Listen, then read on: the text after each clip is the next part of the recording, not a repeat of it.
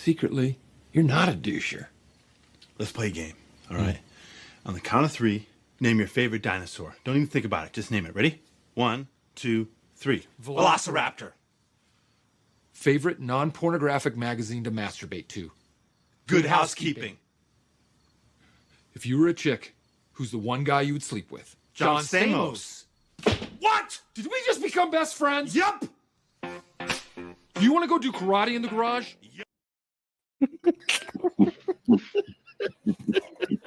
That was real life too, wasn't it? What? Hold up. Chris, what do you have to say about that subject? Oh, shit.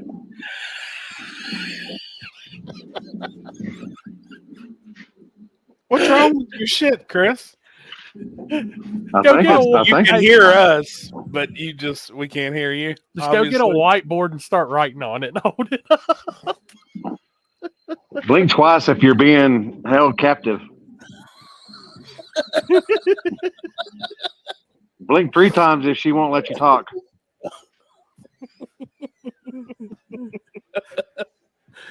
Damn it, man. What's wrong with your shit, Chris? Can you back out and come back in?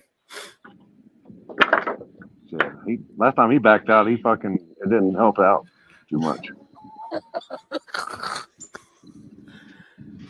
Willow backed up a little too far, and Slippy got them shades on. You heard me? Check. All Check. right, now you have audio. Oh my God! Fuck computers.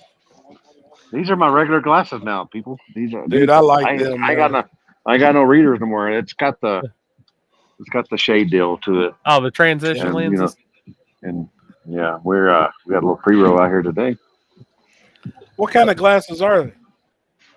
Oakley. Man, I need to get me some too, instead of just my readers. So, what was going on with your computer, Chris? Well, I muted him. I think it was up behind the wheel.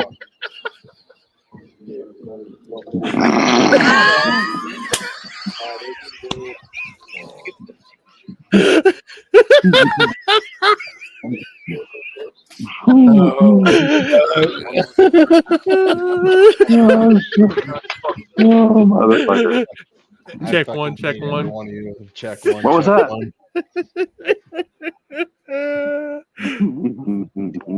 Oh my God.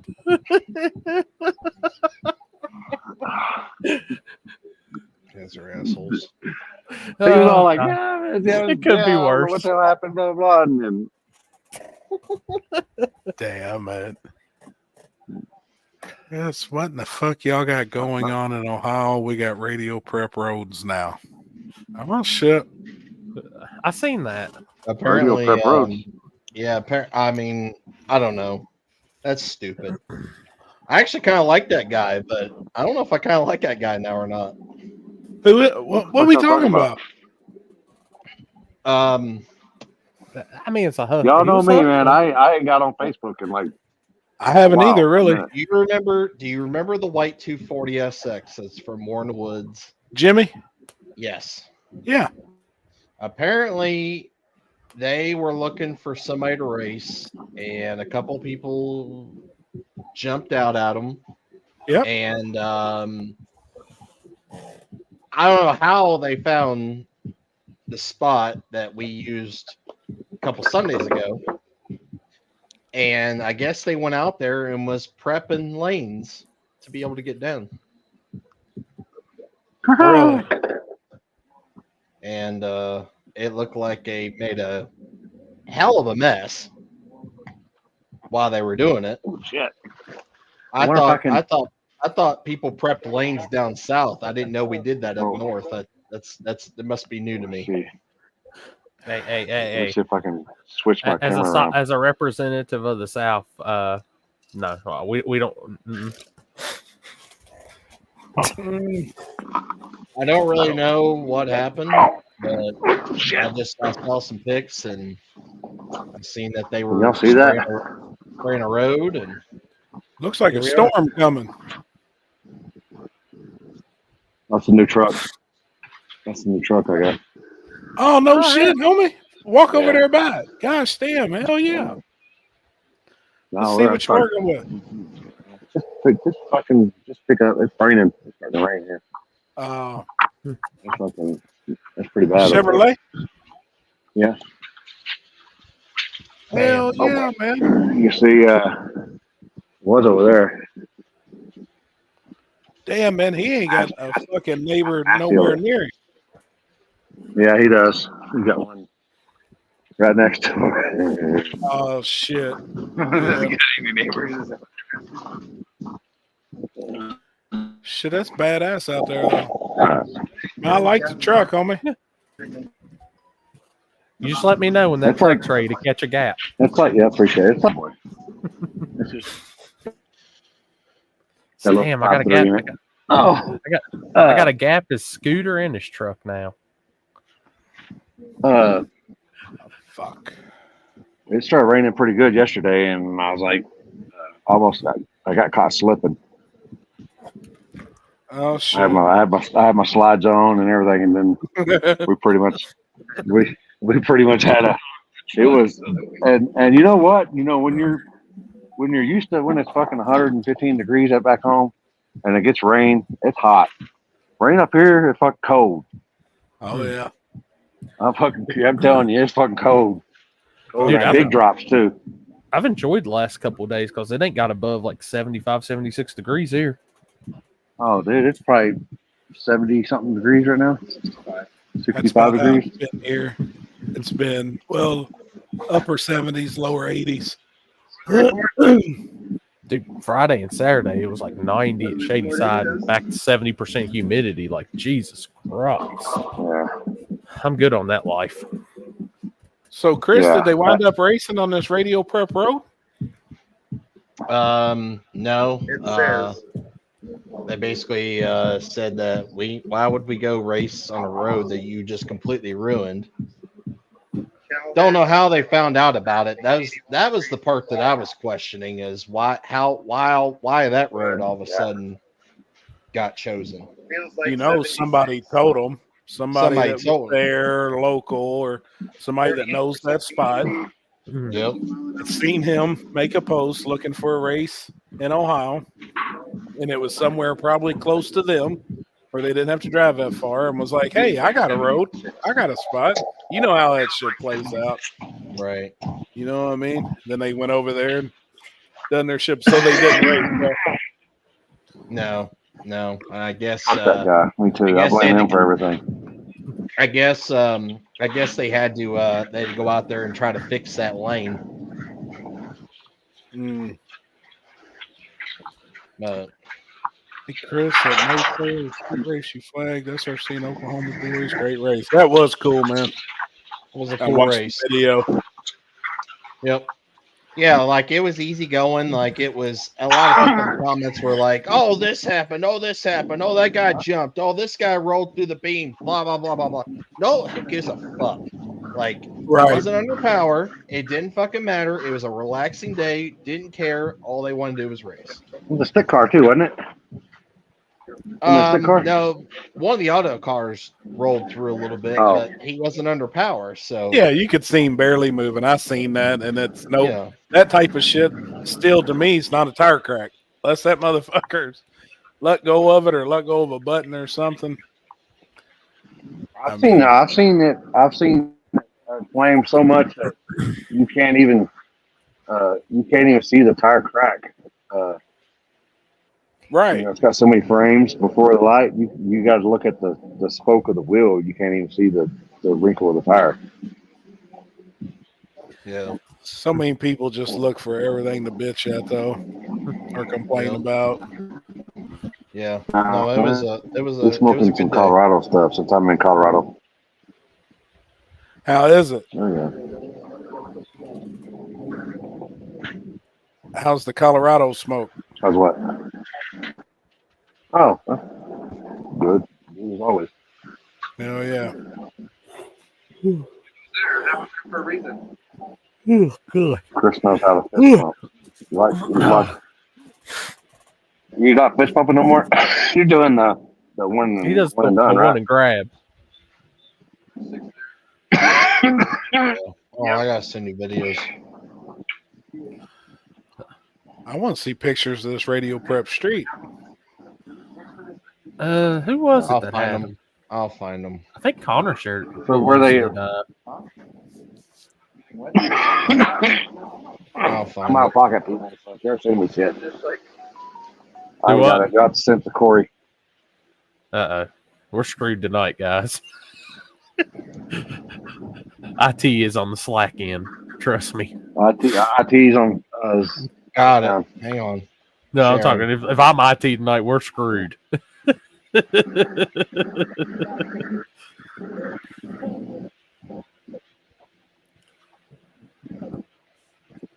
Can you see that?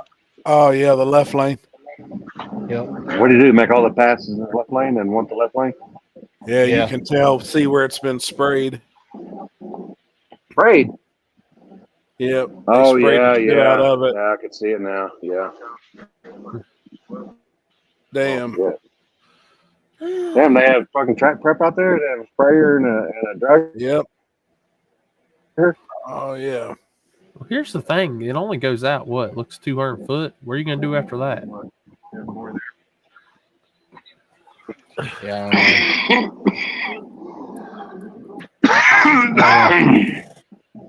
To go from that much and stick to nothing, that tire ain't going to be happy at all anyways.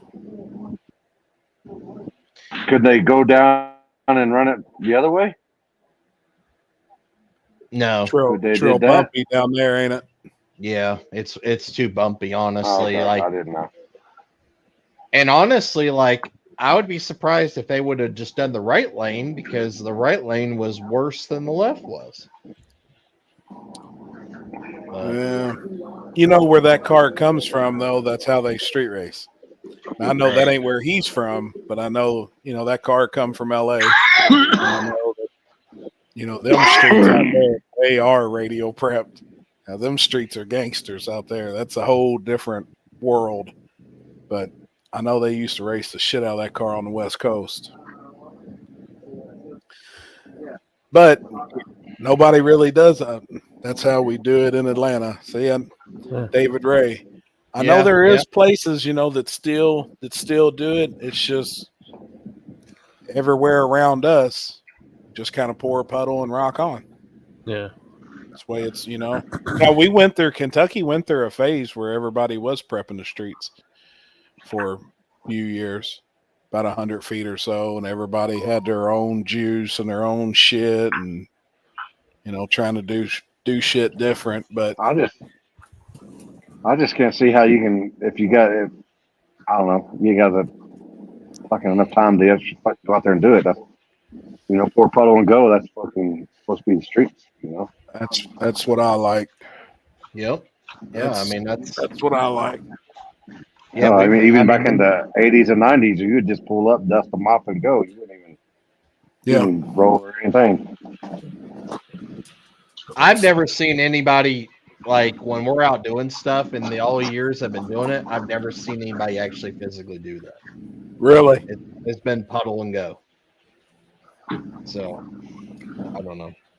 I mean, Dude, I've seen these motherfuckers prep for an hour. I mean, I know guys that do it, because, like, we get a lot of questions about it, and there's a lot of guys that do on the West Coast buy stuff and then they prep. And I'm like, yeah, it is what it is, whatever. But, like, that's a completely different thought. I was watching a live. I'm coming to Atlanta for one thing. You heard me? You heard me? Happy knows what we're going to Atlanta for. You heard me? Oh, yeah. I'm in. look at old Eric up in here. Big Bunny. They took him at Tennessee money this weekend. Oh, it's definitely a Chicago thing, too. Chicago used to definitely prep big time.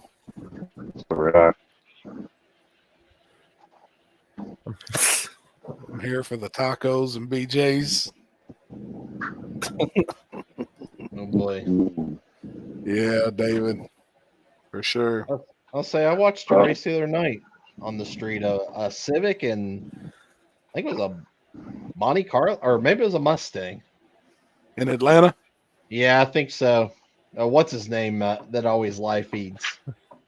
What's his name? Starts with a C. Chesnico. Yep, that's it. Chesnico. Dude, Chesnico always got the coverage in Atlanta. He's got that shit Oh, down yeah. pat. Yep.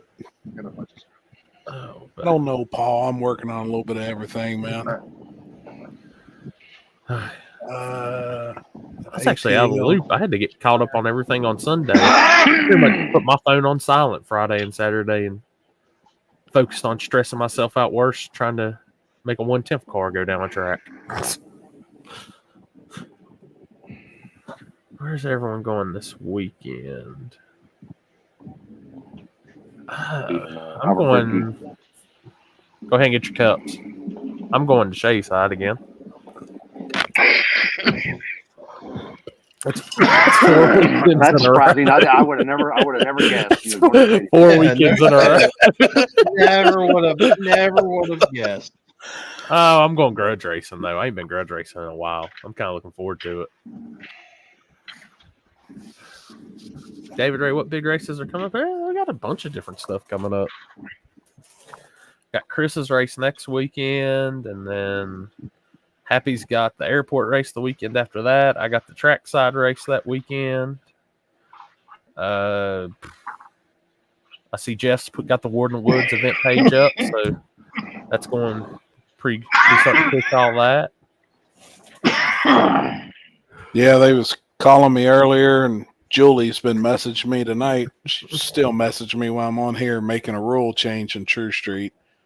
Had one word that was messed up. It said radio. It said DOT approved radio. Took the radio off and put tire. Because them guys last time, there was one guy and he was throwing a fit. He said the rule says radio, and he showed up on a radio instead of just the DOT approved tire. So they got that shit changed. Oh, man. They got me looking at mine. Midnight Madness at KD Saturday, Bluegrass No Prep at Clay City. When is that, Whipple Weekly? Is that on Sunday? The one that they've been doing, the 3,000 free entry deal? No, it's Friday night. Is it Friday? Is that the same deal, though? The $3,000 deal, free entry? Yeah, Now, that's the one where they were doing on Sundays, though, right? yes. I think that, yeah. Yeah, and then Midnight Madness, I think it's Saturday. Saturday. And then PYOP is also this weekend as well. This coming up weekend? Yeah. And MAG is this weekend or next weekend? Next weekend. You got this You weekend coming? on? You coming? Next weekend. So it's the weekend before Gina Rose deal. Yeah. Let's see. Bam. I want to get up there, man. Now, how far away is this from the Monday Night Strip Club? What? 10 minutes. No shit. Yeah. Hey, what time do you normally get done with this? Enough time to get there. I was going to say, what time do they close? 2:30. Shit. Hell yeah. Yeah, I seen Dyersburg this weekend. She'll be 10,000. and she'll be working too, so that'll work perfect. That's right. Hi, Paxton. 10 soldier race Hey, cars. Pac-Man. Happy coming with us. Jason, is that what you... Jason just messaged me and asked what I had going on this weekend. Jason, what we doing this weekend? Oh, God. Yeah, they totaled my camper. So Did they? I don't know. Yeah, they called today. They said, I mean, we can fix it, but obviously you probably won't be happy with it, so we're going to total it. Kenzie's like, okay. And now we're just waiting on everything else. I think we're going to go pick it up, bring it back home, empty it, because, I mean, all of our shit's still in it. We've got the closets full of clothes and all of our shit. So get it cleaned out. Then Make sure you get that. Make sure you get that double-headed one thing out. You know. Oh yeah, I got to throw that over my shoulder. Get your shaving kit out. Yeah. Shaving bag. Your wax, your butthole wax. The cream. Hell yeah. What you doing, dude? He wrecked the camp. It's easier to tell what he didn't do to the camper than what he did. That's fucking facts right there. You wrecked the camper? Yeah. I kind of wrecked it down both sides. I've had blowouts. I'm tired of fucking with it. Oh, okay. Shut it. I'd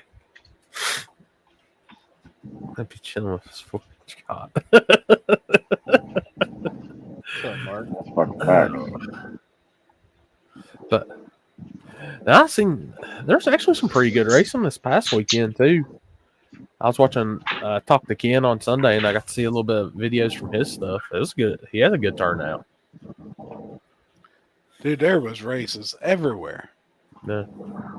I mean, everywhere. I seen Brian White was somewhere in The one Missouri, in, I think Iowa or something. Iowa. Yeah, Iowa. Nope. And then seen Ryan Mitchell was in Tennessee, Knoxville. He won Knoxville. and then Chris was backside at 42. 2. Yep. And then Summer Duck. It was in Mexico. Yep, I seen you was out in the streets. I mean, there was races. There was races though that I seen people at on that, like their winter circle pictures on Sunday, that I didn't even know there was even a race going on. 3,500 on top of Little Gangsters. And damn, that sounds like a hell of a bracket index race. Fucking with you, Poland. Fucking with you, man. Camper couldn't take no more than firebox shits. Yeah, shit, man. How did Mexico go this weekend? It was good. It had a shaky start, but it ended well. Wayland ended up piloting the Blue Waffle and then getting a win. I seen it was Run What You Brung, right? Yeah, 820 guys were all like, they brought their ZR1, and I said, why didn't you bring the Audi? And they're like, well, I didn't want nobody to say nothing because it's all-wheel drive. I said, let's run what you brung. Yeah. Any big tire? There was one big tire car. Seaver brought his big tire car, and he couldn't. Carburetors flooded in the right before the first pair. He was the first pair, and that carburetor flooded on him. He couldn't get it fucking fixed in time.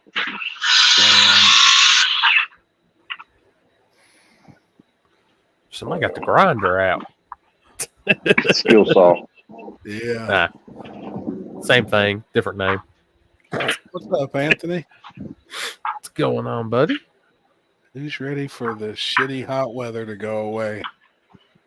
It's been nice. Pretty nice where I'm at right now. Back stays- home, it's fucking hot as balls. I ain't gonna lie. It's fucking nasty. I can deal with this 75-degree shit every day. I'm fine Hell with that. yeah.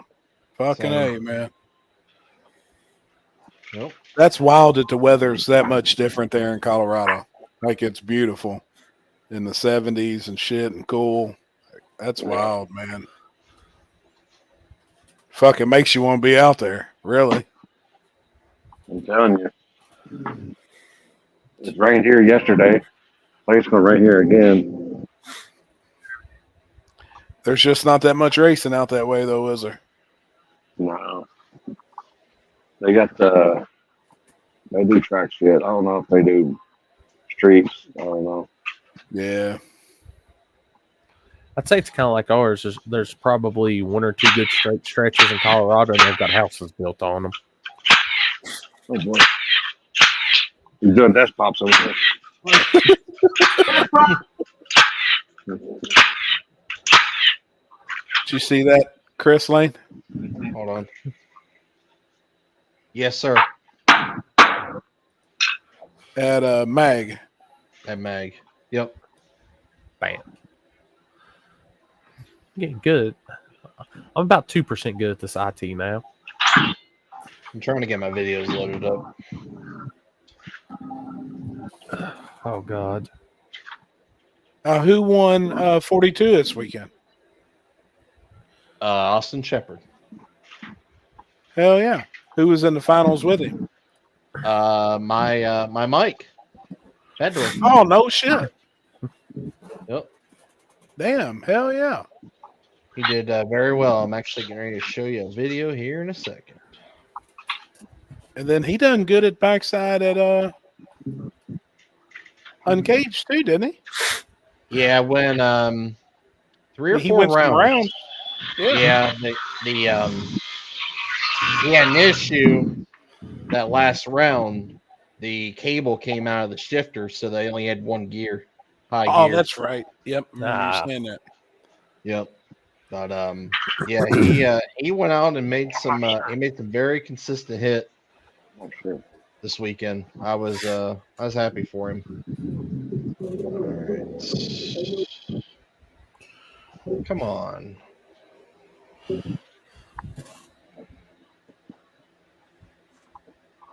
All Jason, are y'all going to Mag next weekend?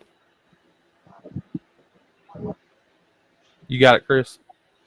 Yeah, I'm Gary, pull up right now. Hang on. Okay. I say you go up there and set a new track record. Building Yeah, a come on, shed. come on. Hold up. Let me put the bat signal up to Virginia so we can get them blue cars up there. Jay, Chris, and all of them swear up and down can't nobody go fours at Mag. So I will say this, Chris, talking to Ryan and Shelby last night. Shelby said that Magnolia is officially the sketchiest track she's ever been down because of the bumps. That's funny. Yeah, it's definitely interesting. Yeah, it's gonna be a good one next year. Which hey, where Pageland Dragway? Where in the hell is that at? I want to say about 2 hours from Shady Side. It's on the South Carolina side. Yeah, they're going to be doing that, and then we've got ours, which next year's going to be pretty good. There's some good shit already in the works. Dave, I just seen your comment. It was cool. Those cars are cool out there. Okay, here we go. Here is the first pair because apparently I can't not get this video to load. There we go. Finally. All right. Oh, here we go. Can you see that? Yes. Yeah. This is the very first pair down. This is Chase and Little Heavy versus Austin's brother in the Corvette. Dude, I love the Corvette.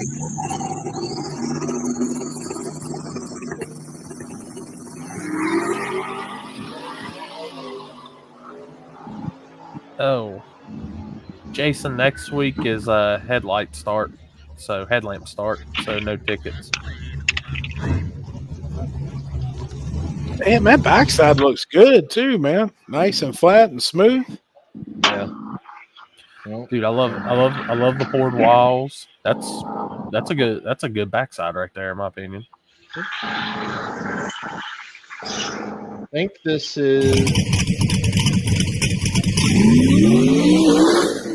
okay. This is finals right here.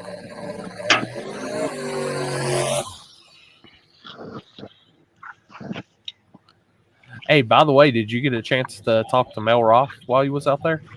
I did actually. I met him. Oh, cool. Yep. I seen him make a big post about it, and I was like, hey, that's cool as shit.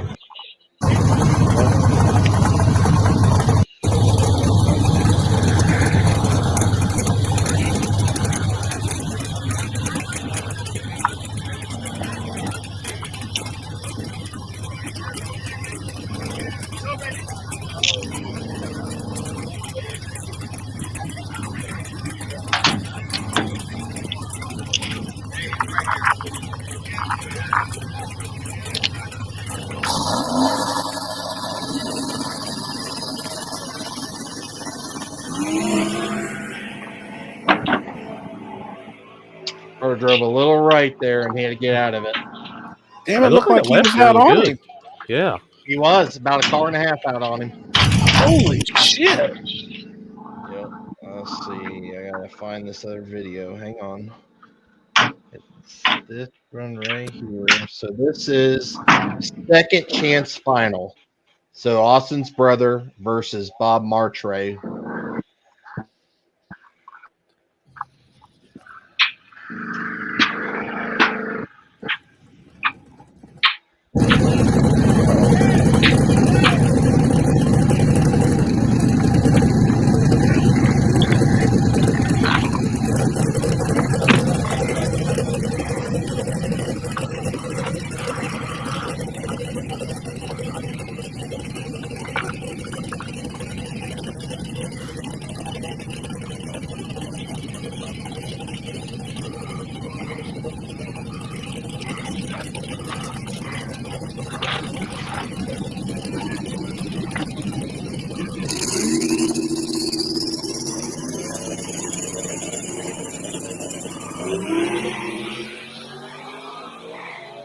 Damn, that Mustang's out. Mustang Damn. runs really good.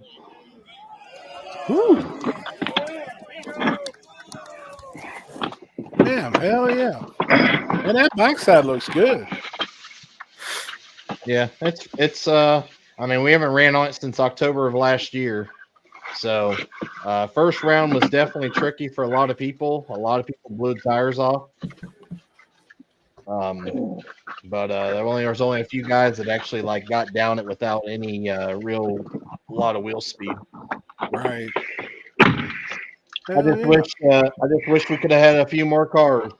That's the only thing that sucked. Does anybody know how many was down at in Knoxville? Does anybody know? I don't. I never seen a run sheet or anything. I know. What'd you have? 22, Chris? 20. 23 for $5,000. 23. Ken had 32. I don't know how many Knoxville had though. Who won Summer Duck? Ryan. Ryan did, didn't he? Mm-hmm. Did any of the Tabor show up? Yep. He had to run Tabor in the semifinals. Really? Yeah. Oh, 22. 22 and small at Knoxville. I'm waiting on. I sent a message to Ken. I'll let him come if he's not tied up. He can come on and give us his rundown. Yeah, he can't get out. He can't get out of the basement. What did Jason ask? He's asking if y'all got tickets at Magnolia. That's I told him it was a headlamp race. Yeah, time slips. Yeah. Oh yeah, that's a headlamp race. The timing system don't have work. We gotta get Chris to Grudge lingo so he knows what when somebody says if they get tickets, what it means. Hell, I'll drive it. I'll tell you how fast it goes, man. Don't worry about it. Yeah, we had a good time. It was a very smooth race. We were done, I think, by like 11:15. Hell yeah. So I just wish we would have had a few more cars. It was kind of depressing. And I think it's just part of it right now. You know, we talk about it every week. Look, there's 3 events we just named. Yours, Ken's, and then the one in Knoxville. So you got to think you had 23. Yep. So 22, 23, well, that's 45 and 32. I mean, that's almost 80 cars right there in 3 events. You know, there's 3 races combined with 80 cars total. It's just, I think so many people just staying as close as home as possible right now with fundings and everything. It's just something we're all going to have to, I don't know. Yeah, something. Yeah, me and Seth got talking about this when I was on the way down because I pulled up on Facebook while I was on 77, seeing the Shakedown Nationals canceled, and I'd say a lot of people probably don't know what Shakedown Nationals if you're not really big into the radio and pro mod stuff, but that's a huge factor when that race is a month out and they've already canceled because they're already seeing nobody wants to come out and race like they have. I think he said they have like what their interest normally is like for pre-entry and all that. They have 15% of the people they normally would have. They canceled a month in advance? Yes. And Shakedown Nationals is probably one of the most well-known radial and pro mod deals there is. That event's been going for 20 some years now. It's from E-Town to Norwalk and out VMP, and that's something I was telling him. I was like, good Lord, dude, if the motherland of pro mods, as the home of PDRA, VMP, cannot get pro mods and can't get interest in people to travel, what's that mean for the lower budget racing? I mean, that Damn. just shows you it's not just affecting on our side. It's all across the board. Well, I think- today they actually, it's funny is so No Prep Wars is supposed to be at 42 this weekend, Mhm. and they've already canceled that race already for the weekend because they said the weather has an effect on it. But I don't know, like you're canceling a race on Tuesday. Mhm. I don't know. Yes, Tim. September 7th we'll be there. That's So that's this coming up weekend at 42. Front side, no prep it was- wars, and they canceled Mhm. today. They canceled today. So Zachary, 100%. I mean, that's what I'm coming down to with it being election year and stuff. People are really being very, very tight. That's what I'm going to say at the moment. They're not. I talked to the owners of Southside yesterday. They had an event. Ryan Mitchell had his race there Saturday. They had 86 cars. Now, I don't know what that was broke into in classes, but he said they had 86 total. They started at 6 o'clock and got done just a little after midnight. Because that's what how smooth did everything go? And he's like, man, everything's great.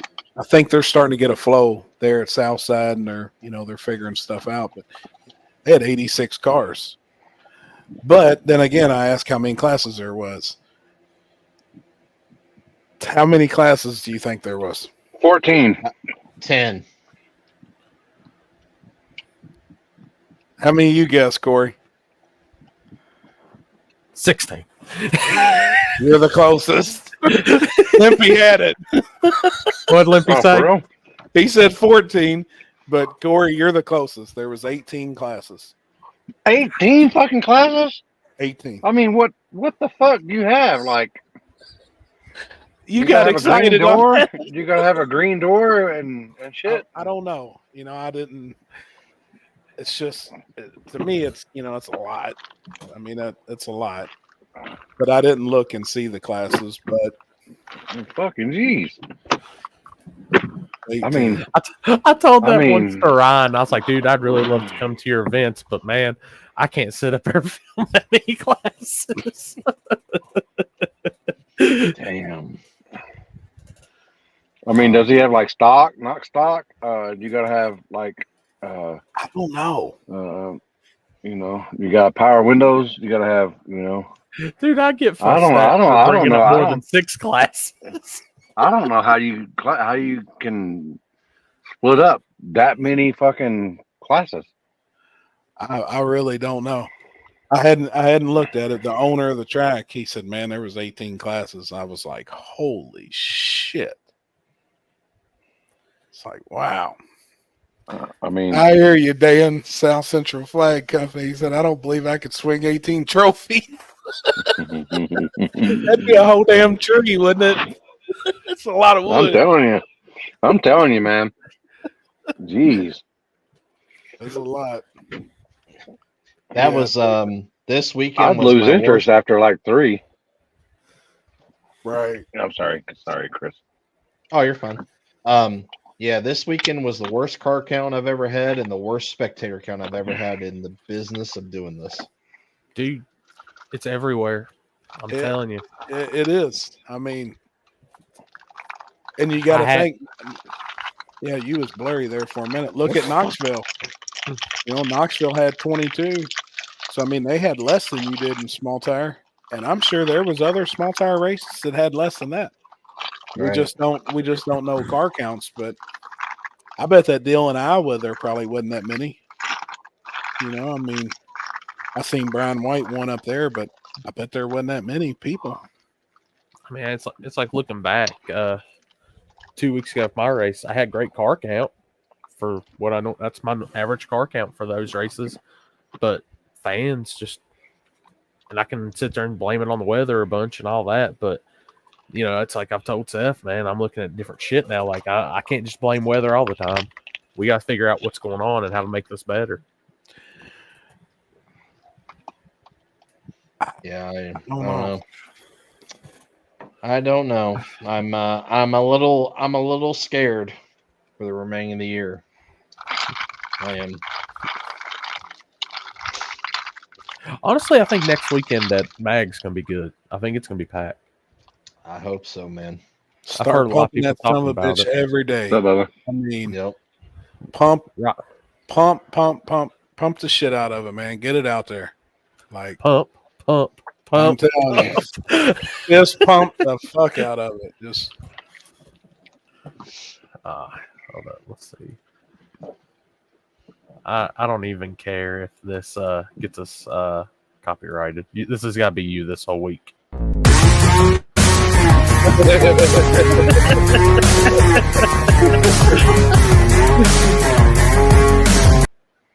oh, hold on. There's actually the owner of Southside right there. There's all the classes.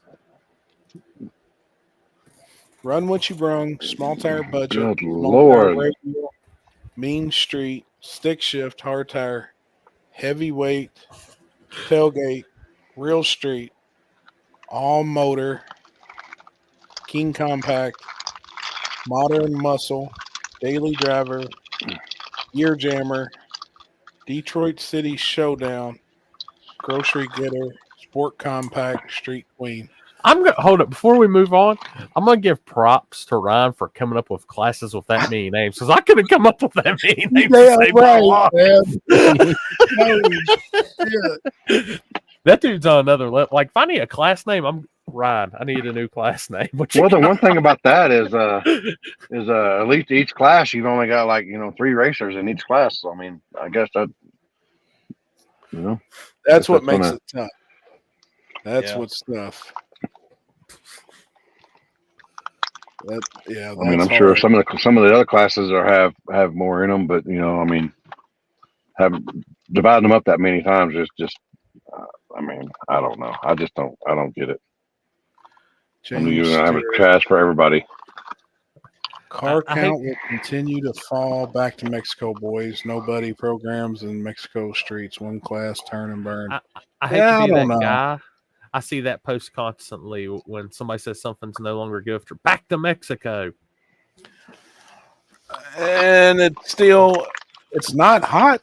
Like, I mean, it's good. Like, there's racers showing up and there's racers doing some street stuff. But, man, I remember back in the day when you used to have to turn people down. Yeah. You'd have so many people wanting to come that it's like, no, man, can only take 32 cars. Well, shit, now the streets, you're getting 8, 12, 14, maybe. That's a pretty good, but that's solid. I mean, that's a hell of a street race. Because I remember there's been some street races where you get 6 or 7.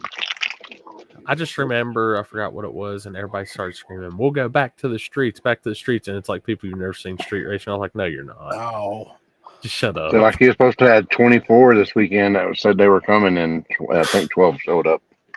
So, right. That's about Yeah. average. Yeah. That's about what it is right now. I just honestly think the election year and everything's just got to hurting on stuff. I think people are stressing on things, and like I seen a comment said, when you get 2 bags of groceries and it's $100, like it's true shit right now. Oh yeah. Just vote for what's her name, and they'll continue to keep doing it. I destroyed 2 of my baby slicks this weekend. That was $100 in the trash can. So Damn. So I heard Beater Bomb is fitting to extend the butt hurt bar after the election. Oh my god! Oh boy! Oh boy! I thought it was serious till the end. What the fuck?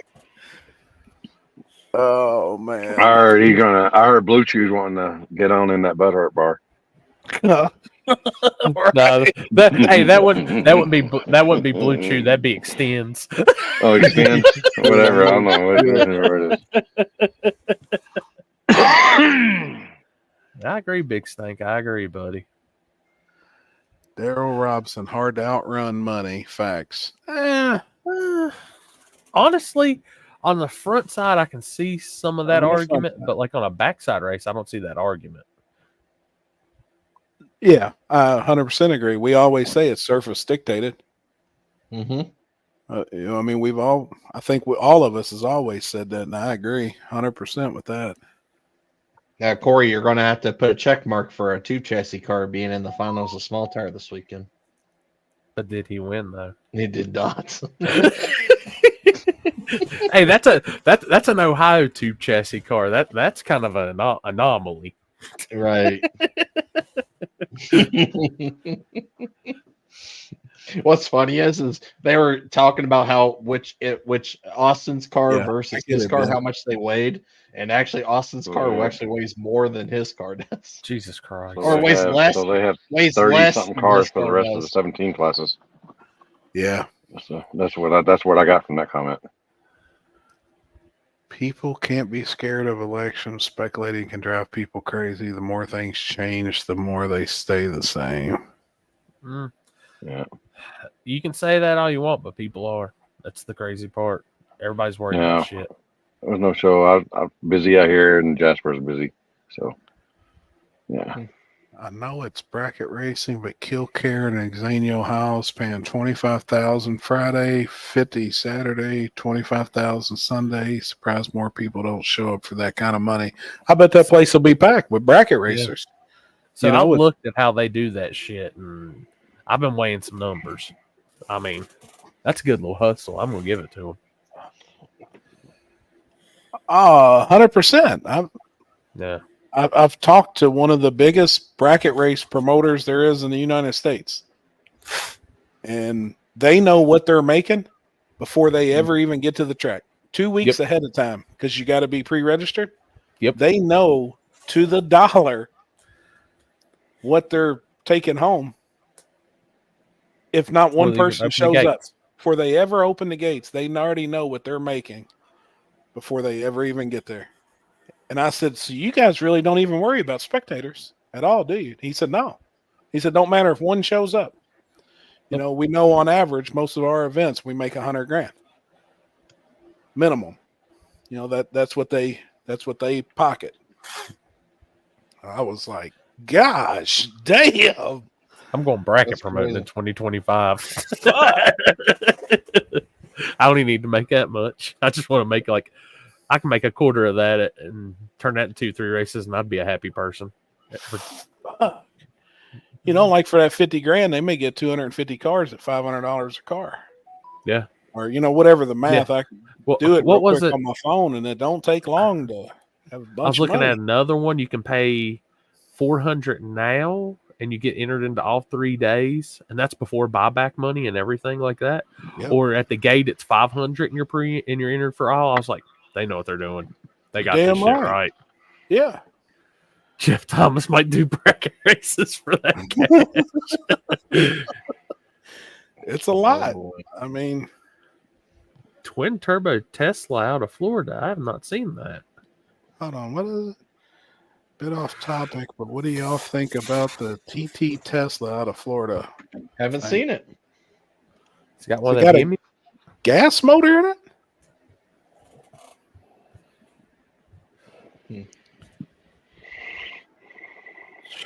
You guys be able to afford. Oh, T-Bone, you know I love some index racing.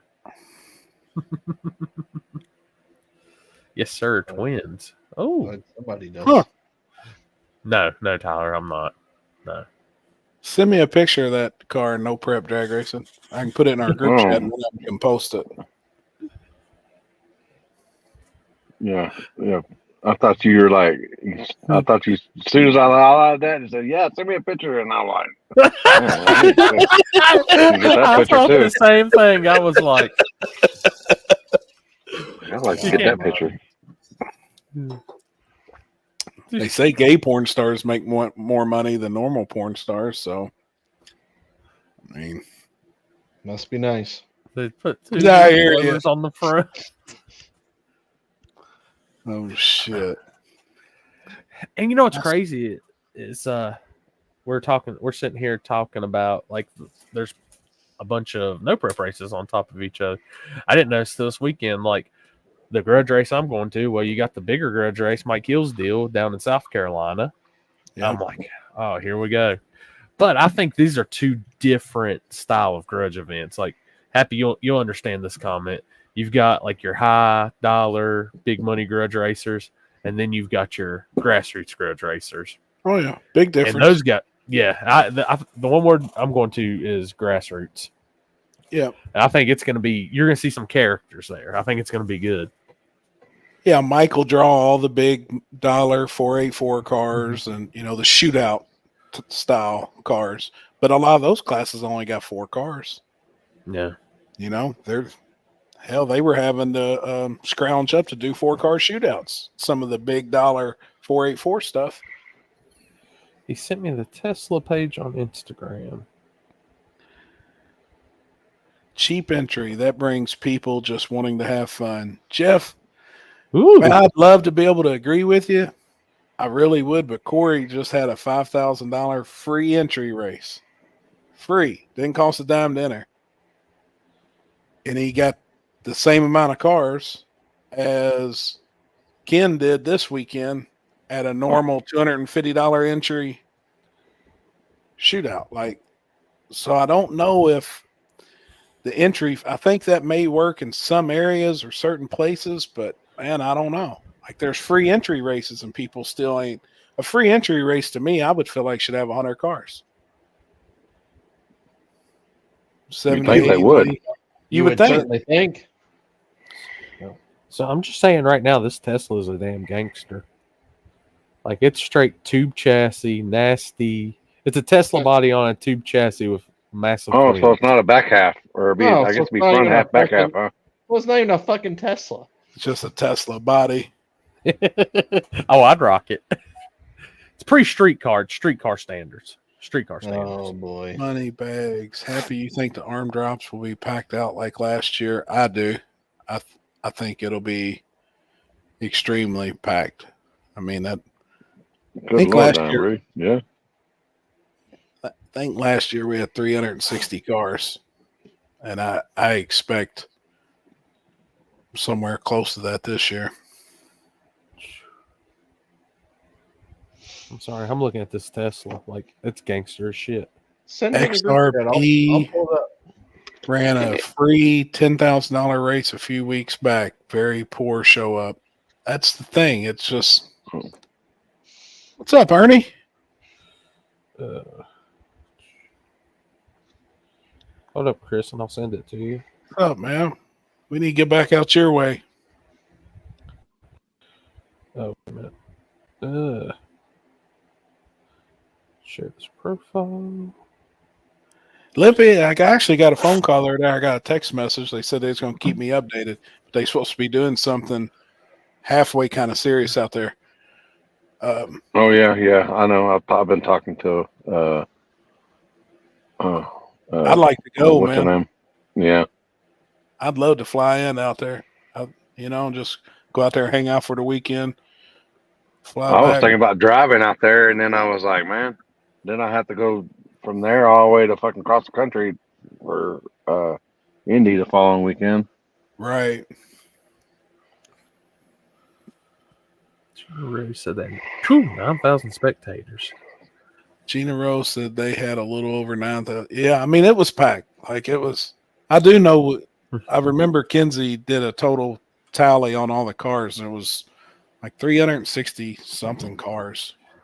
Oh, damn, that bitch looks good. Oh, it sets right. Is it an import motor? No. It's gangster. It's pretty. That's a high dollar fucking car. Gosh, damn. Yeah, that's back half car. It's like a go-kart. Damn, that thing can't weigh fucking nothing. No, I'd say that's probably one of those 2,300 pound max with driver cars. Love the attention to detail with everything, though. It looks good.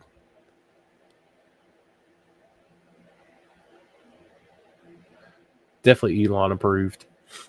Uncle Elon always doing good things for life. Yeah, that's good looking.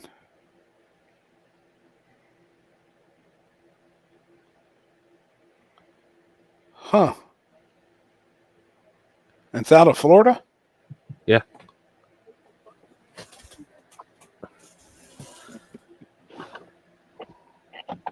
Dude, that looks.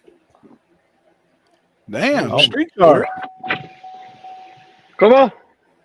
Where's Mike at? We're looking for you, Mike. How's that 100% fucking- streetcar. How the fuck's that thing fucking? He's driving it to work. That's his work car.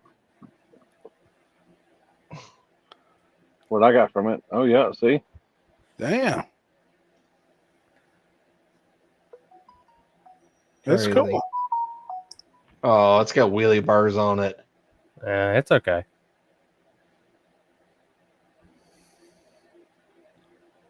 That's daily driver right there. Well, there you go. Interesting. Okay. I think it's pretty cool. Definitely interesting. Just get rid of the turbos and add nitrous and lose the wheelie bars. Wait, add nitrous over turbos? Come on now. Big block or LS? Looked like a big block mock-up Yeah. head. So that car, I just seen a sick ward sticker on it. Oh. Hmm. This Cool. was, let's see, that was 9 weeks ago. So They're getting ready for February. yeah, it's plated. It's got real fucking plates on it too. 10 of 24 Florida plates. So how Huh. the fuck's that thing fucking plated? Is like that Chuck yelling? I missed your comment, Bubba. But yeah, I am going to Shady Side this weekend. Limpy, was that Chuck out there yelling?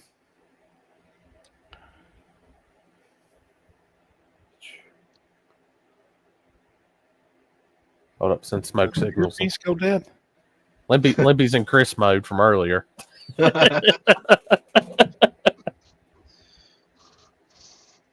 That shit was all fucked up.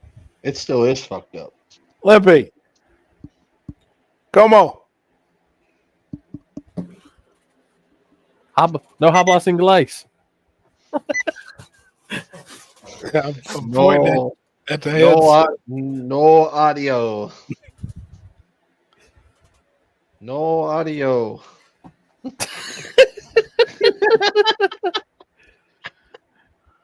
Oh, shit. Oh, Do you have your truck on? Is your truck running? Oh, Thumbs up if it's running, or thumbs down if I it's had not. to send him a message on Messenger. If his truck's running, I guarantee it switched over to Bluetooth and it's taken from his earpiece. Or Probably. Yeah. So I don't know. He It heard us could. for a bit though. Ray Can's lost connection. If his hearing aids are out. Well, Chris, I may see you next weekend. yeah. Check. I'm talking All right, to you're him back. now. Yeah, I can hear you. I think I'm gonna leave Saturday morning, headed up that way, Chris. There. I was talking with Shadwick. I know he's having camera problems. I told him, I said, don't worry about that. I got extra cameras. Just come on. Yeah, I think he said he was coming. Check. Yep. All right. I know. Can you hear us? Yeah. I started I muted him. That's it. Hold on.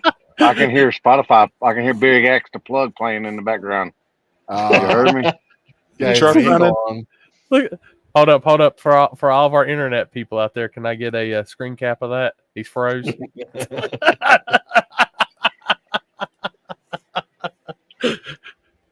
Oh shit! God, Kenzie's Shad camera Media. shopping. That's why I told you don't buy that damn Sony junk. What Sony? Shad's camera is messed up. His Sony, his A7. whatever. Still, the battery's messing up on you, Alex. Well, was it? If he would go to Nikon or Canon, he would be stepping down. It'd work for more. It'd work though. It wouldn't work at night. Worth the fuck? I guarantee you that. Shit, I take great night pictures. What are you talking about? My videos look good. It's your lie. Well, yeah, because you're always out in at a track. They don't work for shit in the streets. Bullshit. Have you not seen my video from the street with that camera? It's brighter than 99% of everybody's around. That 1%'s just air. It's your lie. You tell it any way you want to. Oh God, don't get me started. My Sonys do good for live feed, but that's also if they go down, it's only $200 camera. So I got that. Oh, shit. Limpy was looking like the thumb people from Spy Kids.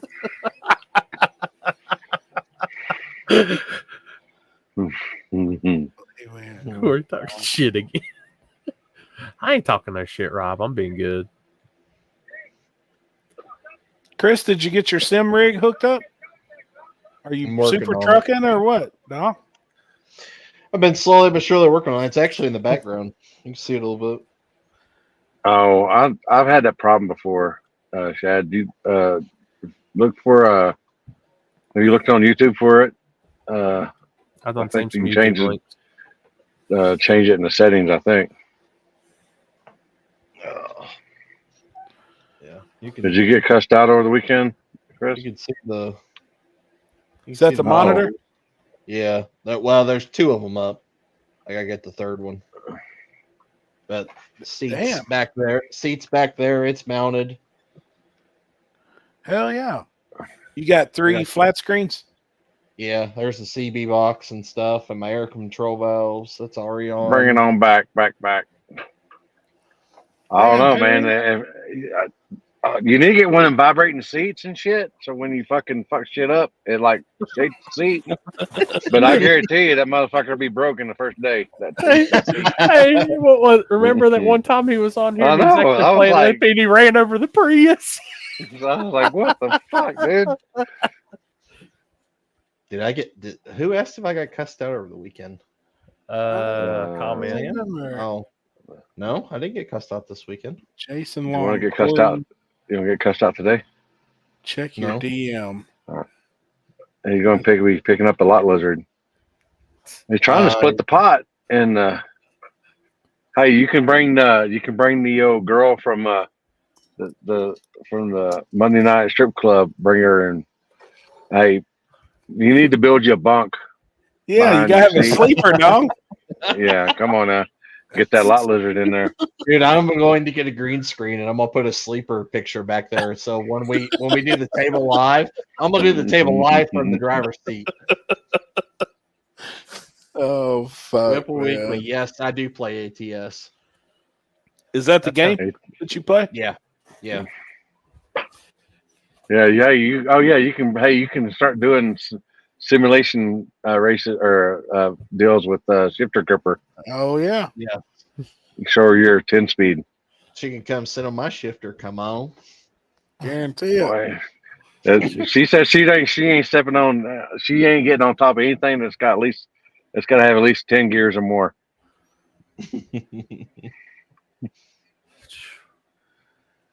Last lot lizard Chris picked up had a bigger pecker than him. I don't Yeah, know. big thing. She gotta have at least a 10. You gotta have at least a 10 or a 13, 15, or 18. American Truck Sim is serious gaming. I've logged over 100,000 miles myself. Golly. I'm over that. I think I'm up to like 300.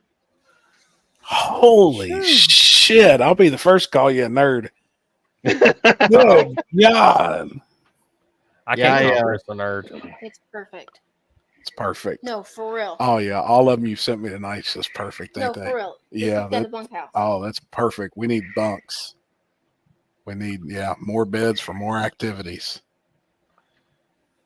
Huh?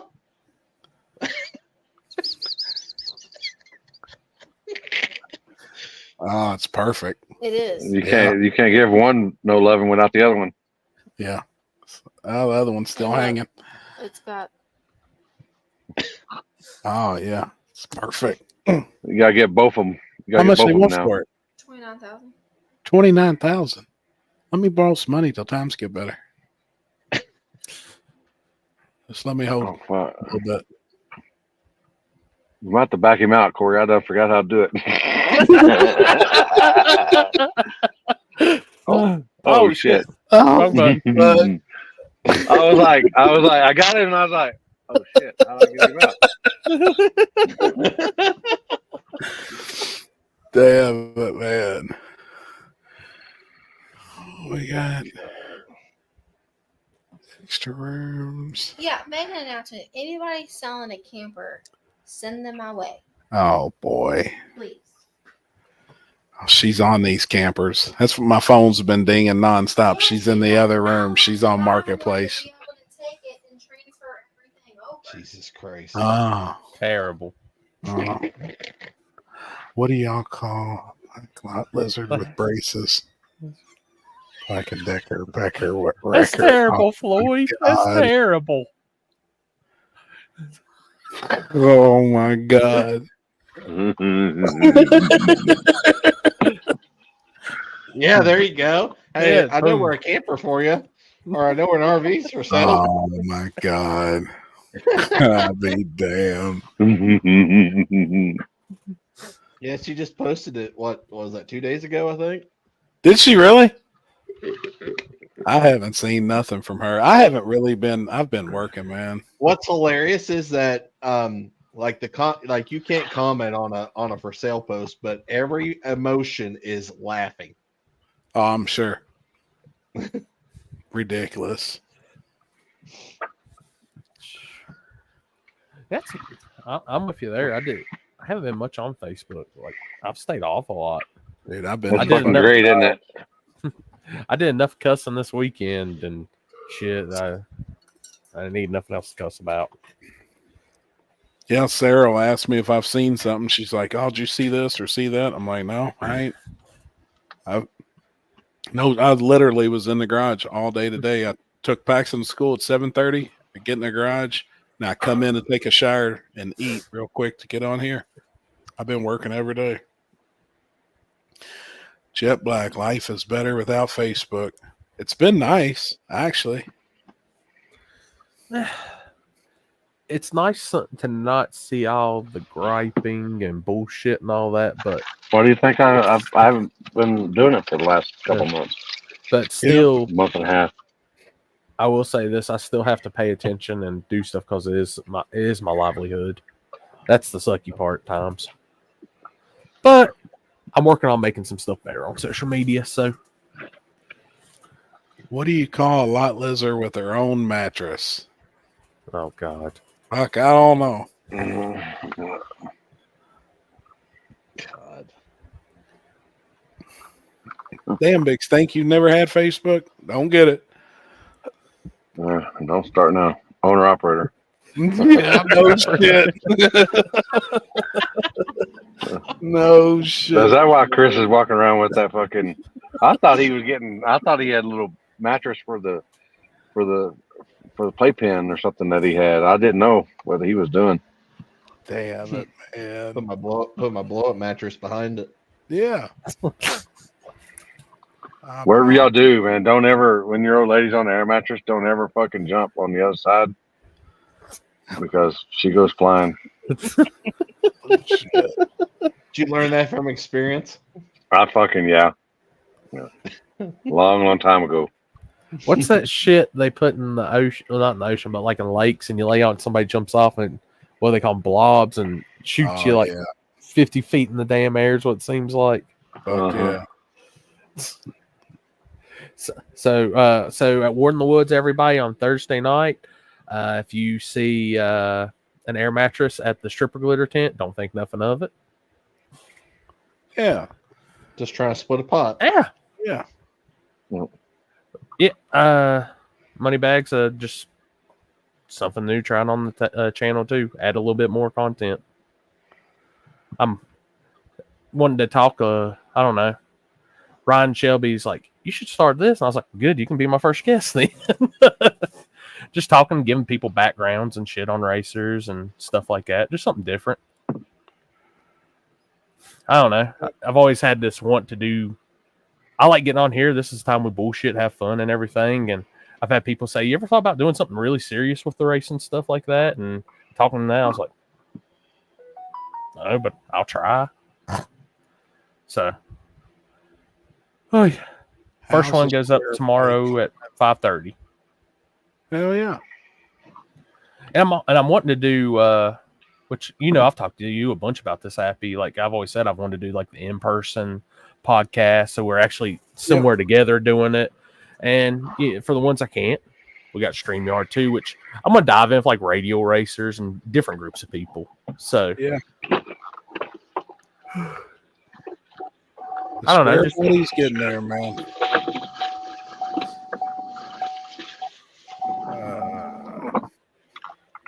Chrissy must be working the air mattress at work. Definitely give me something to watch on Wednesday night. Really looking forward to it, Corey. Well, that'll be cool. And like I said, I'm gonna have different, like, I was talking to a few people about it. It's like I want to bring like promoters, so, and it's gonna be more about like, me. I always tell you I want to hear about the history of stuff and things like that. So, right, I'll be talking to guys about different shit like that too. And hell yeah. What's up, Don?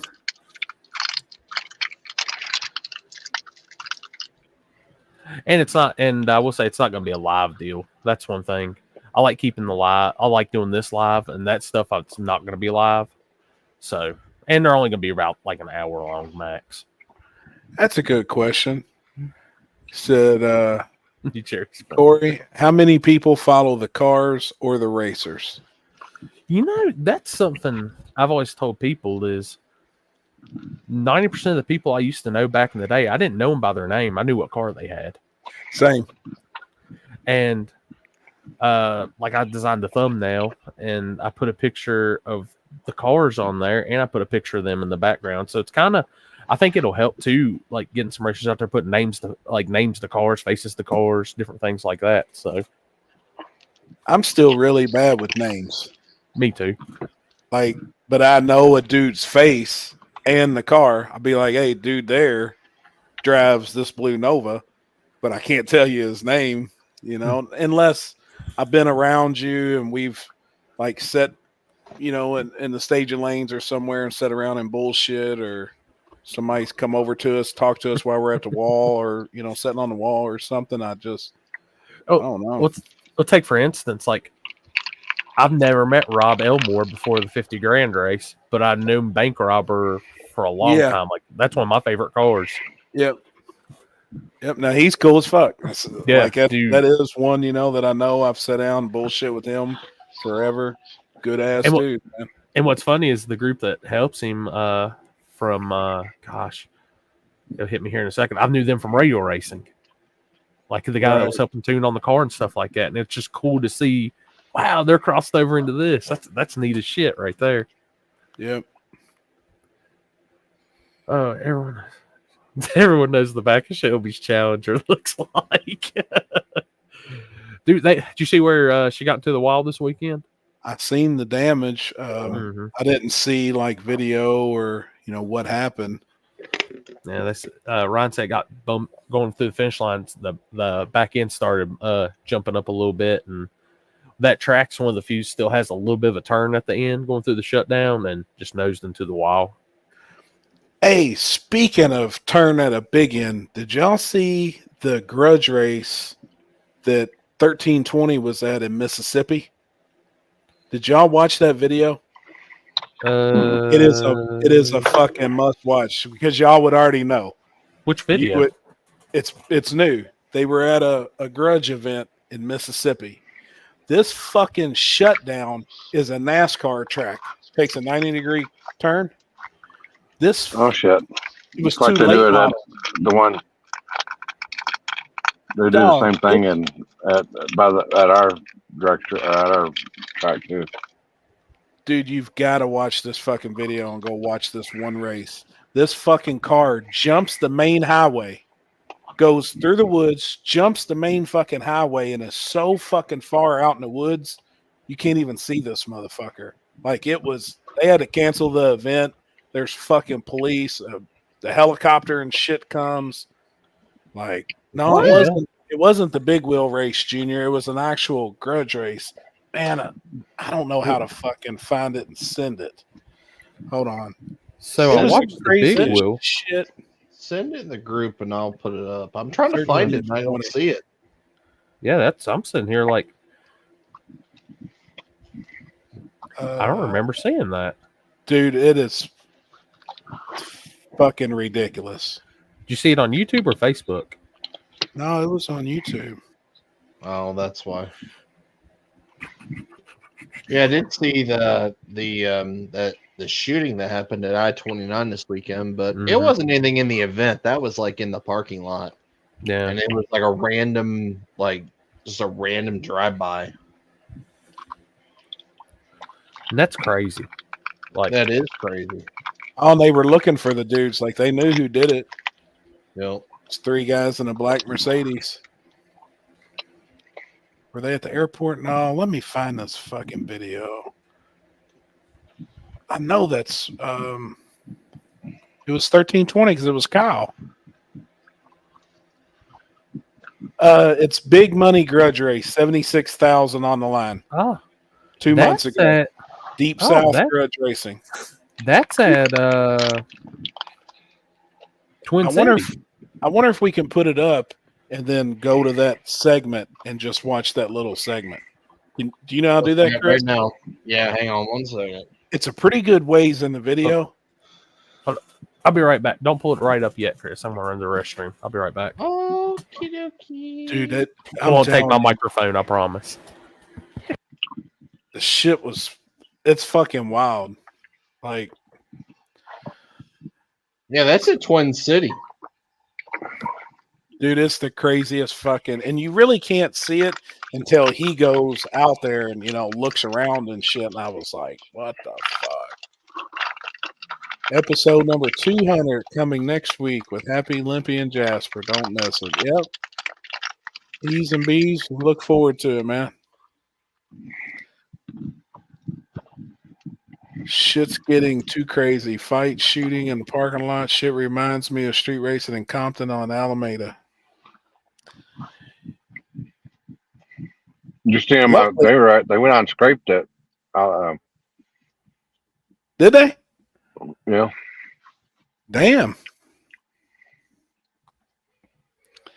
Dude, they put so much fucking glue down on that street and test every single night. Somebody's out there testing. It's wild. Okay, I found it. Dude, it's wild. Like, That's crazy. It's crazy as fuck, man. It was a video that I hadn't seen, so it was recommended on my YouTube. Yeah, And I just turned it on the other day, because normally I watch all their videos, obviously. And I turned it on, was watching it, and then I was on my phone, Marketplace, and then I look up and I was like, what in the fuck? Yeah, as soon as Corey comes back, I'll put it up. Don, there is a lot of, man, I'll tell you what, though, the few nights that I got to spend out in LA, and I had a guy that was giving me like a tour guide, really, and took me to all the famous spots and shit. Dude, forever grateful for that shit. Met Pooh, got a chance to hang out with him. He met me at 135th and Main. Like, I met up with a lot of people in just a couple of days. It was really, really cool getting to see everything out there, man. I'd really like to come out there for a badass race on the West Coast. All right, you ready, Corey? Dude, this shit's wild, man. Like, I was like, motherfucker. We shouldn't get copyright from them, should we? Wouldn't think so. I wouldn't hope, but fuck you. I don't know. I wouldn't think I'd get copyright strike against something by Cash Days, but I did. Is it up right now? Yes. Yes.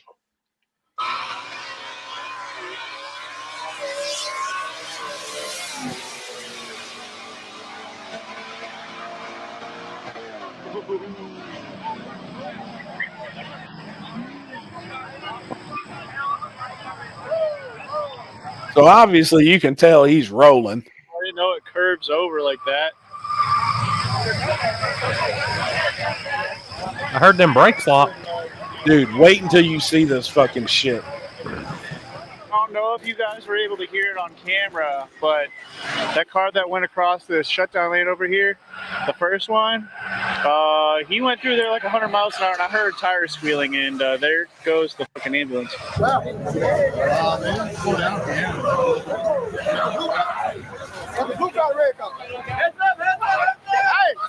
I think one of the cars lost their brakes down there. Matt's down there on the big end said they heard tires screeching on the top end. There's a bank turn at the end of this track. It's like a half of a circle track at the end. You shut down and it bends. I've only seen that at one other track before. Bro, that bitch was on 2 wheels going in the curve. Oh my God. I swear to God, he jumped the ditch and all. He was trying to stop bad. Boy, he scared me. I said, bro, please stop. I got out front of him. I moved out the way. Boy, he couldn't stop. Boy, I'm telling you, he way down there. He way down there, bro. Boy, he was riding 120 or better. Jumping. On my mama, bro. I swear to God, boy. Scary moment here. We're not sure what's happened to the driver so far because he's gone off so far off the end of the track. And the ambulance came down from the top end of the track to go outside the property to go find him in the woods over there. So we don't know exactly what's going on yet. I'm going to go down there and see what we can find out. So like we're on the road outside the track over here. And I guess he made it all the way. Holy shit. He went all the way outside, jumped the fucking street, and is on the other side out in the woods. We're on the highway that comes into the track, and he made it all the way over here past the road.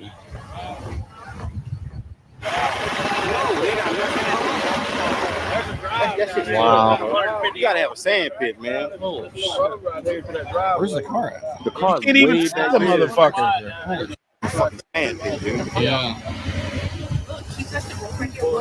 That dude jumped clean over the fucking road, dude. That's nuts. The track bends around here. He jumped through the trees. This ain't the first time. He touched the road right there with the big mic.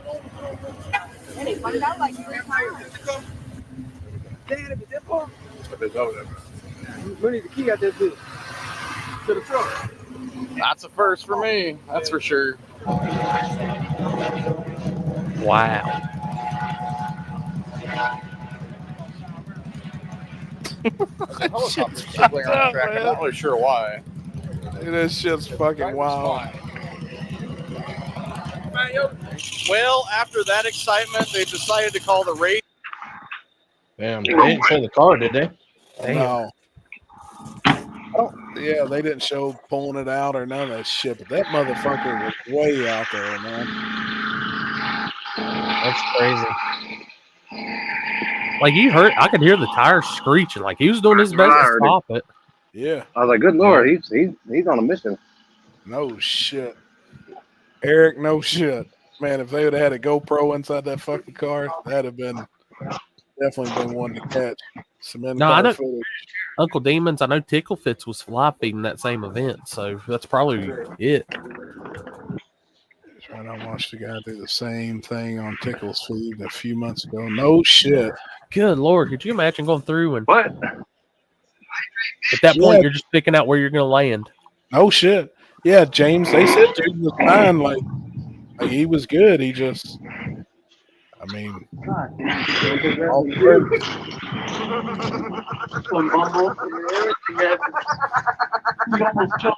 Street Venom said the same thing. Not the first time, 2 weeks prior, same shit happened. Oh shit! That's not all.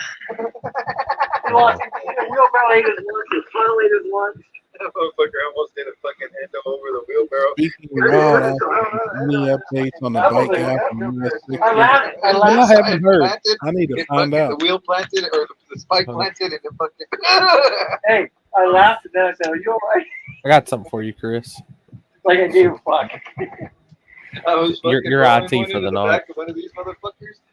I got told They walked by Pile, Mike's but I was hauling ass when I came in the trailer in Florida. And they took a picture. It was a Just 12-foot sent long it to me. fucking dump head, dude. I fucking went over the fucking wheelbarrow and into the fucking trash, dude. The pile of Rob fucking leaves. Smith. Whoa! Said that was Right in front of you and your mom and your brother. Twin. What y'all call it? Twin City. That's Twin City. That's Louisiana, I think. I Louisiana. don't know who had the chipmunk laugh. This motherfucker right here. Yeah, they do the that's where they do they used to do the that's a Gulfport, ain't it?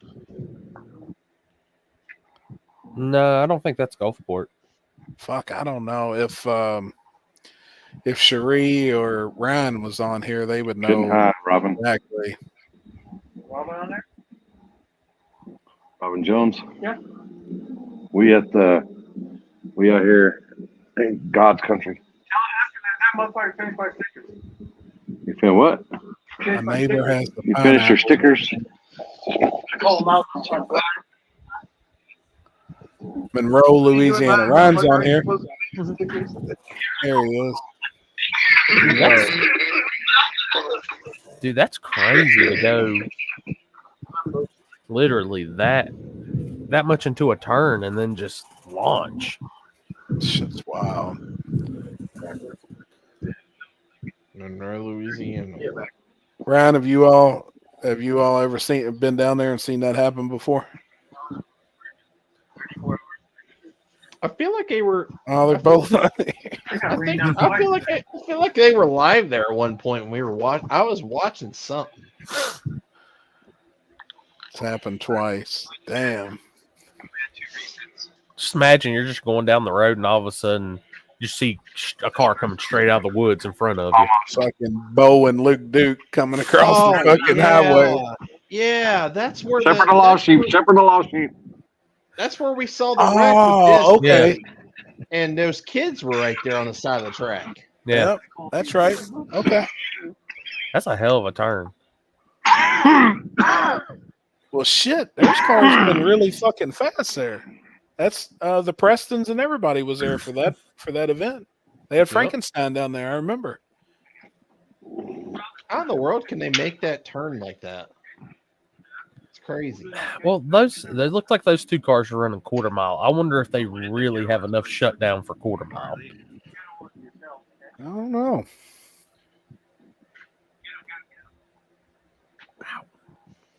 Right, a lot. Quarter mile, yeah. And I've watched a ton of videos from the place now, thinking about it, of the more late model street style cars grudge racing for It's big always money quarter too. mile. Yep, big money shit. See, I didn't even care. Even when I had my stuff, like late model stuff, I didn't care about running quarter mile. There's not enough quarter mile racing for me to really, in this area, to even worry about. Everything's eighth mile. It's never been big here either. Like it's never really been a thing. Like my closest, I think the only grudge racing that any of the dudes do is like that late model shit, quarter mile. But like the real fast stuff, I've never even seen it. Do I mean, Bristol Dragway is an hour and 45 minutes from my house, and I barely went down there at all because on street fight nights, I mean, it's just terrible. You hardly got any runs in. The track wasn't never worth a shit. Right. So, and I could go hour and a half, 2 hours any direction to a good eighth mile. So why waste my time doing that? Yeah. All my local tracks are eighth mile. It's never been big in Texas. Honestly, other than like IHRA and HRA, the only thing I've ever seen that was quarter mile that I even watched was I do remember when Chicago King of the Streets, when they used to no prep quarter mile back in the day. Oh yeah, that shit was wild. Yep.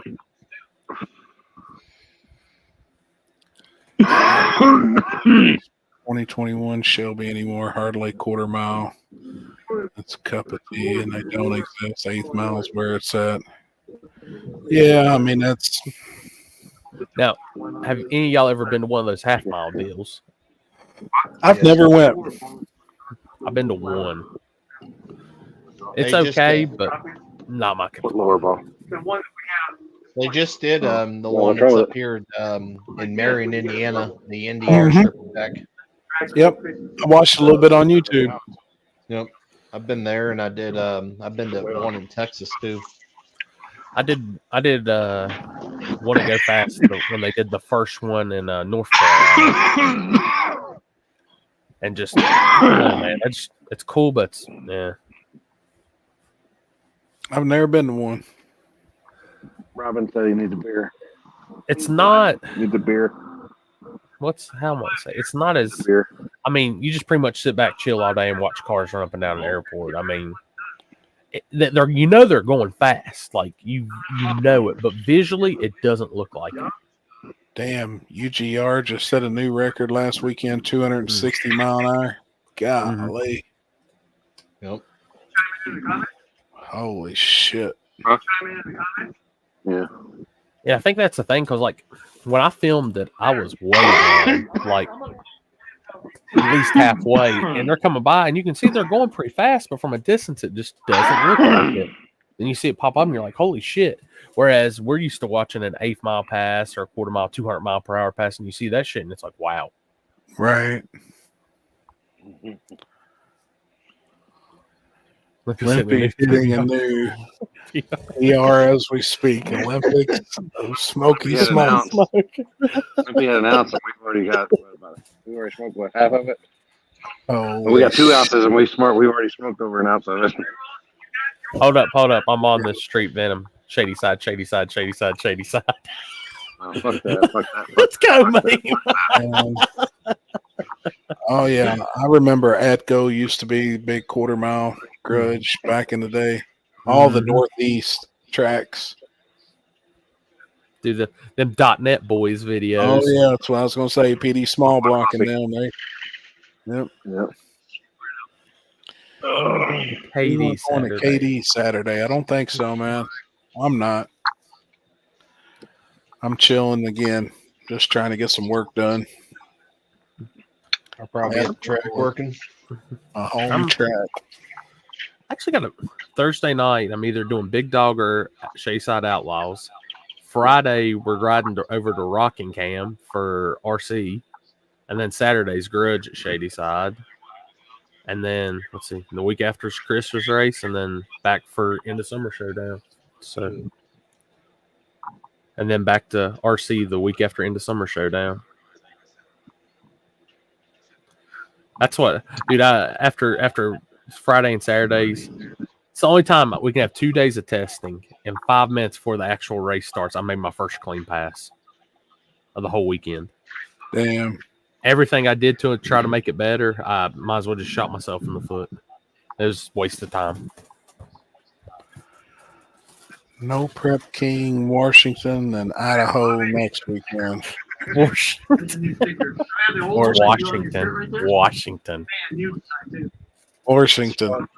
It's funny how much that fell off, and you don't see a damn thing about it anymore. I really haven't seen shit. I mean, I don't really look for it, but I haven't heard much about No Prep Kings, honestly. The most I've seen is Rankin got a new car. What'd he get? He's got a blower Camaro now. No shit. Yeah, I seen where it was Cole Pez. They built that Eleanor car for him to do it. I'm gonna call it right now, especially with it being in Washington. I bet it's less than 25 cars again total for the main thing. Washington. That's right. Probably going to wash it out because it's in Washington. Probably so. Yeah, I seen that today where Monza made a post where he sold the Chevelle. Really? Yeah, that car looked good. Like it was pretty. Oh, I thought Rankin bought Kai Kelly's Regal. I thought he made a post about it was a Camaro. Shit, I don't keep up enough with it. Rankin I just bought the see it go up Facebook. That Scott Taylor was building. Just poo-poo flush out what it was. Hit you in the mouth. All right. Hey, Floyd said he found you a camper. Happy. Hey, if you can smell it, it's already in the back of your throat because that's where your smell buds are in the back of your I'm throat. sending it to Chris. He said it is ready to It's go. You might want to Ryan Martin's cars. That's what we call talk to me, sweet lips. Oh my god. Oh God. Jeez. No shit. He said he'll even put his lawn care sticker on it. Anal lawn care. Oh my god. No shit. Damn it. That's funny. Yeah, Ryan's got a white Chevy too. It's up at Church Boys. I seen that. His and Asian's car. Yeah. The red one. Yep. And them guys do some badass shit. I seen it, in the video. I was like, damn, man, them guys do some killer work up there. Yeah, Richard actually called me Saturday, and he's actually coming back up in 3 weeks to pick up his car. Hell yeah. So I think they're going to get another shootout going. Hell yeah. That'd be cool. 29 small tire cars signed up for Idaho so far. More coming for 10K. When is that? US 2026 Raceway. When is that? Like, is that MPK at Idaho or is that a separate race? I'm not gonna lie, people. It's hard to keep up with all this shit anymore on what race and win. Well, that wouldn't be No Prep Kings, would it? Or unless they're paying $10,000 for small tire and No Prep Kings? Is that what they pay? I don't even know, honestly. I don't know. I'm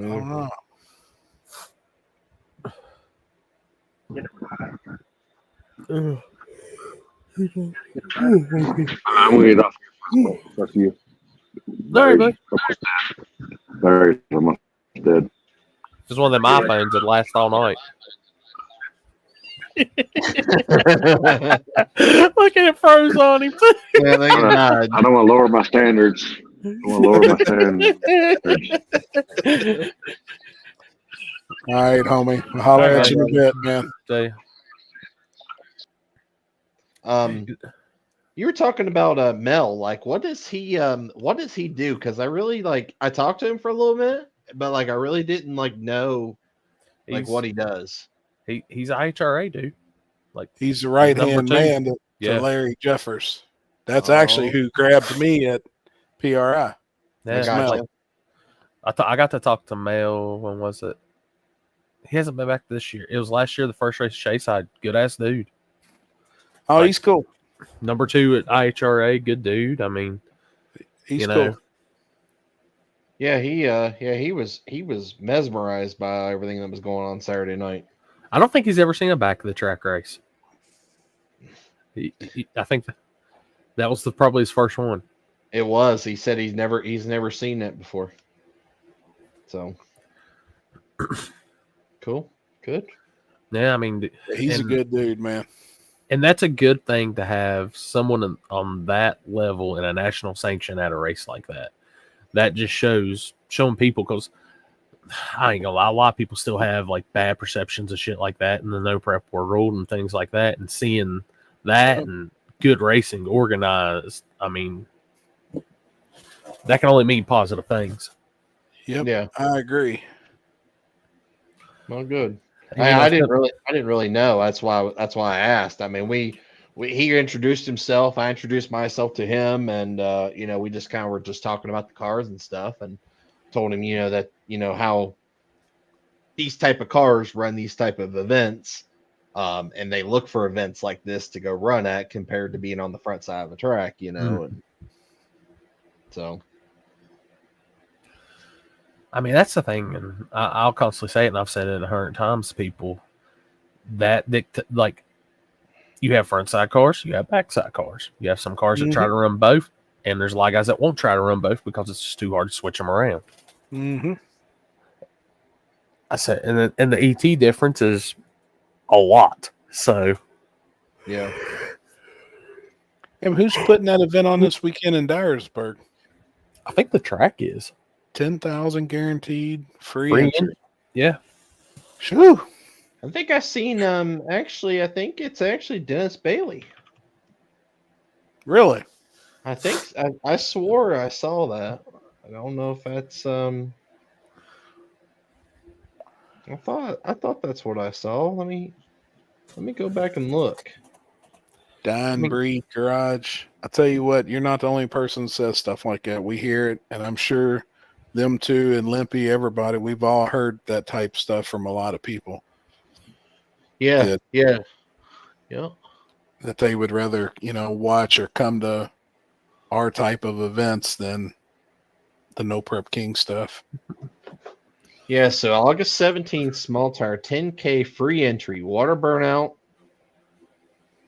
28-10-50 non-W, paying 16 places. 16 places. That's Good what it God, says. they're paying back 16 cars? That's what it says on the flyer. Can you post it? Yeah, hang on. I don't know about y'all, but have allergy shit hit y'all too? Because I've been dying the past 2 days. No. Mine has, but I think it's all from just doing body work. Can you see that? Yeah. Paying 16 places.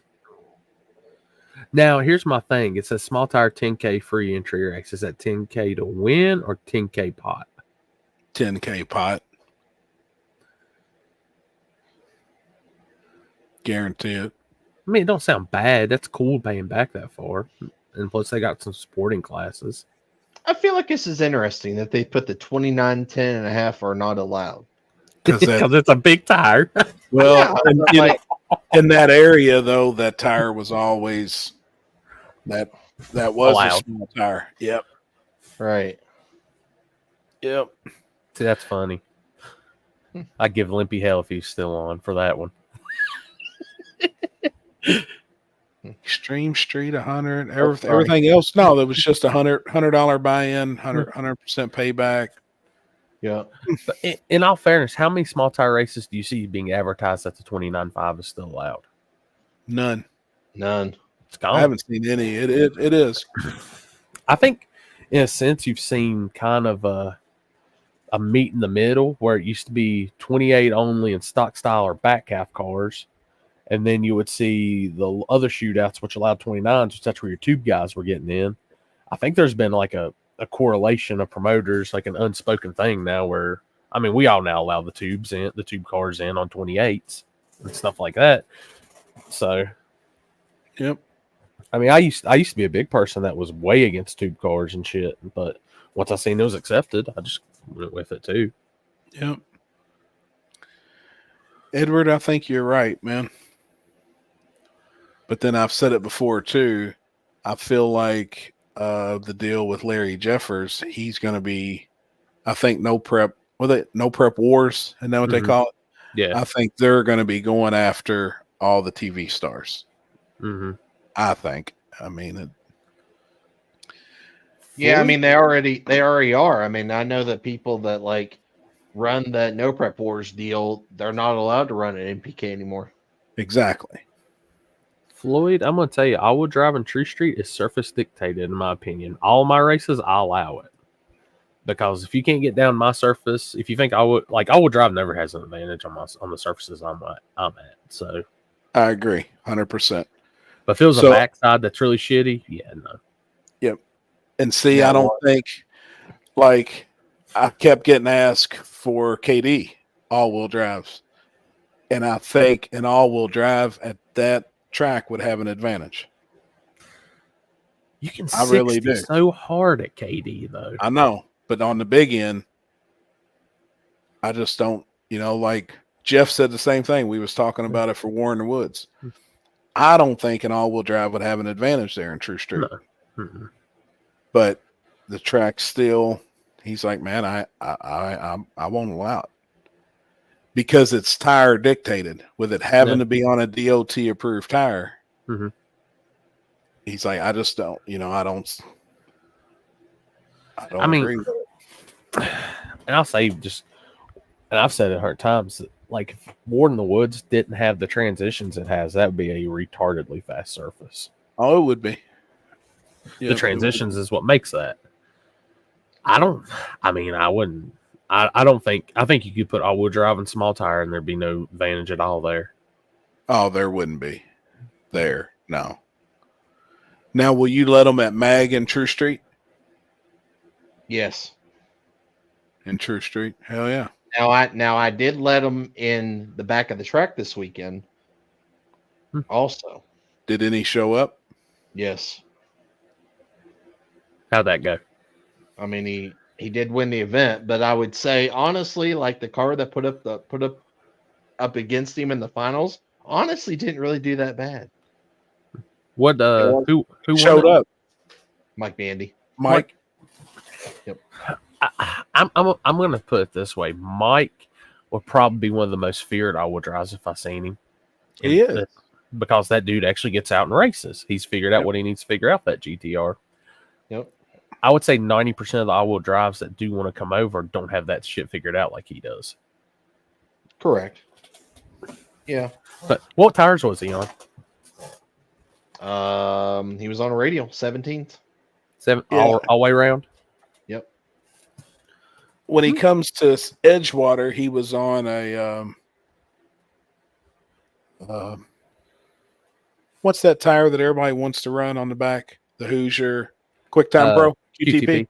He runs a QTP on the rear, and I forgot what he had on the front. He had something else at Edgewater when he broke. I was watching Hoonigan last night, and they had the two lady-driven GTRs on it, and they had Mickey's on the back and Hoosiers on the front. And I was like, No. That's odd. I'll be I talked to him Saturday, so he is actually in the Cletus back of the track shootout coming up. So I'm gonna fly down I'm actually finally gonna go to Florida, which is hard to believe.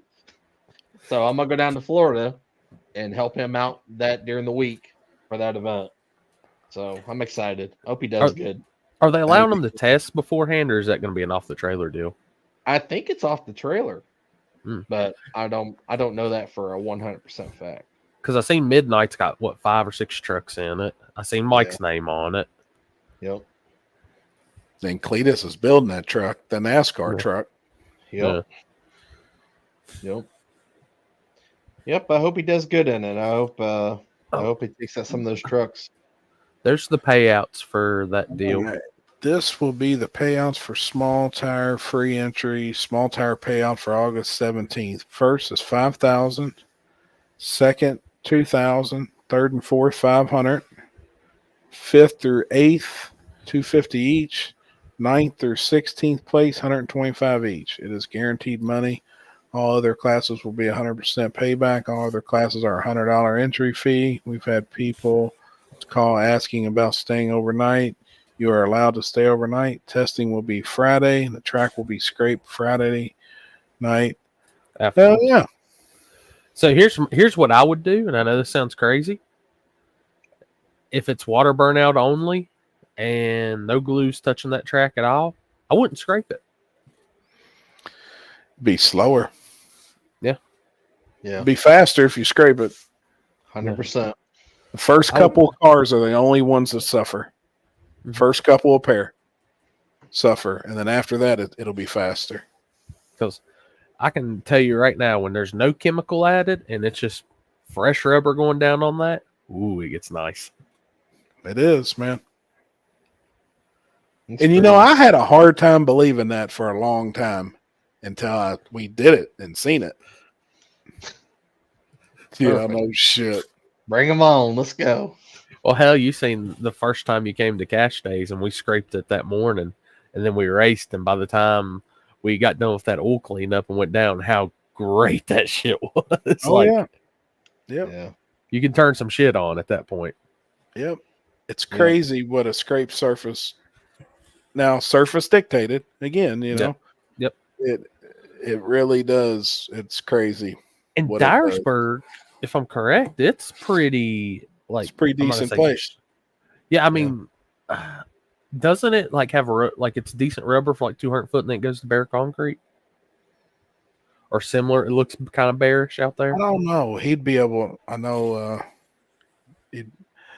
I remember watching the videos, and I mean, hell, it looked pretty damn fast.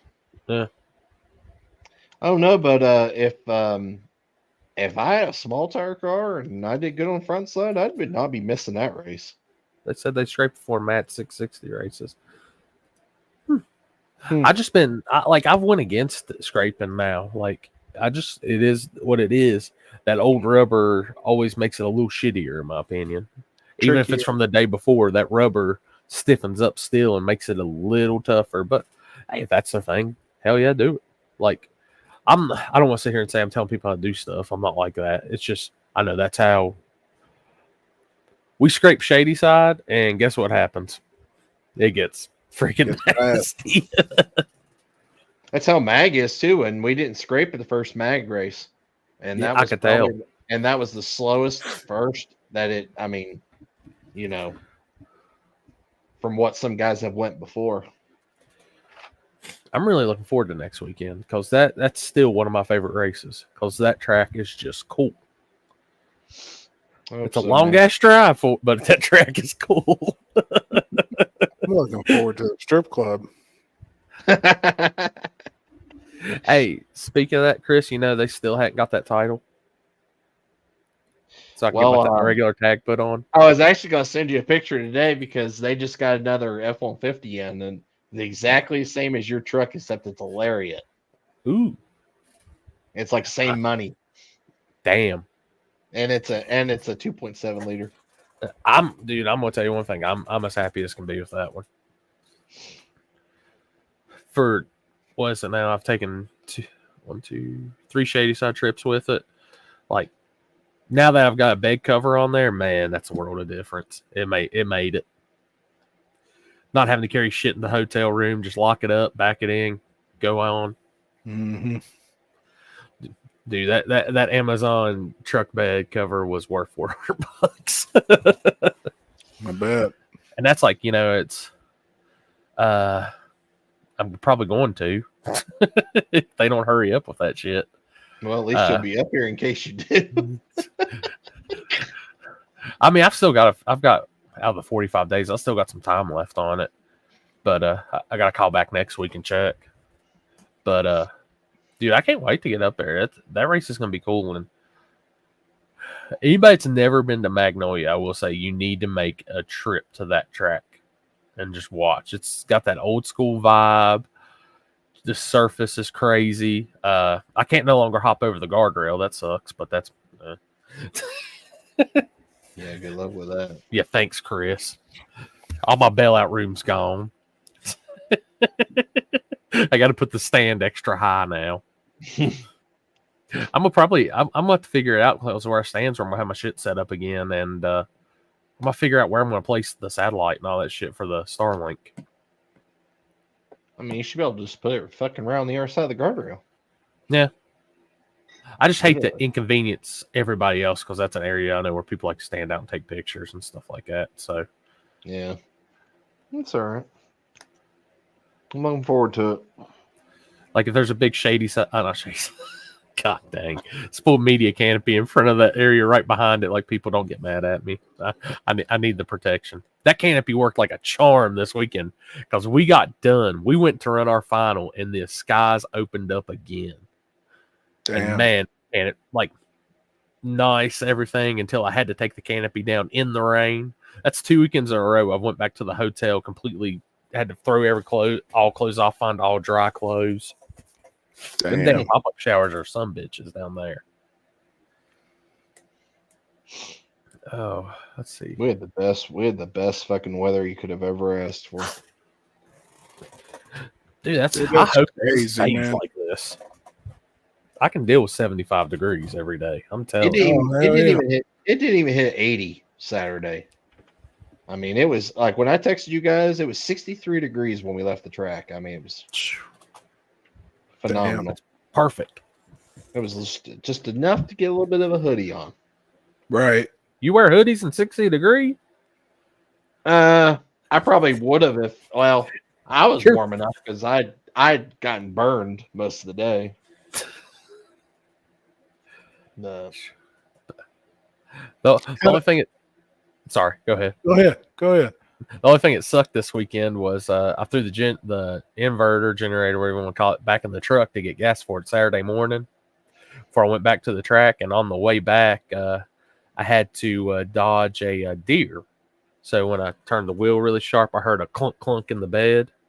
Yeah, the inverter turned over and some oil came out all in the bed. I was cussing that shit. Oh, damn. I got it out. It still worked fine. Like we kicked it over and started, had a little bit of blue smoke come out, and I was like, yeah, it's got some oil probably in the filter or something. Just stupid.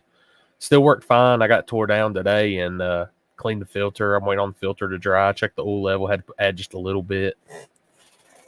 So that poor little inverter, man. That's dude, being able to actually take all that shit now without having to throw like that damn thing on the back and all this shit is so nice. Yep. Through a can of, like, I could have fit so much, and having that Harbor Freight, was it 1000 CFM fan, just that thing blowing on me all day. Yep. How do y'all feel about the racers being banned for a year?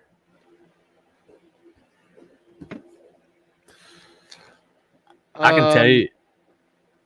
Go ahead. Well, I'm gonna say I know probably one don't give two shits anyways. I think it affects the other more than one. I agree. Let's hear your thoughts on it, Chris. Well, and I've got another question after Chris says something. I got a question too because I've been thinking about this, and we talked about this a year ago. If people fucking act up, doing something to them. If not, people will keep doing the shit. You know what I mean? But yeah, what's your thoughts on it? Well, I mean, I honestly like when I brought this up, which I actually waited a couple days to actually it kind of caught me off guard because me, Mike, and Liza were all together when the phone call happened with Josh had called us just to see how we were doing and stuff. And I had actually told them that day, I said, hey, I said, listen, and I told them exactly what happened.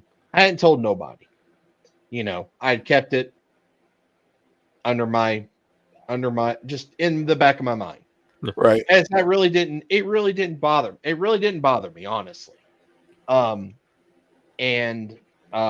Josh was pretty shocked by it, obviously.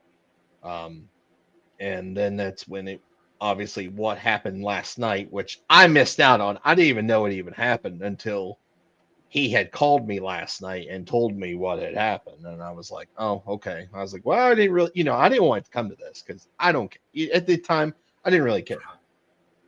At this point, I don't even want to think about that event ever again. Like in the back of my mind, I don't even want to think about it. But and I didn't feel threatened, and some people asked me, and a couple of people asked me that question, did I feel threatened? I said, no, I said, I didn't, and I know Jake had said something to me that night as well, but I actually talked to Nikki on Wednesday night of last week, and she apologized for her and Jake. And we talked about some stuff, and I love them guys. I love them to death. I mean, they're hardcore can get when it comes to racing. And a lot of emotions were high because at the end of the day, they were just trying to help the person who got hurt the most out of that which was entire Bob. situation, which was Bob. And I love Bob. Like Bob comes to that was Bob who won the second chance race in the finals. Yep. He comes to every single race that we do. Like he is at every single race. He's been coming to our races for the last couple of years. Like, and at the time I hated for it. Like, I hated the whole situation. Like, I didn't want to do that. But at the end of the Rules day, are rules. The rules are rules, and even, obviously I know Josh addressed everything last night and, said the same thing about it. See you in the morning. And see you, buddy. And I hate it for everything. And, obviously I don't want to see racers, we're already seeing a decline in racers. Mm-hmm.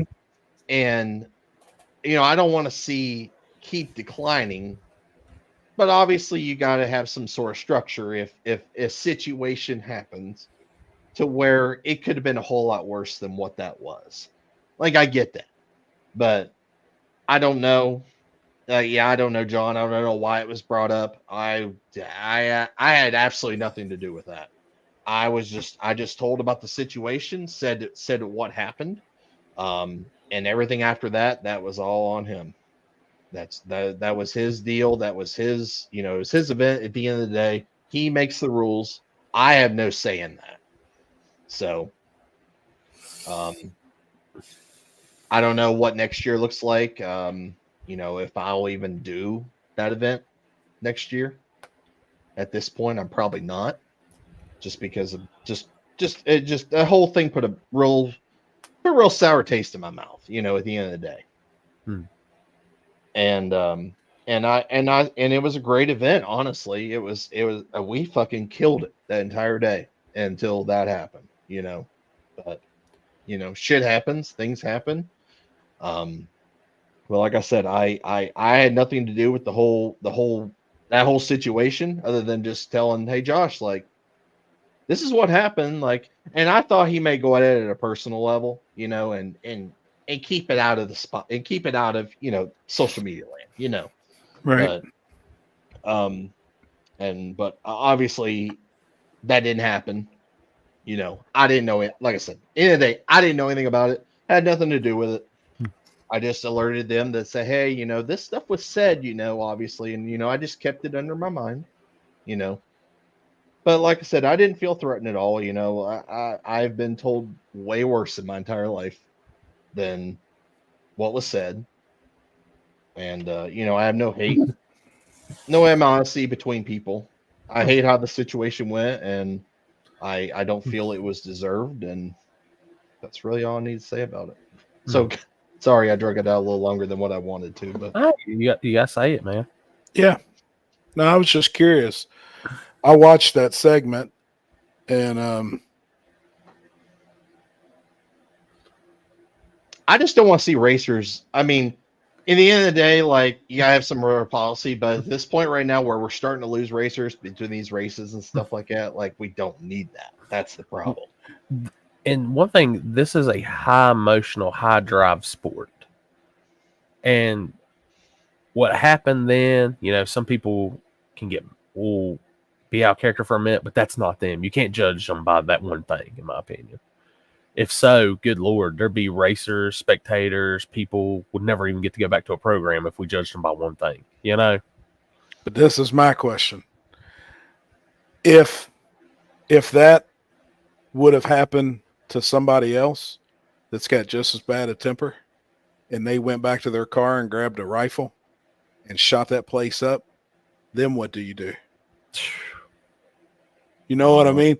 So my question there was, do promoters stick together? And if there's a ban from somebody, do everybody ban them to keep it from happening again? Or just since we know them and we think that they're good people, we don't do that? What level does it have to get to? This was going to be my question. Like, does fist actually have to be thrown in some physical violence before another promoter says, you know what, you're not welcome in my race either? Or what do you do? Because that altercation that happened up there, if it would have been other people, it probably would have got even worse. So I can give you kind of a story of how I handled something in this similar situation. I mean, everybody remembers what happened at the first dig or die. We don't need to say that between the two parties. Yep. And they had both locked in for my first back of the track race I ever did. And I private messaged both of them. I handled it. And I told them, like, hey, this guy's locked in. I told them both, y'all are both locked in. I'm not putting up with that bullshit. We're here to race. We're here to do racing. We're here to do all this. Both were cool. Both got on property that day at Tech. I brought them both together. I said, hey, that happened there. That shit's in the past. It's done and over. Let's shake hands. We're going racing. I just don't want to deal with no bullshit. Make sure both camps are good. Dude, no issues. Yeah, but that's the difference between kind of something just popping off and like a real ass gangster dude. Mm-hmm. You know what I mean? There's different people out there, way different people. Those dudes were still kind of decent people, and shit just one thing led to the next. But I mean, there's other people out there that you just can't fuck with, and I mean, it's going to go. I've told a bunch of people, and this is just how I feel. I said, you can't never let the inmates run the asylum. One, I said, when you do your shit in the beginning, you set your foot down and you tell them you're not putting up with no bullshit. You're not this. A lot of racers respect that and won't come to you with that bullshit. Right. No, I agree. And I agree. I mean, I've watched promoters get walked all over and shit like that's happened. Just being on the media side, I don't allow that in my events. I'm a hard ass when it comes to shit like that. See, like what Con just said, and that's why I'm bringing like. I mean, is it to where like physical contact or a weapon threat or something like that? Does that happen? Then I mean, Dude, what would you do? I guess it's hard for me to speak because just for the simple fact of I lay it straight out, like I'm not putting up that bullshit. And what am I going on now? 11, 12 years of total promotion, getting ready to go on my 10th year, no prep. You know how many I've had one fight the whole time, and that's it. And it wasn't even people in the race. It was over a stupid $20 bet. And I told him to get off the starting line and go fight to the side. I've got a race to put on. Yeah. I mean, I think it's, I don't want to sit here and say I'm tooting my own horn and stuff, but these people respect me and know that I don't put up with none of that shit. And I mean, it could happen though. I mean, it can happen. I mean, even though if I tell somebody, hey, we're not going to deal with that shit. Well, these two could be over there fucking fist fighting each other and fucking each other's old ladies before I turned around. And I mean, what do you do? I've never had the issues. And that's why it's like to hear somebody's banned and stuff. I'm like, I mean, if that's their call, that's their call. But it's like I said, I've never had dealings with one of the racers. What would it take for you to ban somebody?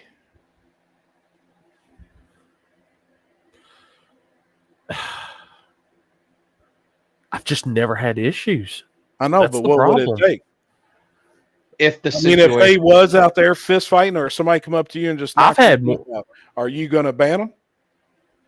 Well, if they didn't like to call you names, no, I'm just saying. Though, you know what I'm saying? If somebody comes up and just smacks you in the mouth, are you going to ban them? I mean, at that point, like honestly, at that point, if they come up and do that, then like, does it have to be physicals? But it's at the, and that's another thing. It's like I said, I've never had to deal with it because even when racers are mad and they've came up, we've talked about shit, and like I can de-escalate a situation. There's been one time in my life, and you've seen it personally, where I got so stressed out I couldn't. But honestly, I've never had that. I just think if the racers feel like they can run over the promoter and stuff, they'll act that way. But I think if you put your foot down, you don't have to worry about that. And if I don't know. It's tough. It's not really avoiding the question. It's just, I've never had to deal with that. I've always had amazing racers. And it's tough though. I mean, if somebody came up and wanted to fight with me, well, we're fighting, I guess, and we'll figure it out afterwards. I'm quiet and I'm calm and I'm the nicest person ever, but I've just never had it. What would it take for you, Chris, being a promoter too, and like a flag man? If that really did get physical the other night, how do you feel it should be handled? Or would you take it to your races too? Like if if he got banned from where he's banned from, would you take it along with you as well if it happened to you personally? If it happened to me personally, yes, but I would also get, it's not just me at the end of the day. Sure. Obviously I Sure. have You got a team. 2 other people. I have a team, and obviously we all, whatever we all agree on, whatever we all agree on. Obviously, I don't know that because they're obviously not standing by me.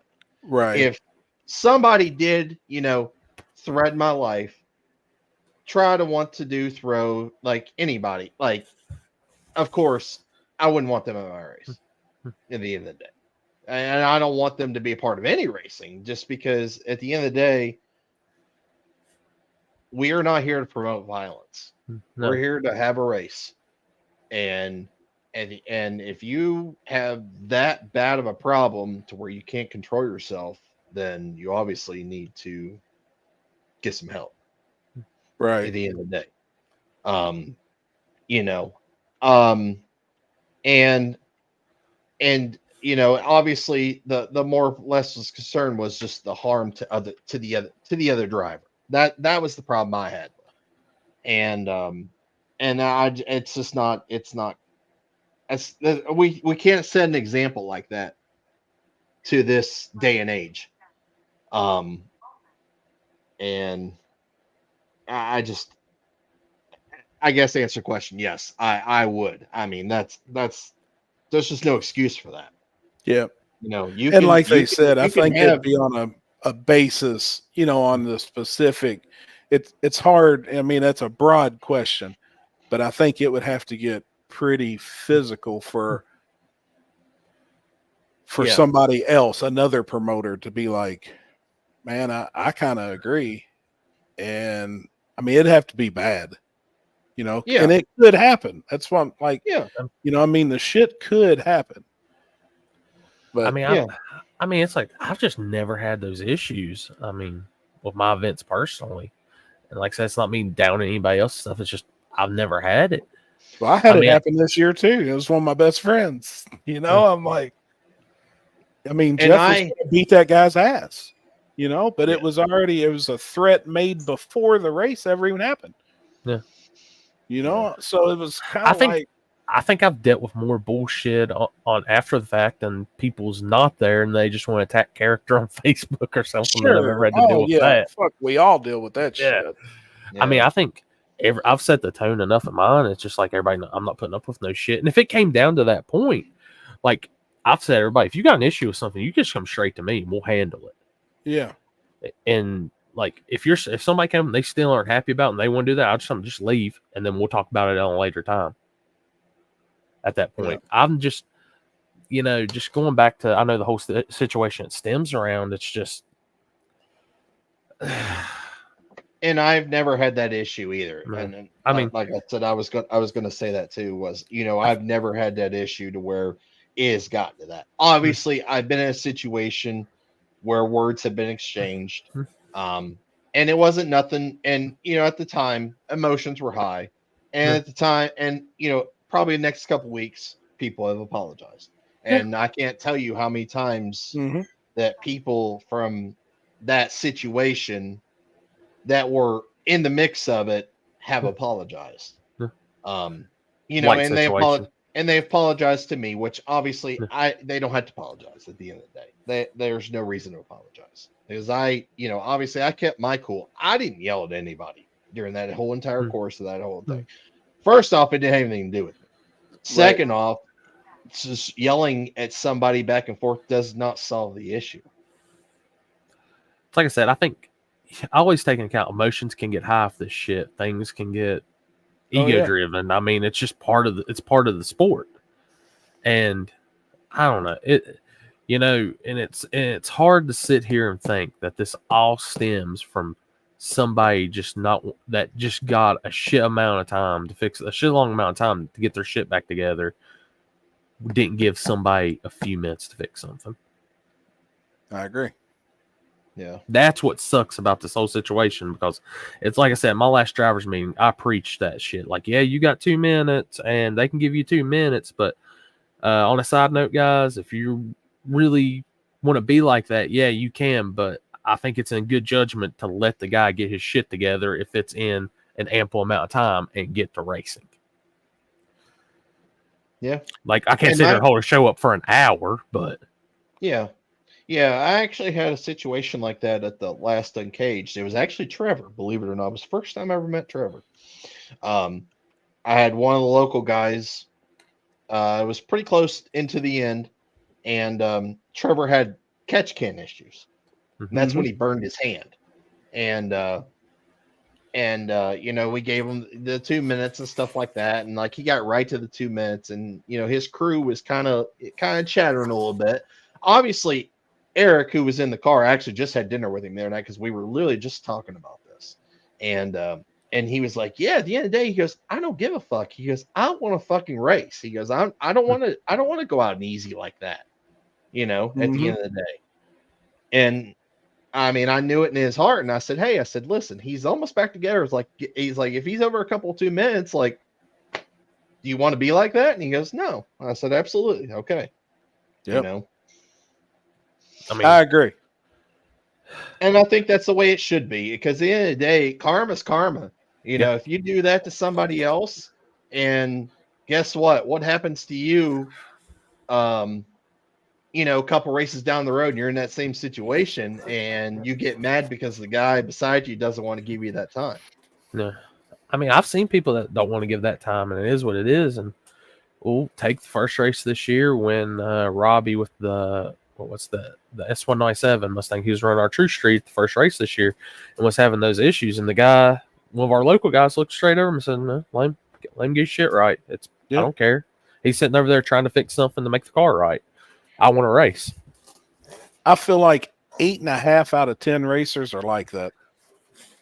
But there's that 1.5 that there's that one. I mean, and they're out there. We've seen it happen this year at a few races. Houston, he gave Mike all the time to get his shit back together. Yep. I mean, what race does Houston's Coyote car and Mike's trucks really sit together? Right. Like, he didn't have to, but he did because he's sportsman like that. Yep, I agree. I mean, and I will say something else too, just off a random topic here, because at the end of the day, me or my team had anything to do with that situation or how the calls went or anything like that, as far as everything that happened after that. But it's not wise to go try to throw our name into the dirt after the event is over and then try to make yourself look better at the end of the day. And I highly advise to don't do that. Yep. Because I do know some people that has done that, and I know who you are. So just I'm just giving you a little warning. Don't do it. Don't do it. It comes back. Yep. Oh yeah. It definitely came back. Some people I really I actually liked. It's funny. It's this year has really proved who are good people and who are not good people. And it's sad because I like everybody. I talk to everybody. I get along with 99.1% of the people that's in this racing at the end of the day. Obviously you guys do the same way. We all do. But it's a shame that some people that you really thought that you had a lot of respect for, that you liked, that you go up and talk to, that they would do anything for you, you would do anything for them, how they act. Oh, I'll be the first. I'll be the first to tell people, like, I'm friends with everybody and I like all of y'all. But as soon as we start that driver's meeting, I hate every single one of you. I don't care. We're just here to race. I'm down the middle. I don't care. Have you ever held a race? That's a good question. That you feel you need security to keep people in line. I don't think keeping people in line, but I think we have had security to keep people off the starting line, but not like keep people. God. Like, please don't remind me of all the caution tape on the starting line. I mean,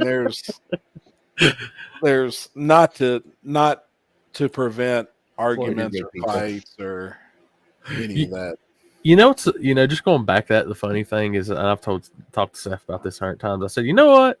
I said, that first shakedown at King of the South when every single person it seemed like in that place piled onto the starting line, and we couldn't get moved. And I had people come up to me, you need to move so we can get the cars through.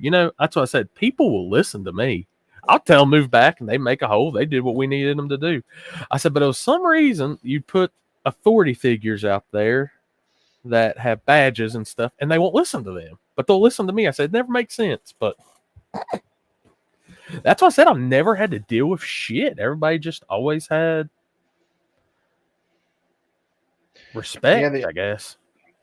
I have never had security other than just I have usually one or two guys that stand up on the line, especially at MAG, just because obviously that's our facility at the end of the day. I've had that just to control the line basically at the end of the day, not to like people out of control. Usually nobody's out of control. And stuff like that is not as common, I guess, from other places, that you see the stuff at, like the big Grudge events and stuff like that. That's a different world. That's a completely different world. Yeah. I put it this way, just saying Limpy parted the Red Sea, I parked the crowd.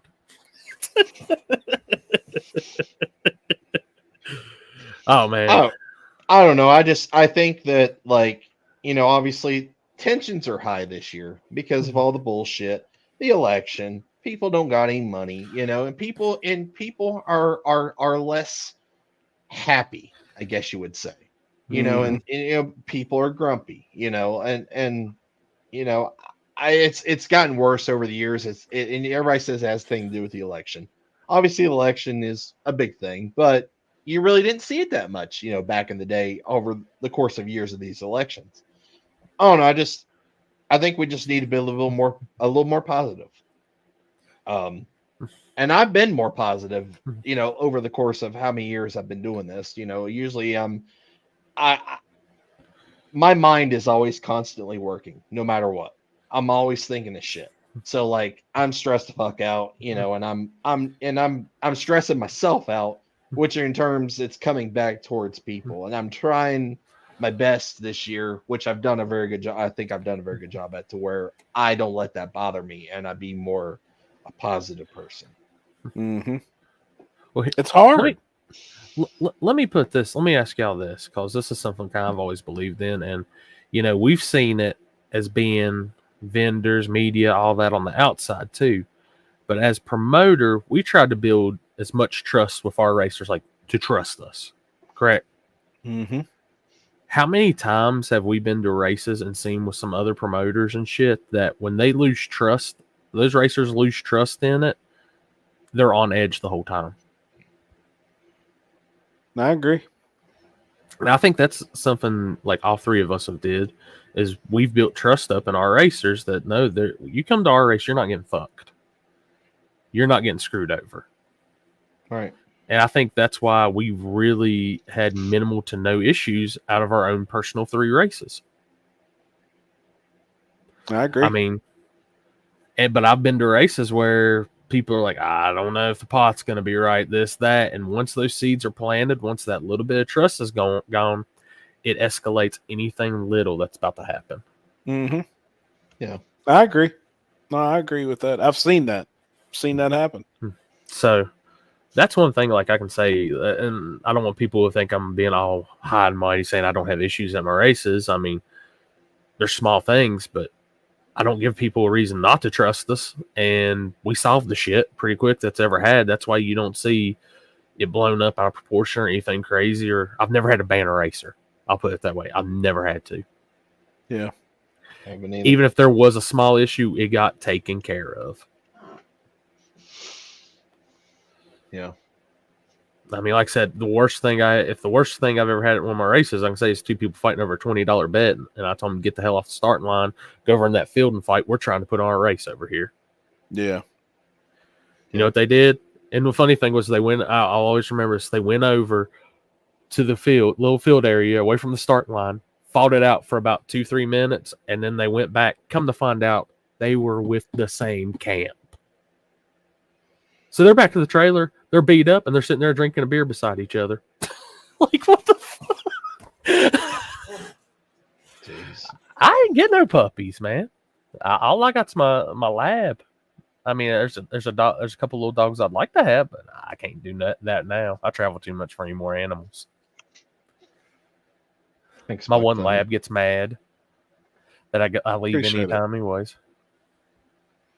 Yeah, definitely appreciate it, man. And like I said, Obviously, this is a little bit different topic than what we normally do because we're still on the roadway right now. We have not made it to the sideline of the ditch yet. I mean, I think if and I've said it before, like when people were unsure about going to the chip draw with the names on the chips and pulling it out like that.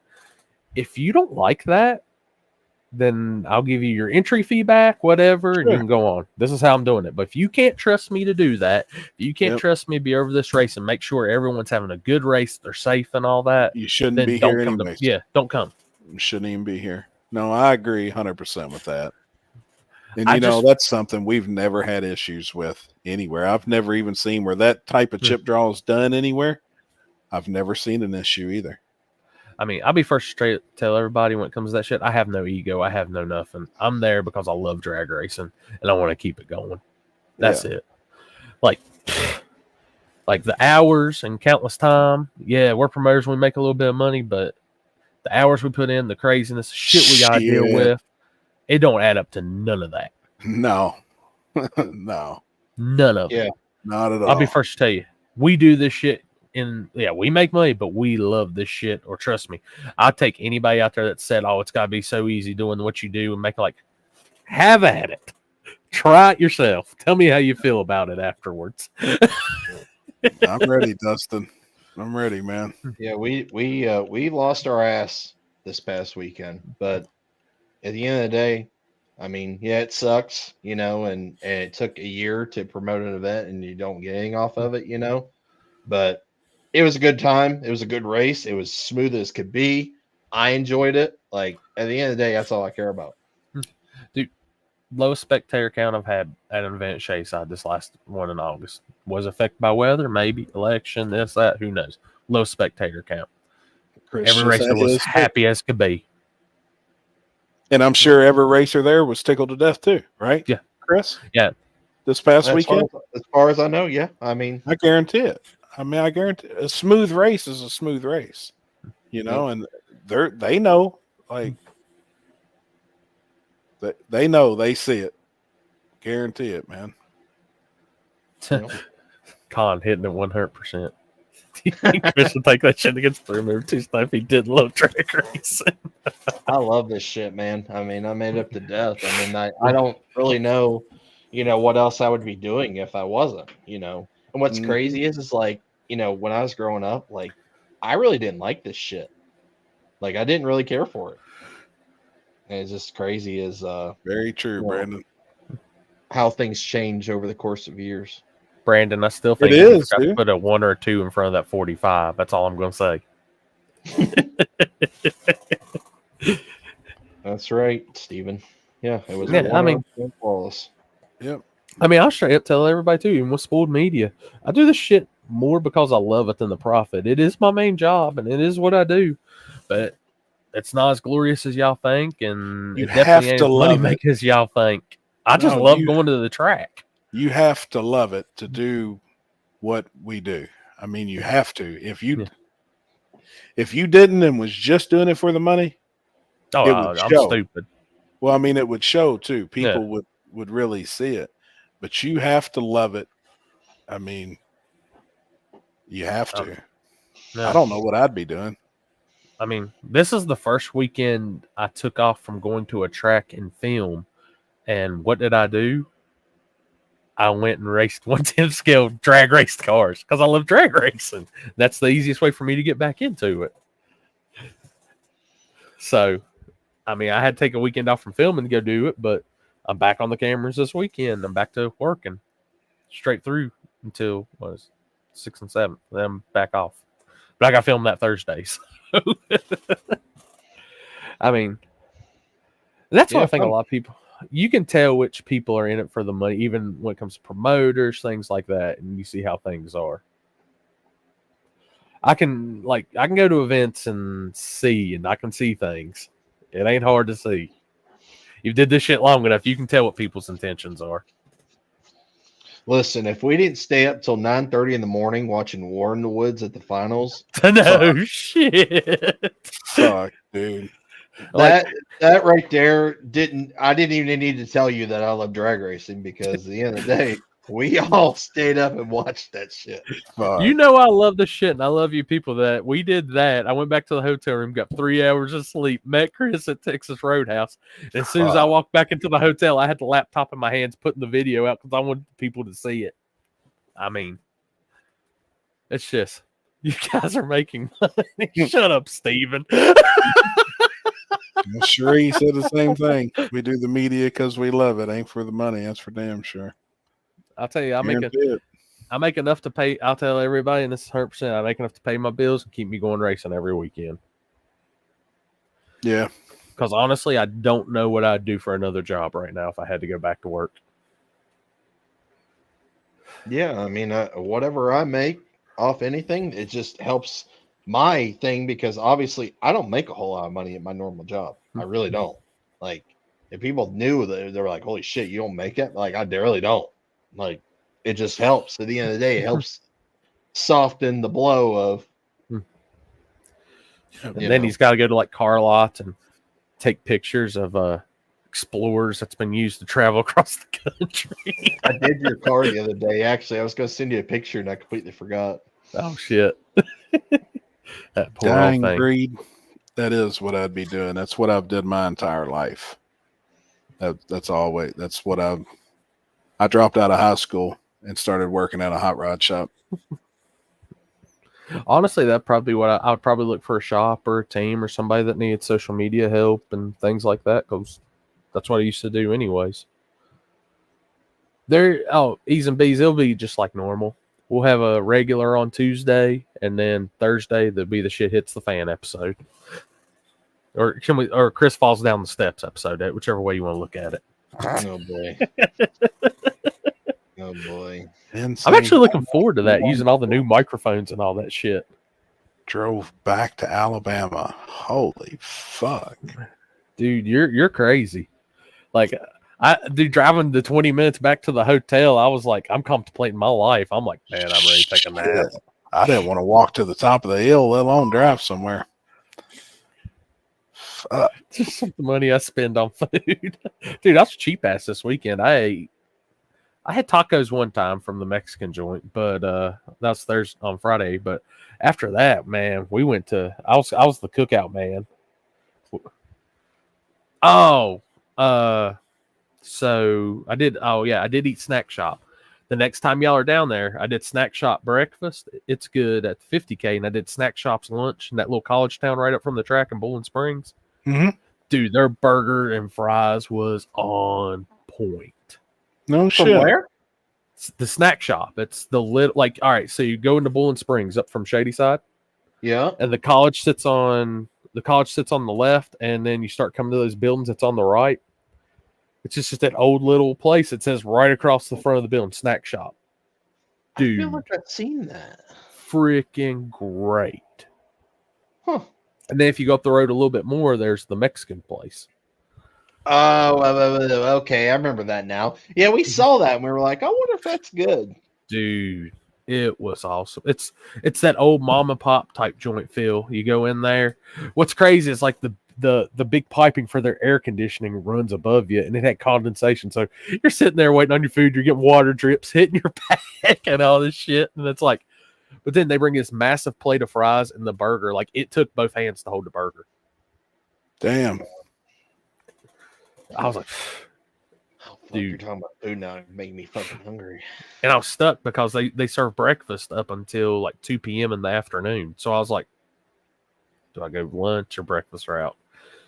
Dude, their pancakes, I guarantee, were every bit from edge to edge were probably a foot and a half long. Damn. Like it was, their biscuits and gravy is good. Like, dude, Snack Shop is definitely, if you're down there, you gotta go Snack Shop. Like I said, hell, it's 5 minutes from the track.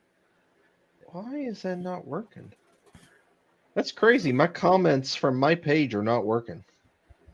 Facebook or YouTube? Is it live? Yeah, from Facebook. Yeah, I have a bunch of comments and I haven't seen any one of them. What the hell? Huh. Interesting. Now I gotta look and see if mine's still going.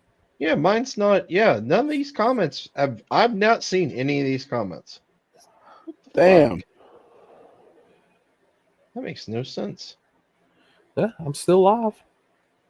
Yeah, I don't know why. That's weird. By the way, if you're watching, you ain't got to check it out yet. Brand new to y'all video is up on YouTube. So it says my Facebook's not even live. That's why I was asking. But turn it off and turn it back on in the settings on StreamYard. Huh. That's so weird. You sure? Are you? No, you're not live on your personal page. What? Yeah, it actually is. You are live, so it's showing you live. Yeah, I don't. Yeah, why is? You might have to back out and come back in. Like StreamYard's had some funky issues here recently. Yeah, there's all kinds of comments, and I can't even. Yeah, my buddy Ryan just commented a minute ago. His comment's not even on here. That's weird. Okay. Well then. Oh. Probably got shut up. No, we're actually live. We'll get that after the show where they'll fuss ass for the fist pumper song. Yeah. My YouTube's working because they're Chip Black just commented. Huh. That's weird. Can't talk about the election, Chris. That could be. Shit. Yeah, Michael Shan just said you're live on Facebook, but his comments not on our master thing of comments. Nope. Weird. You know, and like I said, and just going back, like I said, I don't think people should ever feel like they go to events they're not safe, especially if anything's put on us, guys. And well, I'm gonna say that in this day and time, I don't know many people that ain't packing anyways, but yeah, you know, there's not been an event I've been at this year that I felt like I've had to worry about anything at. No, and even going to Grudge events, I never felt like I had to worry about shit. I don't either. Like, I know people will say that, oh man, I'd be terrified to go to that. Man, I met some of the best people in the world at Grudge events and stuff like that.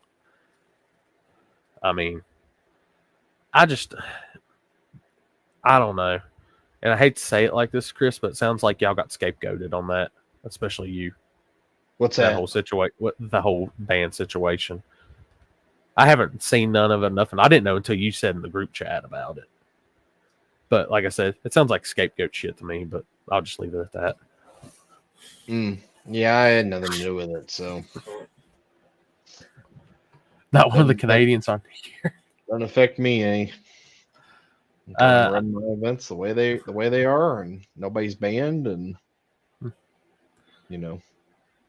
I'm gonna tell you, I think you get those two parties back on another property at the same time. I don't think there'll be any issues at all. I think it'll just be it's done over with and move on. I agree. I feel like that they're racers, and you know, just tempers were escalated. But I do feel like though there is other people out there that it could probably lead into more and more shit next time they see each other. There they go. Yeah. You know, and I didn't know how other people would handle something like that if it ever did happen. And that's like when I had my first event, I personally reached out to both racers and just pretty much said how it's going to be, and this is how I expect y'all to be. Like, I'll be the first to everybody. Like, my thought process when putting on a race is I look to be as professional as possible. I want the most professional race. I want it done correctly. Like, I know there's some events people say they won't come to my events because they say it wasn't hood enough. It wasn't that shit because it wasn't ran like a party and something. I said, well, if that's what you want, you definitely don't want to come to my events then, because that's not how I do it. I'm trying to be done by 8 o'clock. I'm trying to start at 12 and be done by 8 so I can be at Texas Roadhouse. And I feel like I've been to some of the most hood places there is. I mean, like she said too, we feel safe at the pad, so we're good anywhere. I mean, and the pad is rough, and then especially New Year's.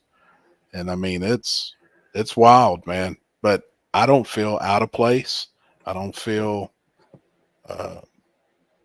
My son asks why they call happy happy. He's a happy individual. Yeah, I mean, I try and be, but no. Back in the day, I was in the lowriders, and everywhere I was hopping. So they always just called me Happy Hopper.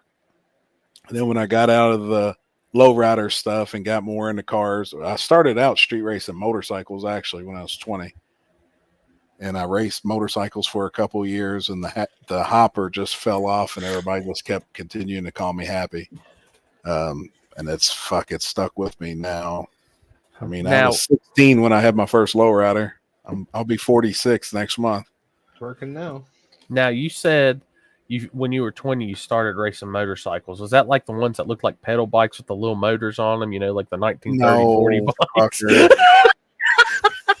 I actually started out with it. Now, there wasn't really water-cooled bikes when I actually started racing. So, like, my very first bike was a GSXR 1100. But it was an oil-cooled bike. And then my second bike was an 03 Hayabusa. And then I had a ton of Hayabusas. I bet I've had 15 Hayabusas. Multiple turbo bikes, multiple nitrous bikes. I mean, I've had all kinds of shit. Hold up, I'm actually pulling up something. I agree, Cherie. That's the biggest thing, I think, even with all the events. Like, you know, we're all there for the same reason. And at the end of the day, we're all there to have a good time.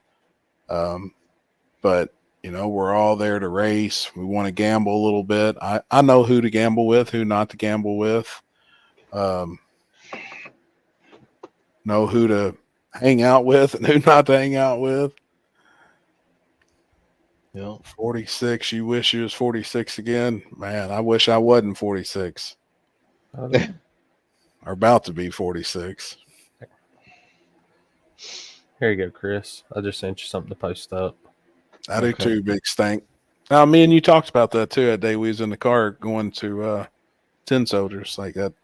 That's actually where I started racing was motorcycles, man. I was big into it. Traveled everywhere. AMA was big back then.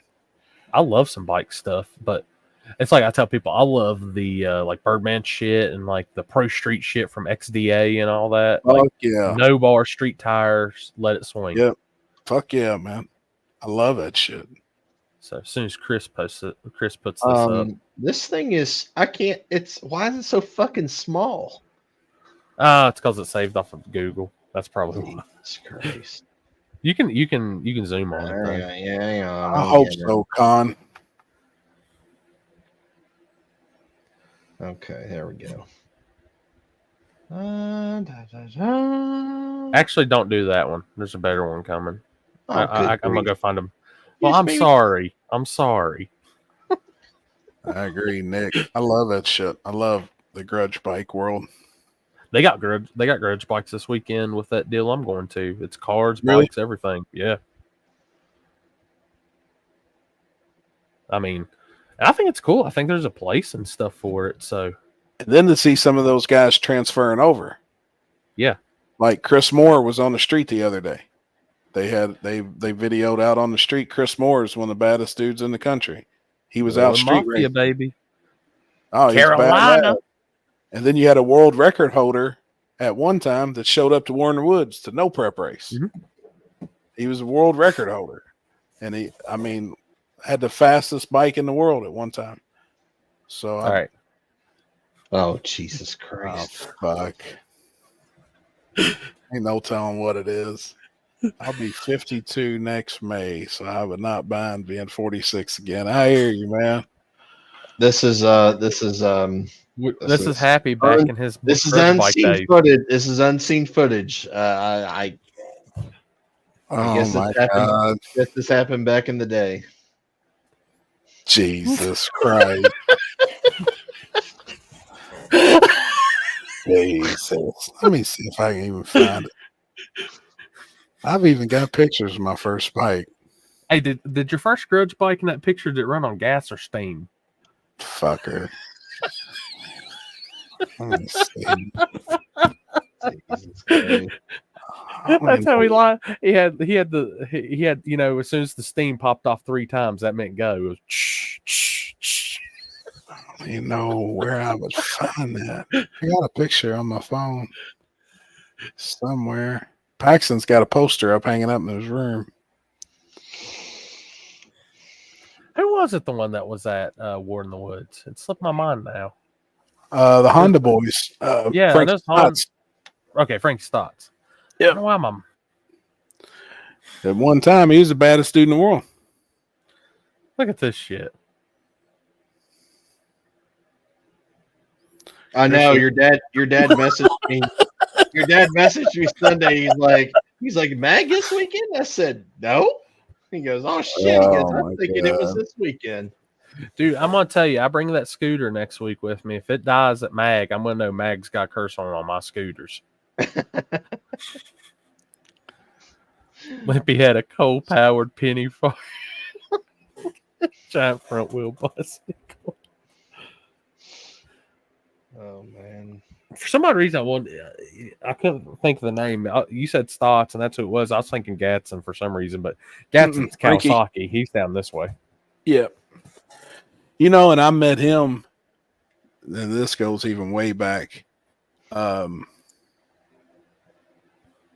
He was doing a stunt show in a parking lot behind Red Lobster in Daytona Bike Week, like in 98 or 99. He was actually doing stunts with a stunt crew back in the day, man. That's where I and he was selling DVDs.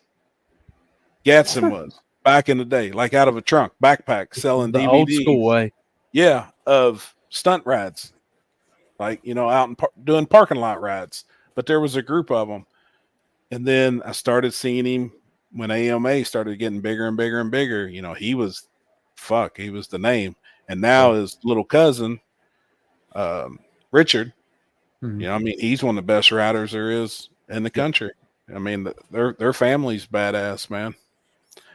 Insane Fat Boy, 99. I was there. Like, see, that's fucking crazy, man. And that's a true story. Like, Gadsden was fucking riding wheelies on like a 600 with the gas tank all caved in where he could sit on the gas tank and shit. And for real, he was fucking selling DVDs, man, out of a backpack. Dude, I remember, and I'm probably gonna get the Ricer title on this one for the night. But do y'all remember the Whiplash DVD guys? The Acura that used to do all the dude. Bought all their DVDs. They go to Nopi, had the Acura, the fucking headers coming out the hood, doing burnout contests. That date's at that point, that was the coolest shit, I swear. Like, I remember all that old shit. I did not. I was supposed to, and I didn't go. Fuck that. I'd have been in there. Dude, if I get into all the car stuff, like I've got all the old JDM option stuff here. The shit that's subtitled, all that stuff. Like, I remember back in the day was the coolest shit when you had the Mischief DVDs, Whiplash DVD. I miss the old days, man. I'm telling you, that's forum days. That's when everything was cool. I do too. Man, I'm trying to find this fucking picture. Big Swag just texted me something. Hold on, Swag. I'm looking for this damn picture. Swag or Stank? Or Stank. God, I say Swag. I was about to say, if you talking to the big Swag from that's what Garage. Fucking Jimmy Dale called him, and that shit stuck on my mind, man. Dude, that used to be one of my like must-watch shows. Too, I used to watch it too. Monster Garage. Oh yeah. I wish they bring that shit back. I'm telling you, can still find episodes of it on YouTube. Yeah, they tried. I never missed an episode of that. I'd record them. I used to watch all of them. I actually met Jesse James, and that was like one of the biggest. At the time I was a car builder. We had a hot rod shop. I worked with Jeremy Thompson, and we were at SEMA. We were actually at a bar, and I fucking puked at the bar taking a shot because I was blindfolded drunk, and I turned around and I'll be damned, there's Jesse sitting in a booth with like 4 bad bitches. I mean, don't the know. baddest fuck. I'm puked. Like, I'm embarrassed. I'm waiting on you to say I on the puked bar. on Jesse J. No, I puked. I took this fucking shot, man, and set it down, and instantly I threw up on the fucking bar. So everybody's like, what the fuck, man? They're all looking at me and shit. And I turn around, there he is. Well, as I'm wiping puke off my mouth, I was like, holy shit, dude. I just want to shake your hand. And he's like, oh, what's up, man? And reached out, and it was the pay up sucker hand. You know, he shook my, I was like, damn, dude. And to me, he was like the shit. Like, Yeah. I idolized Jesse James when I was younger, you know. Dude, I watched Good all that shit. religiously. American Chopper, watched it religiously. Oh yeah. Like I just love that shit. I see what JoJo's saying. What about Pinks? Lose the race, lose your ride. I never did any of those episodes, but I raced in 2 Pinks all outs, and I was supposed to have been on.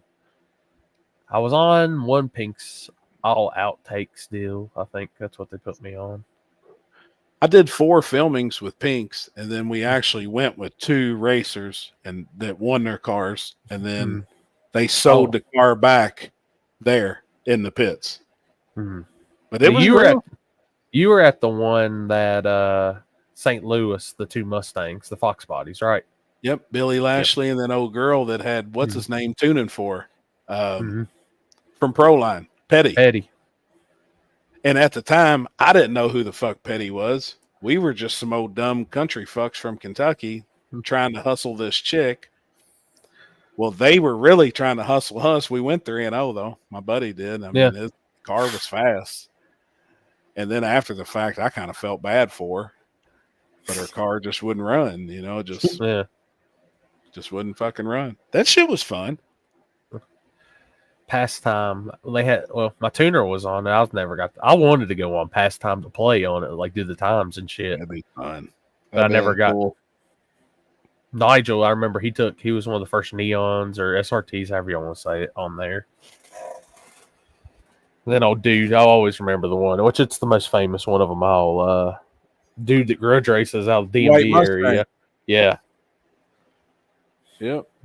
Dude, that's what that was bad. I'm gonna straight up tell people, and I know there's a lot of people that hate MPK and don't like street outlaws and stuff, but sit here and think about it. How much drag racing is actually on TV now that shit's not on? Yeah. There's hardly none. Yeah. Like, you know, and I think people would have still loved it like they did when it very first started if they could have kept it interesting somehow. That they just needed something and they missed it, obviously. I mean, I'll be first to tell you, I hated watching list racing episodes, but I loved watching where they go out of town or out of towners will come to them. Yes. Oh, yeah. I 100% agree with that. What's funny was when I stayed up that last Monday when I stayed up till 6:30 in the morning, you know, I didn't realize that No Prep King or Street Outlaws in general, I thought it was completely off TV. And at like 4:00 in the morning, Street Outlaws comes on. And this is right when they were racing right after the incident that happened in Vegas. And they were in California. Yeah, an episode came on. I was like, what the hell? I'm like, why is this on? Yeah.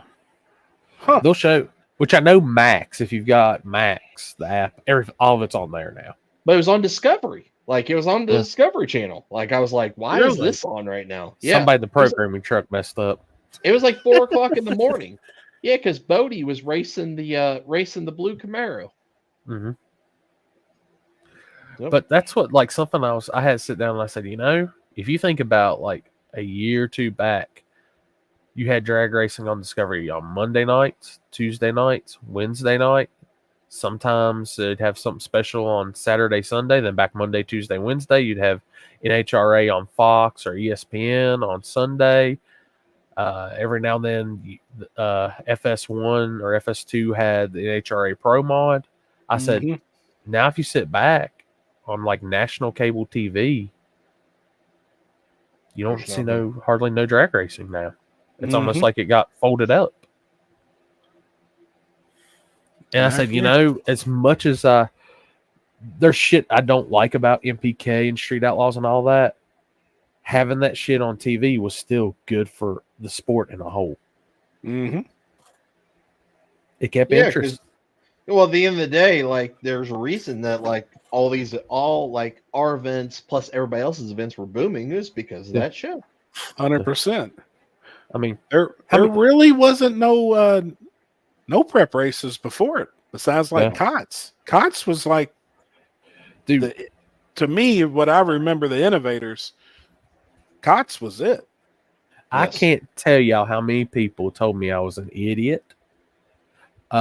They'd never have it at their track. I got turned down. All this. Well, I wanted to do that first one in Carolina. Like Seth and them will straight up tell you, like I was freaking out the week before it, like terrified, like nobody's gonna show up. I don't know what's going to happen. I'm trying something, and I've had people in my ear, oh, this is stupid. It's never going to work. It's never going to do that.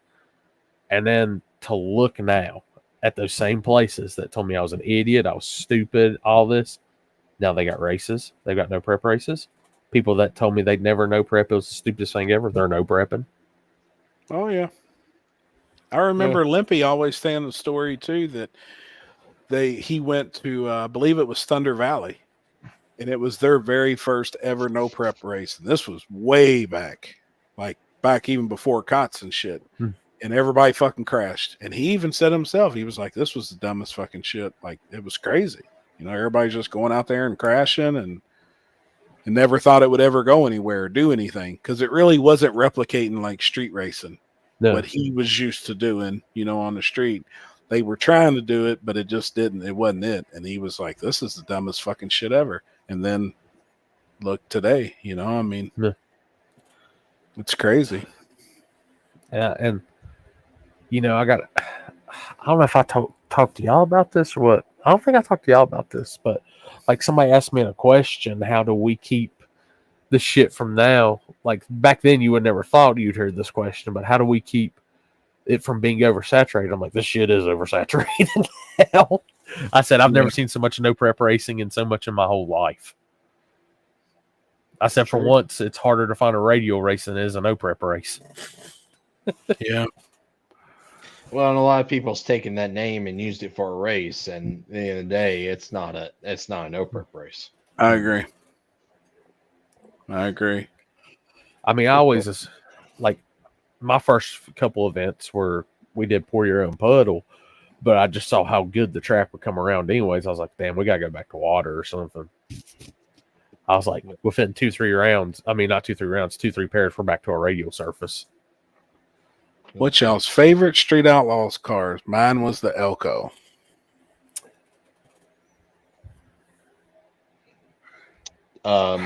Jerry's split bumper Camaro. It's gonna sound cliche, but man, the Nanner, the 03 Cobra Nanner, boosted car is always gonna be my favorite. Yeah. Legit true small tires it gets. Mine, most of the people probably won't even know the car or even remember the guy, but there was a guy named Godibo. Yep. And he was on the very first 2, 3, or 4 episodes, and he had a red Chevy too. Yep. And I remember him actually being street. He street raced. And when I went out there to street race with those guys in the early 2000s, I met him and remember him, and Barefoot Ronnie, that Andy P said that too. But Godibo's Chevy 2, you know, he had a couple Chevy 2s, man, and that was probably, damn, Big Stank, no shit. I actually have, it's funny, somebody mentioned Barefoot Ronnie. I actually have a poster of his car on my garage wall when Hot Shots used to sponsor him. No shit. Yep. You know, and that shit was real when we went out there. And I seen this big fucker with his mohawk walking through like a gravel parking lot, and he's barefooted. And then like he had a set of sandals too. But I mean, he really was. I was like, are you kidding me? Like, well, it's like no shit. What's funny is like I've got all the old 1320 Cash Days DVDs. I watched them religiously, and Michael Hollis. Never met the dude before, but I remember from him, student driver. Oh and yeah. then finally getting to meet that guy when I went to Texas, and cool ass dude, family's nice. And then they came to Shady Side and race, cool ass dude. Donovan Bashford, first time I ever seen him on the show when the E-Town Hustlers people. I talk to that guy almost every day now. They're just bullshitting back and forth. I mean, he came out for an 8-2. He had an 8-2 deck car. Came out for an 8-2 deck Mafia race at Shady Side. I mean, just Hell yeah. it's really cool. Hey, Brittany. I like Boosted's car when he was beating Big Tire Car. Oh yeah. Boosted's an OG, man. Like he really is. A lot of people hate on the dude, but man, that dude was legit back in the day on the street. Dude, the OG Nanner, the SN95 car, I mean, just awesome shit. Mm-hmm. It's Barefoot Ronnie still race. I'd say they do. I Does don't Barefoot know. Ronnie still race? And I haven't seen or heard a lot of him in a while after the wreck. You know, there was some shit that happened, and yeah, I don't know the details. I know Limpy knows more about it than me, but I know his son was involved in a wreck, street racing, and I think that's the time that the police come and was looking for Limpy, and they had video proof that he was the flagger, and it wasn't him. It really wasn't Limpy, but they knew that it was him. There was some serious shit about that because somebody got hurt. Somebody got ran over. Yeah. And that's serious shit. I mean, the flag man that flagged that race in LA, he's serving 17 years. When them two cars crashed and the cars ran over them, two people, the flagger got 17 years. Damn. So that's always in the back of my mind. Like, when we are really out there doing this shit and the shit is illegal, it fucking is illegal. Like, I remember. What up, Devin? SN95 roller for $8K for sale back in the Street Fire days. No shit. That's a lot of money though back then. Dude, saying Street Fire. Street Fire was the first platform I uploaded videos to, and it was us roll racing.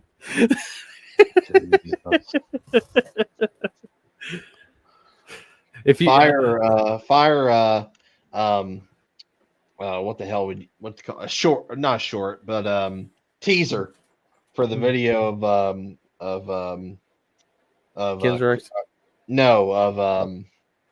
Fucking David racing the Trackhawk. Oh yeah. That they posted today. Dude, yeah. Can we put it up? Probably. Don't ban us. Happy, do you remember Kevin Lawrence back in the day up around Chicago? Was that they call him Cable Kevin? Plumber? Not Plumber. Well, yeah, that's it. Plumber Kevin. Yeah, it's Plumber. He had a purple Mustang. At one time he had a nitrous. It was a purple Mustang, wasn't it? If it's the same guy. I remember, it's that guy that had, he had nitrous Mustangs on all the Cots DVDs. Plumber Kevin. He was on the show too, I believe. Oh, gosh. Hey, man, you ain't got to get on here and defend your video. Devin, you don't do no wrong on your videos, sir. You could have the worst quality ever, and it'd still be probably one of the best videos out. So I don't want to hear that. Here we go. Let me get Kim was telling me about that whole situation with that race, Devin. I'm like, damn. And that just shows y'all how hardcore those taper guys are. They will literally unload and race wherever, on what road, don't matter. Yeah. I don't know if you can see it because it's actually kind of small. You can't pull the YouTube one up? Oh, no, he didn't put. I don't think he released it on YouTube, actually, now that I think about it. Can you see it? Yeah, I can see it. Okay.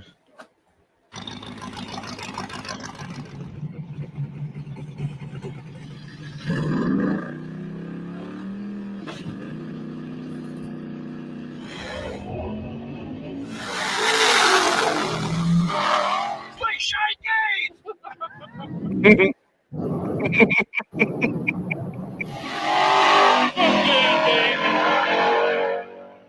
the king of the streets. No data needed. Damn, man.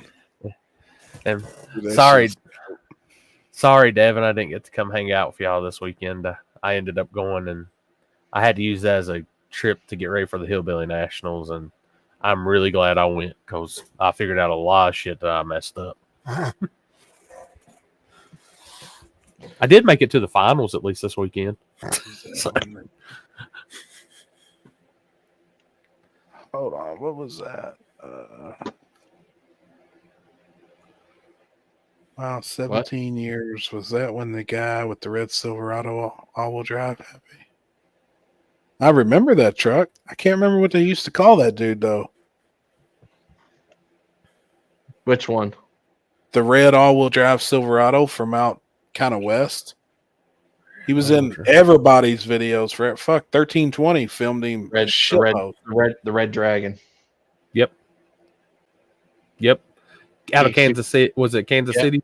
Yep. Oh, the bad bitch. Fuck, I forget what his name is now because I actually met him before. Yeah. Old 90s truck. Hey, Jody. I don't know if they've told you yet, but Chris hired me to do tech at MAG, and we got to take the hoods off now. Huh? What? We don't have to. Whatever. You weren't there for that, Chris. The fuck are you talking about? Jody about threw a hood at me once at Shady Side. Oh. I was like, I have no idea what you're talking about. If you would have went along with it, it'd been really funny. Happy was there for it. Oh, yeah.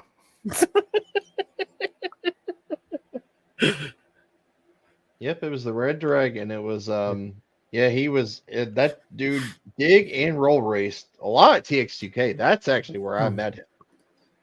Paul M, that's exactly where they got that name from.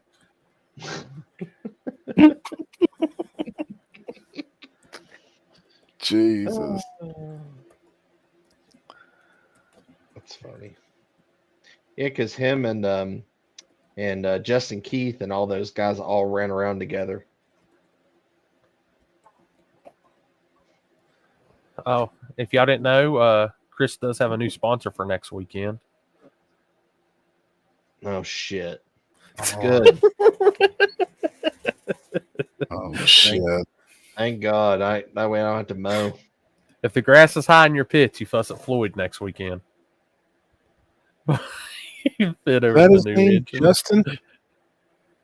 Justin? I can't pronounce that last name. I'd murder it. Yes, I think that is it. Dude, it's like Beetlejuice. You say Tabor's name and he appears. What's up, Tabor? What's going on, buddy? What's up, man? I think he got locked up for street racing and something happened and someone got killed. That's why I remember it happy. Huh. Now, that ain't what I'm talking about, though, with the deal with Barefoot Ronnie, because I don't think somebody got hurt, but it wasn't serious. Tabor, you're going to have to tell Ryan them stop picking on y'all. That ain't cool. Appreciate it, Joe. Thanks for coming out.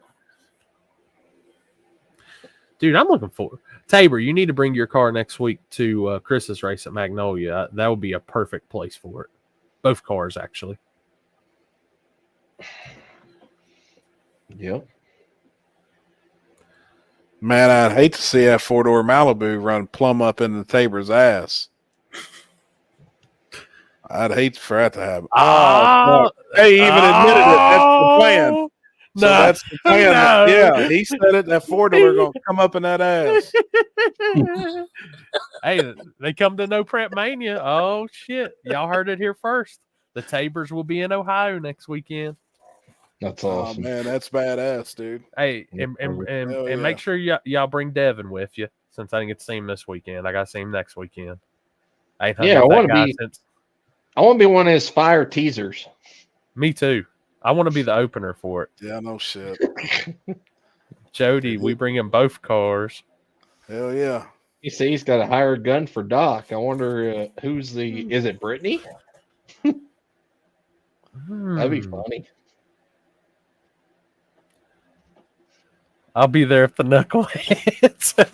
Good. Good. Hey, you can stand right beside me too, so that everybody doesn't look at me like I'm the only one in the worst place that could be filming. Hell yeah. That's awesome, man. All right. The guy Ronnie hit broke both his legs, fractured my pelvis in 4 places. I lacerated my spleen. I broke fractured vertebrae in my back, bruised my lungs so bad that they had to give me a breathing tube. Breathing tube gave me bacterial Copy and paste. pneumonia.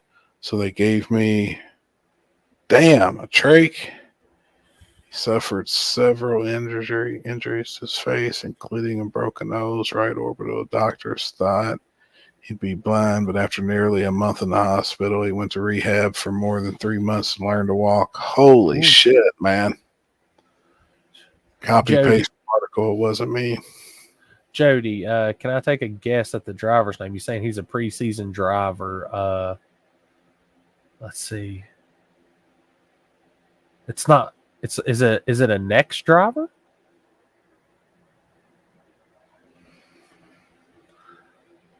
Or maybe initials L and D.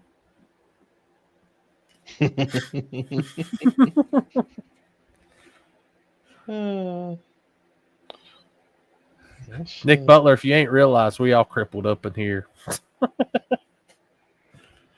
Y'all not seen me and Happy after the end of an event after about 8 hours? Fuck. That's bad. Oh, Rob Smith, it's got to be a Preston. Oh, man. Hey, I seen Chad Me. You said you're not standing at 300 foot. Dude, they got double guardrail. You're fine. Yeah, you'll be all right. Only the real idiot stands 100 foot in front of the guardrail. What do you got to do up at the track? Good question. I gotta go. We gotta assess it this week. See. All right, so let me don't scrape it. No, probably not. Well, it depends. We haven't been down there, so I'm curious to see how much rubber, because they haven't scraped it. No, they probably Curious ain't. to see how much rubber is bubbled up on the starting line, and then we'll make that call. How much racing have they done? They've raced every Sunday, I think, so far, every weekend. So, yeah, I don't know. Leave it alone. That's probably what we'll do. I mean, but if it's bubbling really bad, then we'll obviously have to. Logan don't want to go that slow.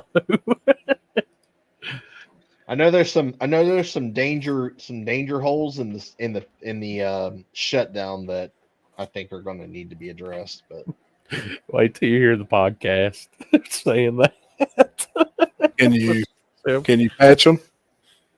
Yeah, I mean you can. Just shit. Throw a bag of Quickcrete at them. I'm telling you, he needs to patch them, and we need to have a backside race there. You're fucking crazy. You're crazy. It can't be no worse than some of the other ones we've seen. Don't know, bud. It's bad. It's bad. I'd send Houston up it.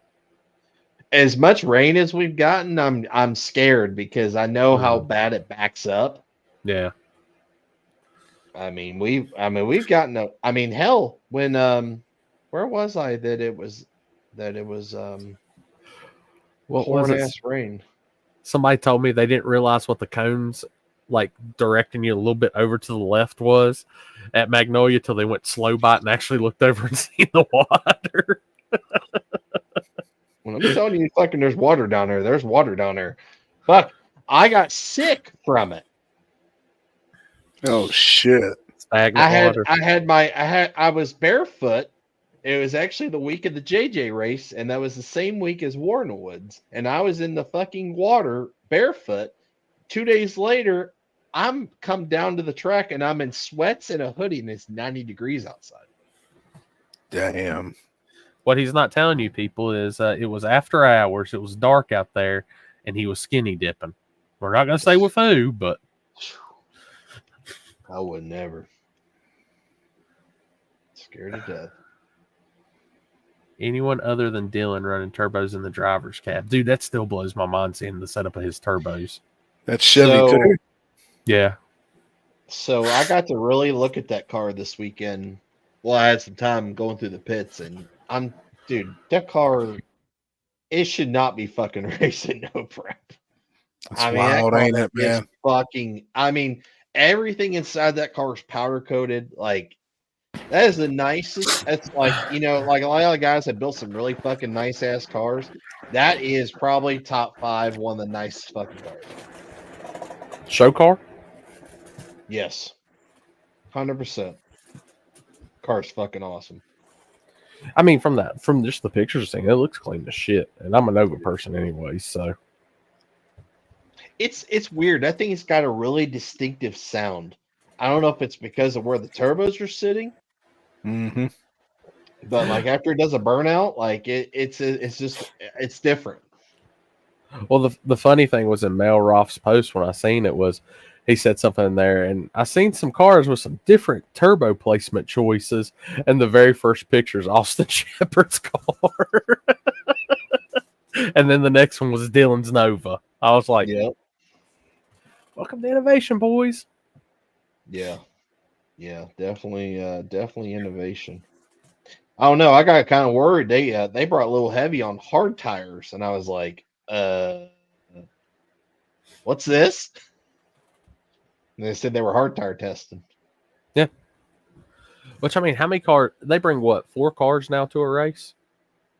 So Austin, his brother, and Chase. then Chase, and then the other car Aaron. before. Aaron. Yeah. So you can't have them all 4 in small tires. So why not? I mean, the way that car hooks and does as good as it does, I mean, that's pretty much a perfect contender in my, like, for backside racing on hard tires. Yeah. Yeah, they kind of told me they were testing a couple nights ago and told me kind of what they went, and they're they're a little bit a ways away from a lot of these guys are running hard tire, but I mean they're I think if they continue it, they'll figure it out. Who won hard tire? Moss. Gangster, as always. But we only had, I think, 4 cars. He's badass though, anyways. So, I mean, that dude's badass. He got crazy. So like he entered True Street on hard tires, raced hard tire, and then jumped in Second Chance on hard tires. Damn. Getting all the data. Who beat him on in Second Chance? I don't remember. I have to go back and look and see. Wonder how close it was too. So that car rolls on a hard tire, man. He was having I want to say he had 1 hard tire and he was still in Second Chance, and I want to say something happened and the car shut off. They said Bandy beat him. In True Street. That was in True Street. Okay. Yep, that was in True Street that happened. Yeah, because Bandy wasn't allowed in small tire, obviously. Or Second Chance. Maybe one. Yeah, Jeffrey. That's how we started the show. Not really about how chicken shit, but how that it's I guess the road prepping's, nobody's really done that in years. All right, guys. Look at this. Mr. Tube Chassis himself. What are you doing, man? Putting the rear end back in the truck. I just finished. I got to bolt a few more things up, but almost finished. Did it just get the gear? Yeah. Yeah, I'd ripped all the gear, the internal, like the pinion end of gear got pretty tore up. So other than that, it's good. The axles are good. Everything else was good. You make too much power, man. Hey, probably. I gave you some great props tonight. On what? I'm scared. We were talking about sportsmanship, And Yeah. I said, how many other places are you going to go and see the sportsmanship like Houston Payton gave with his street car, knowing he had to run a pro mod like Mike Corley? I knew it was too good to be true. Like, Corey thinks something nice about me? No fucking-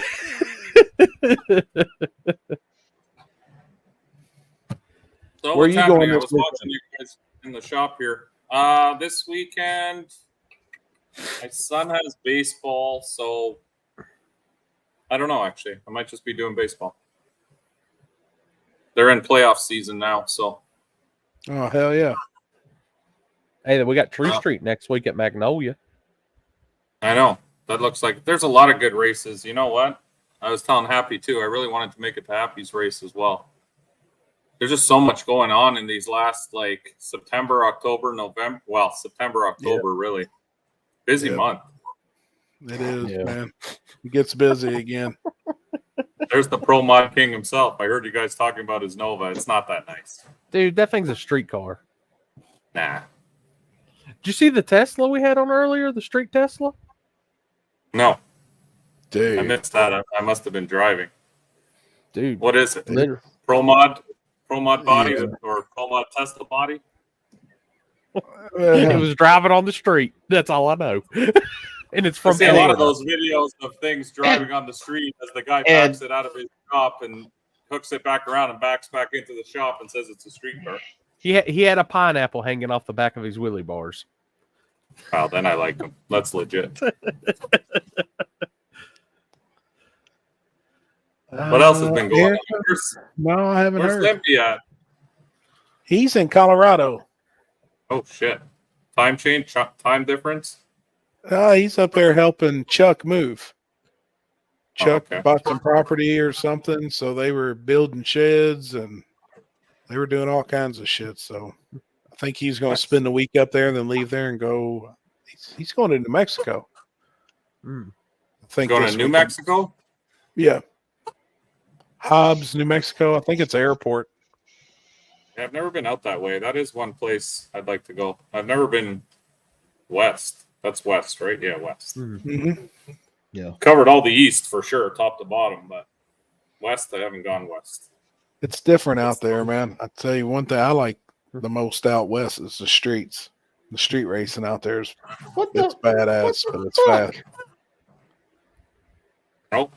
I don't know, but Chris just had all kinds of failure. There he is. Fuck? What are you up to over there? I don't know what just happened. Yeah, you backed out of this, but then we could hear you. Yeah, I didn't do anything. That's the crazy part. I heard what the and then it was gone. I will say going to Texas is probably a highlight of my life. That place was cool. I love Texas. Yeah, I've been to Texas once for Texas 2K there right during COVID, or when COVID started was when we went. That's the first time I've been. It was But cool. that- They're awesome there. That's pretty. But now that South Carolina's got Whataburger and North Carolina's about to have it, I mean, Now you don't have to go. No reason to leave. No reason to leave. 15 hours or 3.5. Corey bases his travel on what food options are available where. Dude, exactly. That's hey, every race trip's 75% about the food, 25% about where we're racing.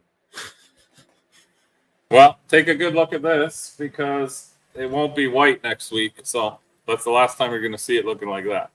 Back to Damn, snow no camo. shit. Yeah. I've been waiting for a while. It's taken these guys forever to finish the design and all that, but it's hopefully going in on Friday or Thursday. What's today? Tuesday? Yeah. Yeah. Thursday. You doing a sinister rap? Something that you would expect from me. Are you Put and it that way. Pegalos going to match? I don't know what Chris did. I have no idea what he did. Maxwell's got to be on there somewhere. Oh, Maxwell will be on there. But it won't be white anymore. So Hell yeah, man. I got Cool. it. So don't look out for the white truck because you'll see many of them, but one of them won't be mine. And it's clean though, all white. It I is. give You him know what? credit I on was it. back It and does forth look about good. it. I really was, but So many people Well, start being good about it that it's not me. Oh. So We can't call it the loaded condom anymore. no. Loaded condom, cream pie, fucking I've heard every name. Loose sperm. Yeah, under the sun. I think at Katie Cash Days was the most names I've heard for one single truck. Every time I came up, it was something different, and I could hear it in the cab. I was laughing my ass off. Dude, what's funny is I put it up as a short when you did the wheel stand, and there's like 4 or 5 comments. What did they call that truck? That shit was awesome, man. Yeah, he had a lot of names. Holy shit! The Man Batter Express. Oh, God.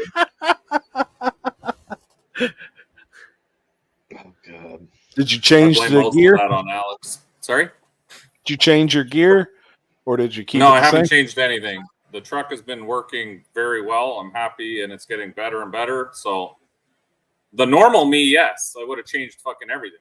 I would have said, "Oh yeah, let's experiment with this and that now." But I'm slowly getting smarter, I guess, with age. And as things are working, don't change what's working if it's already working.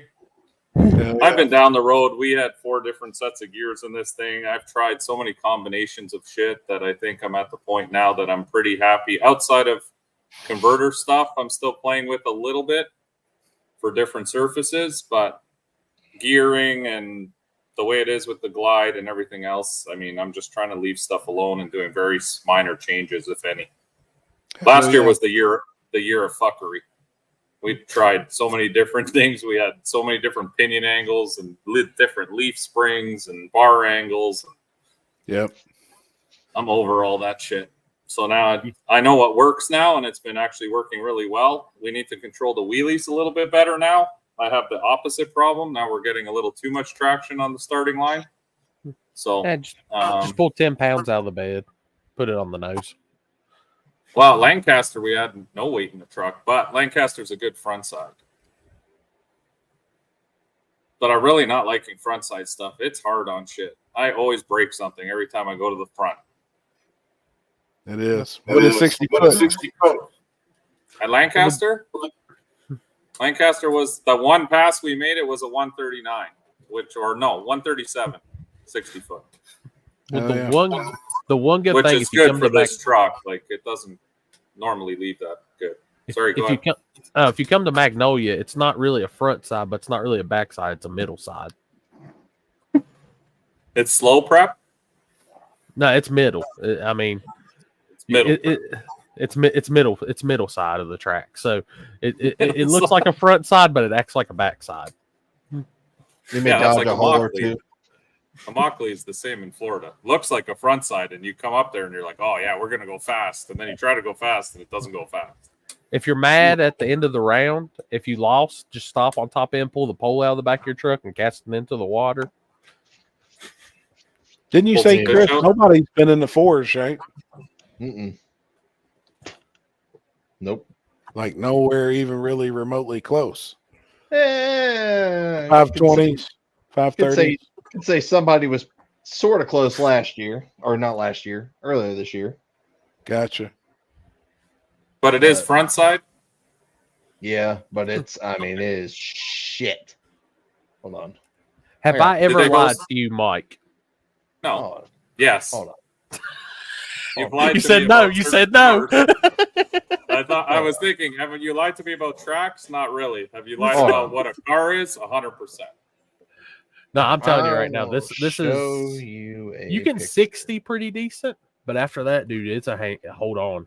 It's kind of like KD. It's like KD. It's like KD. Yep. Yeah, KD, you can 60, but after that, you better be holding on. Is that on? Oh, yeah. Yeah, it looks like KD. I missed that single guardrail. It made my life so much easier. Yeah, I mean, that's cool. Whoa. See, that's where Chris stands. See, zoom back in. You can see where I sit right there on the left side when we got downtime. Chris stands right on that green dot. Dude, that's such a badass looking place.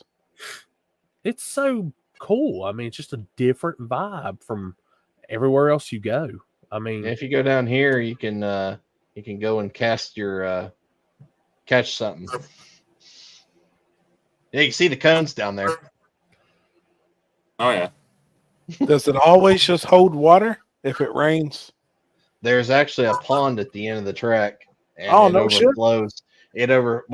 So the river's right there. So when the river overflows, it goes in the pond, and the pond starts backing up, and it goes up the track.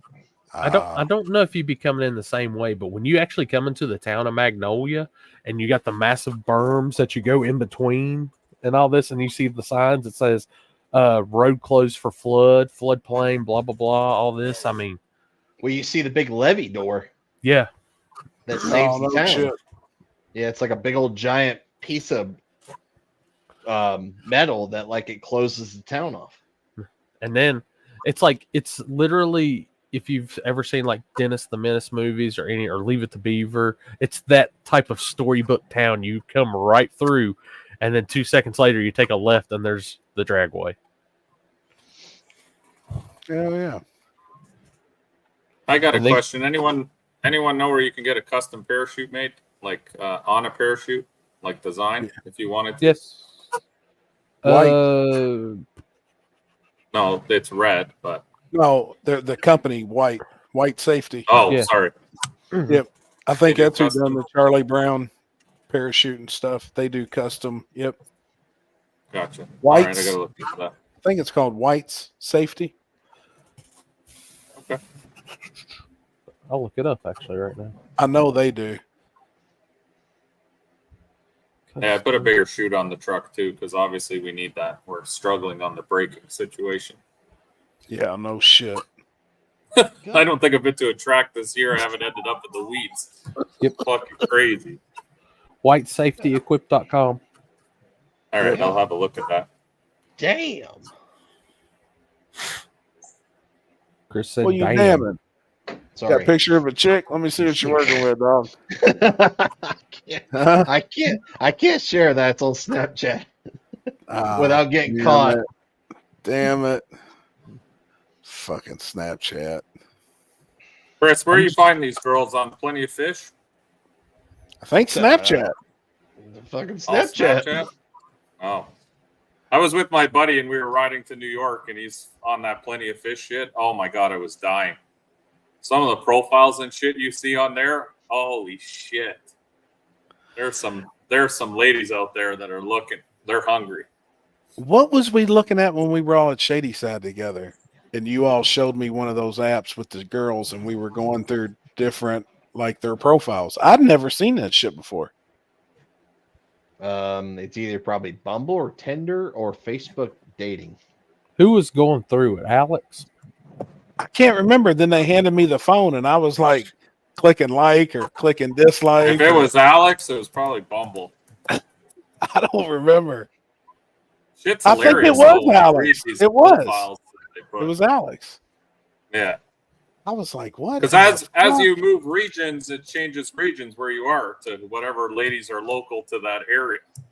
Yeah, because I would see back in the day, I used to change my description every time and say, "Hey, I'm in Shady Side, North Carolina this weekend. Hit me up if you want to hang out." First off, where's Shady Side, North Carolina? Or not Shady Side, but fucking. That's his own place. Yeah. Alex That's the throw seems the more like a grinder guy. Yeah. Isn't that all queers? Yeah, that's for the other teams. Oh my God. It was Alex. Yeah, it was. Bumble, is that what we was on? Shad Media? I'd never even seen that shit before. I'm just happy for the fact that I have them now calling one's America Alex and one's Canadian Alex. No shit, man. Right. I'd be damn. What's And Maxwell doing tonight? He's inside. You know what was weird? I'm working out here, and I hear rustling, and I'm like, "Fuck!" I know I left Maxwell inside. Like I have a backyard that's chain link, so sometimes I'll leave him outside. Doesn't this fucking Doberman walk by? I have no idea whose dog it is. It Oh, cruised by, fuck. it looked at me, and I was like, oh, fuck. Damn. I'm like, whose fucking dog is that? And then it just looked at me and then just kept walking. And it just casually walked by the front of the shop and kept going. And I was like, that was odd. Damn. Fucking big looking dog, though. I was like, no collar, nothing. So I don't know. It must be from a farm around here or something. Damn. I didn't know what to do with that dog, though. He was a big dog. You never know. Right. Some are friendly, some are not. I used to have a Doberman, and he was friendly to me, but he wasn't friendly to other people. Yep. I had one too. We called him Marilyn for Marilyn Manson. Yeah. They're fucking temperamental bastards, man. Yeah, he was a demon. I just looked at him, he looked at me, and I started reaching towards the stick on the side of the fucking tranny. I'm like, this fucker comes at me, he's about to learn a valuable lesson. It's going to be quick. Transmission. Yeah, transmission, Jack. Speaking of Marilyn Manson, his home is right down his old home is right down the street from me. Really? Yeah, because he's from Canton. This answers so many questions no now shit. about Ohio. Did Like you guys his talk about childhood that home? Ohio dually? Yeah. That dually car or whatever the fuck that was. I don't like it. I mean, that's my. We Once haven't really again, discussed it. I hope that's not the next fad. No. I mean, it's cool in the diesel racing world, but not in ours. Like, I like looks innovation. Yeah, that's And- goofy as fuck, though. And I would almost be willing to bet to say that car has probably been faster when it had single rear wheels than it has with the dually rear wheels. Because that car's been raced for a while. Like, and that car's fast. It was fast, but it just, since it's been a dually, it hasn't been very really impressed. Like, it leaves hard and then it just kind of falls off. But I know in previous years that car was fast as fuck. Because that's the blue car, right? Isn't that the blue Audi wagon? Yes. It used to be fast as fuck. Yep. But is that like just a gray area thing that they're trying to work on until someone says no dualies? No, because in that event, 4-wheel drive was allowed in small tire. Oh. I gotta make a So is that considered 4-wheel drive, even though it's rear-wheel drive? It's got 4 tires. Okay. I'm just wondering the legality of it. Yeah, I mean, at the end of the day, it's got 4 tires. I mean, it's 4 different tires running it. So It looks so stupid. I specifically wrote in my rules, no dualies. yeah, I put no 4-wheel drive to eliminate that. And that was really his first event that he's really been, that he's been able to run it. So the only time that car's really ever ran is on the street. So, and I've been told some 60-foot times that car's done, and I mean, obviously you hear hearsay, but if it did really go that 60-foot, it's fucking insane. Like it's ignorant. Like, I thought it was a Photoshop picture at first. I was like, that's not it goes 60 foot. Like, from what I was told, it goes 60 foots that you would find on a radial prep track. I mean, on the street. I could see it doing it if it's well, like, but at the same time, it's like, well, yeah, you got 4 wheels and tires turning. I mean, double the grip, double everything. Would it be faster than some of those all-wheel drive cars in the 60? Or similar? If it did go like what they said, yes, absolutely. Oh, now that Happy's back, I'll be right back. Okay. We have to have 3 people on screen at all times. Oh.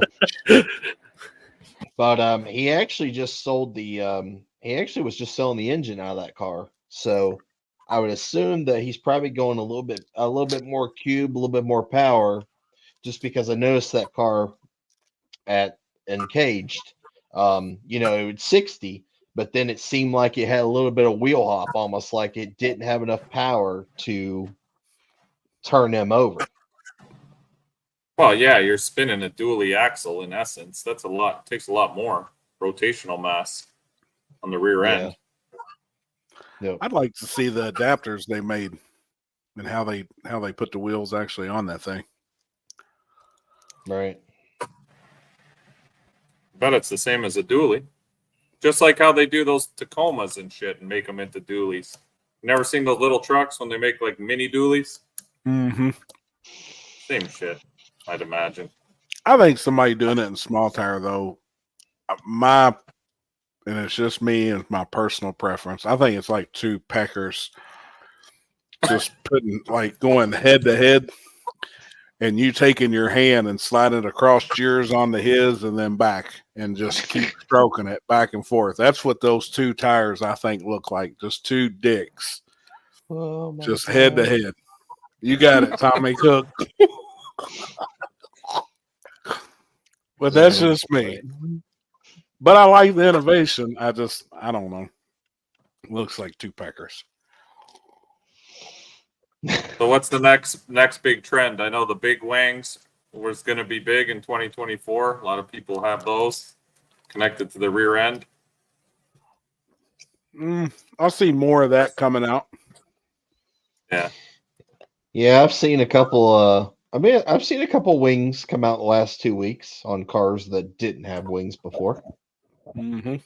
I actually just saw one on Snapchat. Actually, believe it or not, the guy was just in the comments. I see. I don't know. I feel like there's going to be a lot of motors moved way back, or a lot of rear ends moved forward. There's going to be some kind of goofy shit happening, but it's just going to be like for certain places. Frankenstein chassis. On front side, I see more and more of that, and then on the back side, I see the stuff being moved around. All right, what I miss? He said, "What's going to be the next fad?" Like more and more people are doing. I think he said the wings attached to the rear end. I do think we'll see more of that. Yeah, but then I think we'll see motors moved or rear ends moved forward. I see more people building stuff like that S10 that was tried to be built. I love people to death, but I'm going to tell you right now, and it's no offense to the send it guys, but I'm not letting that motor in the driver compartment shit in my races. That's just, I'm not cool with that. I don't. Where it's right beside them? Yeah. Yeah, no firewall, just the motor. Yeah, it's got a firewall. It does. Yeah, it's actually, and they said, and in their defense, it's got a stock firewall. And it really does. It's got a stock firewall. The motor's just behind it.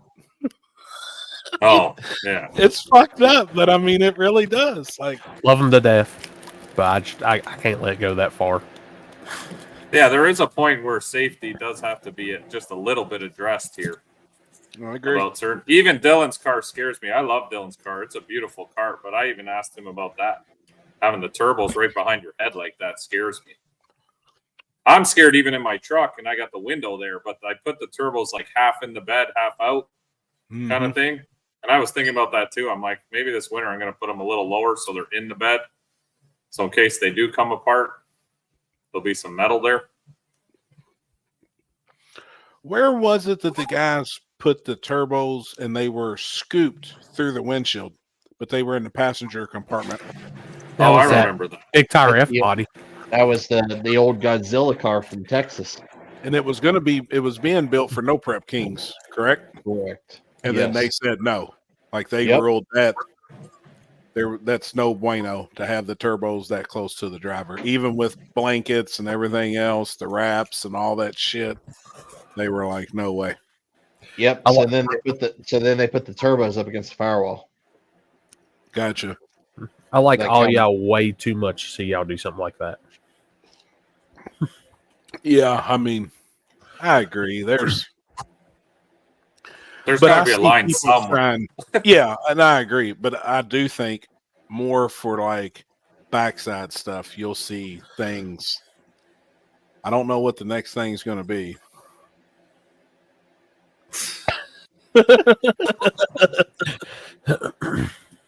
I'd like to see more pictures of his car. I love Dylan. He's awesome. Like inside of it and shit. I really think the wing thing's gonna take off more. I do. I see more wings coming. I see it. It's just some. More but- wangs. I can Yeah. honestly live almost with that more than I can some of this other shit. Well, the wing to me isn't really a problem. It looks stupid as shit, but it's not really a safety issue, I don't think, because it is kind of. It's better than having weight bars or those plates hanging off the back of a bar, like a catapult off the back. So that shit scares me. I agree. So I'm gonna play devil's advocate here for a second, and I know this is gonna sound like I'm like rooting just for a team or something like that, but all these people doing all this shit, all this craziness, all this crazy turbo placement, all this, and then look at Jarrett Bradshaw's car. Oh, I agree. Yeah, there's a lot. You don't need all this stuff. I think it helps with Just literally, his car looks like any other X275 style car, something normal. Just I think a lot of it's band-aids for ill working other That's what I was stuff. You gonna know what say. I mean? And the people don't make the changes or, make enough changes to try and figure it out or get enough test passes in or whatever it may be that they go to the extent of doing something crazy. Where, like he says, I mean, Bradshaw's got one of the baddest backside cars in the country, and it don't look out of place or crazy or normal wing, normal turbo placement. Well, I think a lot of it was, before everyone used to just throw buckets of weight in the back, right? Yeah. And that was the way to solve the traction issue was just fucking load your trunk up with 1,000 pounds. And now the tire has to do something. Like, there's no option. You're just fucking smashing it through the earth. But it makes you slower because you have so much extra weight. Landon, what is that? What about the big ass fan under the back of the car? I think they heard of did it that. in Indy and banned it. A supercar has it too. Huh. I don't know. I haven't seen that. But no, I mean, and like I said, I'm not taking, but it's just like, I know Charles, which is Jared's teammate, they got the big wing on Houdini. But, it's just like I've always said that about Jared. I'm like, that car don't have no crazy long extension. It don't really have a lot of the stuff that these other cars have.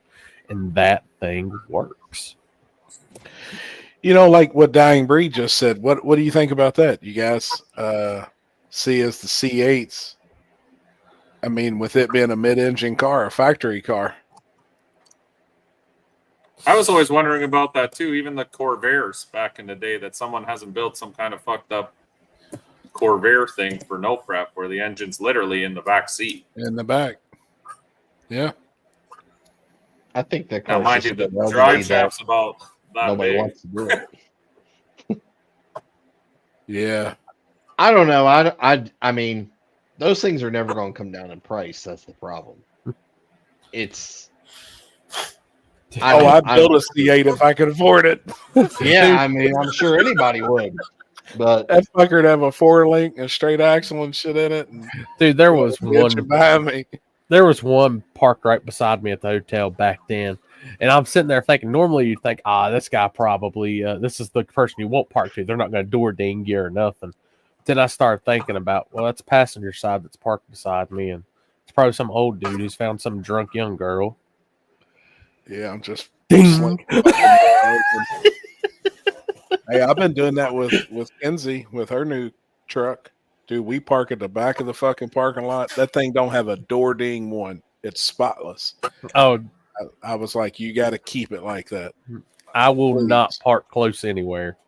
No, Screw we that. haven't either. It sucks walking to dinner, but I mean, fuck it. Because I'm the one, I pull right up into a handicap spot and not give a fuck. Look over a pole and wave.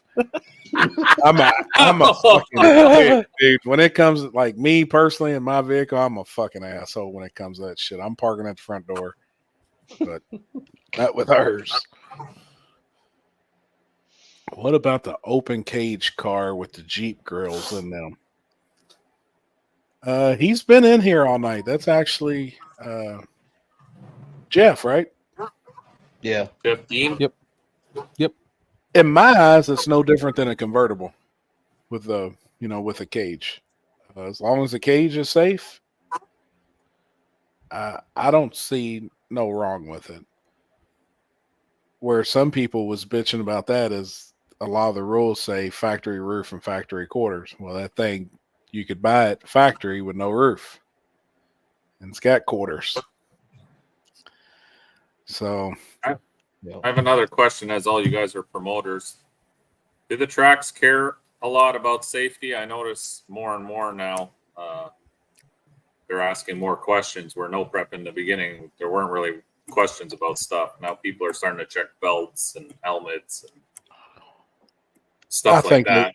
I think some are a little bit just with the speeds, but then, man, I feel like as long as you got it, me personally, if you got all your shit, or if you want to be you still see people jump in the car with shorts on and fucking. I know. Crocs. I'm just wondering if like the tracks, because of their insurance, now that these cars are getting, like one thing before it started, these were like 6.0 cars. You know what I mean? 630s, stuff like that. Now they're a hell of a lot faster, even on a backside. I'm just wondering what tracks are doing for insurance stuff. I don't know. Like if that's an issue. I haven't heard it personally. Like none of the tracks has reached out to me personally and said something about it. But I don't see. I mean, with the cars getting faster, I see that probably becoming an issue. That's what I mean.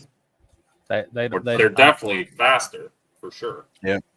They look at me and know I'm the tech Nazi anyway, so they know like everybody comes correct.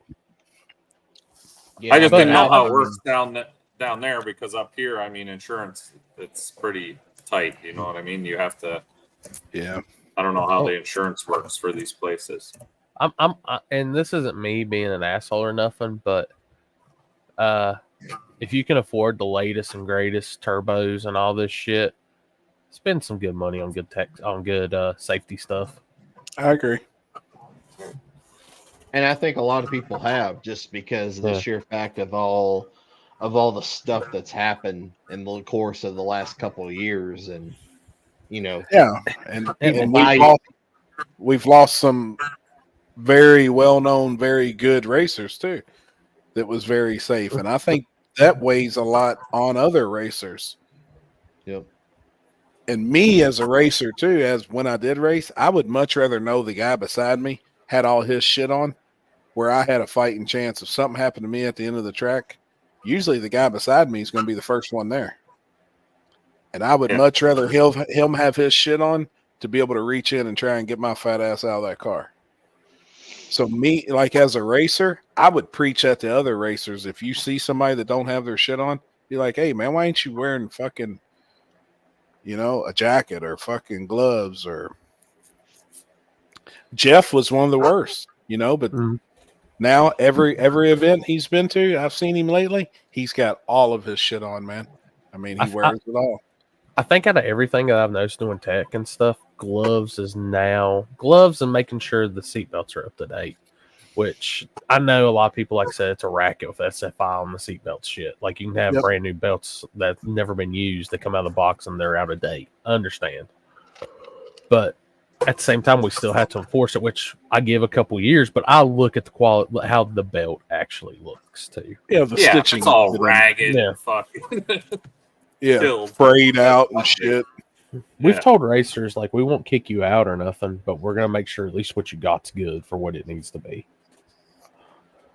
Yeah. Like, don't come up there in a Fox body that just went 490 and you have zero cage, the 3-point seat belt from the factory. Like, dog, no, that ain't happening. Well, yeah, I know it used to be like no one really cared about this stuff, but yeah, like you said, now people are getting so much faster. Even myself, I didn't really give a fuck. I used to just put a helmet on. Like to me, a helmet was good enough. Helmet, hoodie, and jeans. Yeah. But that's back when we were going a little bit slower. Now, every pass is getting faster and faster, and you're like, that's why I invested in the Santa suit and all that other shit. Yep. The biggest thing I push on, like you just said, Mike, is I tell people, especially because everybody's wanting to make the switch to methanol, and this and stuff. I'm like, if you're gonna make the switch to methanol, get the correct suit at least, because that single layer ain't protecting you with methanol. And if y'all don't believe how quick that shit can burn you up, talk to Lyle for 5 minutes. Yeah. How are my brakes? My brakes are good, but we upgraded the parachute. I'm surprised the brakes don't stop this truck very well, because I have strange brakes in the back and TBMs in the front. It's good quality brakes. It's just too heavy, I think, for them or something. I mean, you also ran a quarter mile at KD. I did. Well, it's good mile an hour going up that hill. The race was not over for Mike at the finish line. Dude, that place fucks me up so badly. The first pass I made, I bottomed out so hard I felt my lower spine tickle the back of my throat. It was such a hard fucking smash on the ground. It felt like I pulled one of those monster wheelies and then just fucking slammed the brakes on. Damn, man.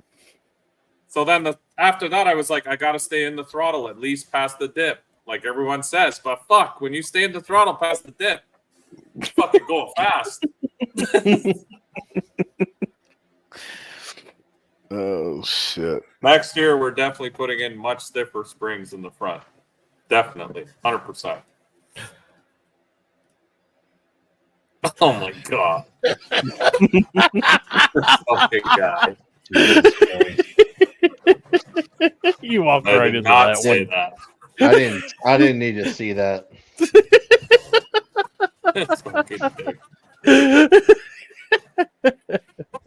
Oh, God.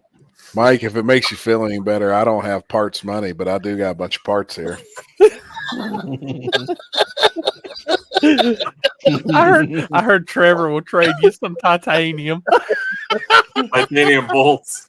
He's got lots.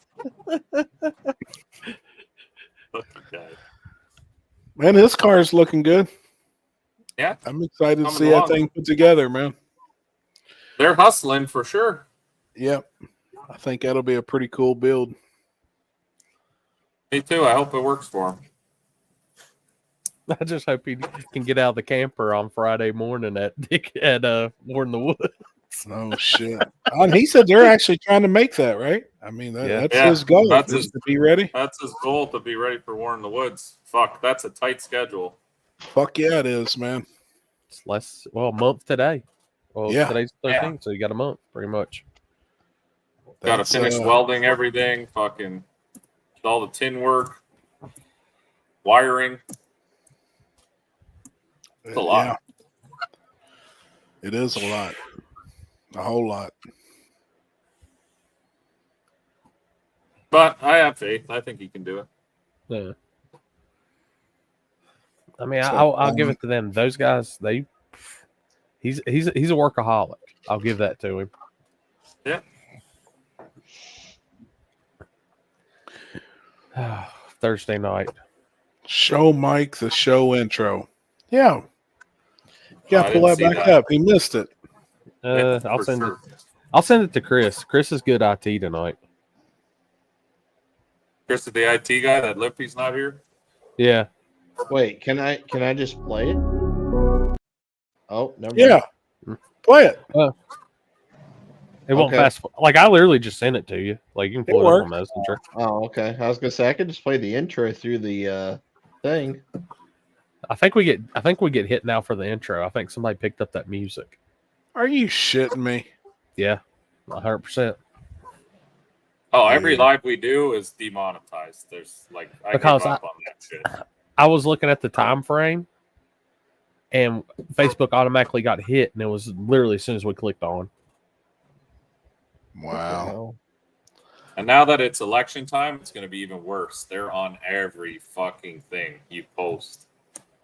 Really? Oh, yeah. Their moderation right now is at an all-time high on everything. What the fuck? Okay. I will. Oh fuck. Secretly, you're not a doucher. Let's play a game. All right. On the count of 3, name your favorite dinosaur. Don't even think about it. Just name it. Ready? 1, 2, 3. Velociraptor. Favorite non-pornographic magazine to masturbate to. Good housekeeping. Your chick, who's the one guy you would sleep with. John Stamos. What? Did we just become best friends? Yep. You just lying in the garage? Oh fuck, man! Best movie ever. That's how I It is. picture you and that's how you and Trevor met. Yeah, that's how. No, Trevor and I met actually not on good terms.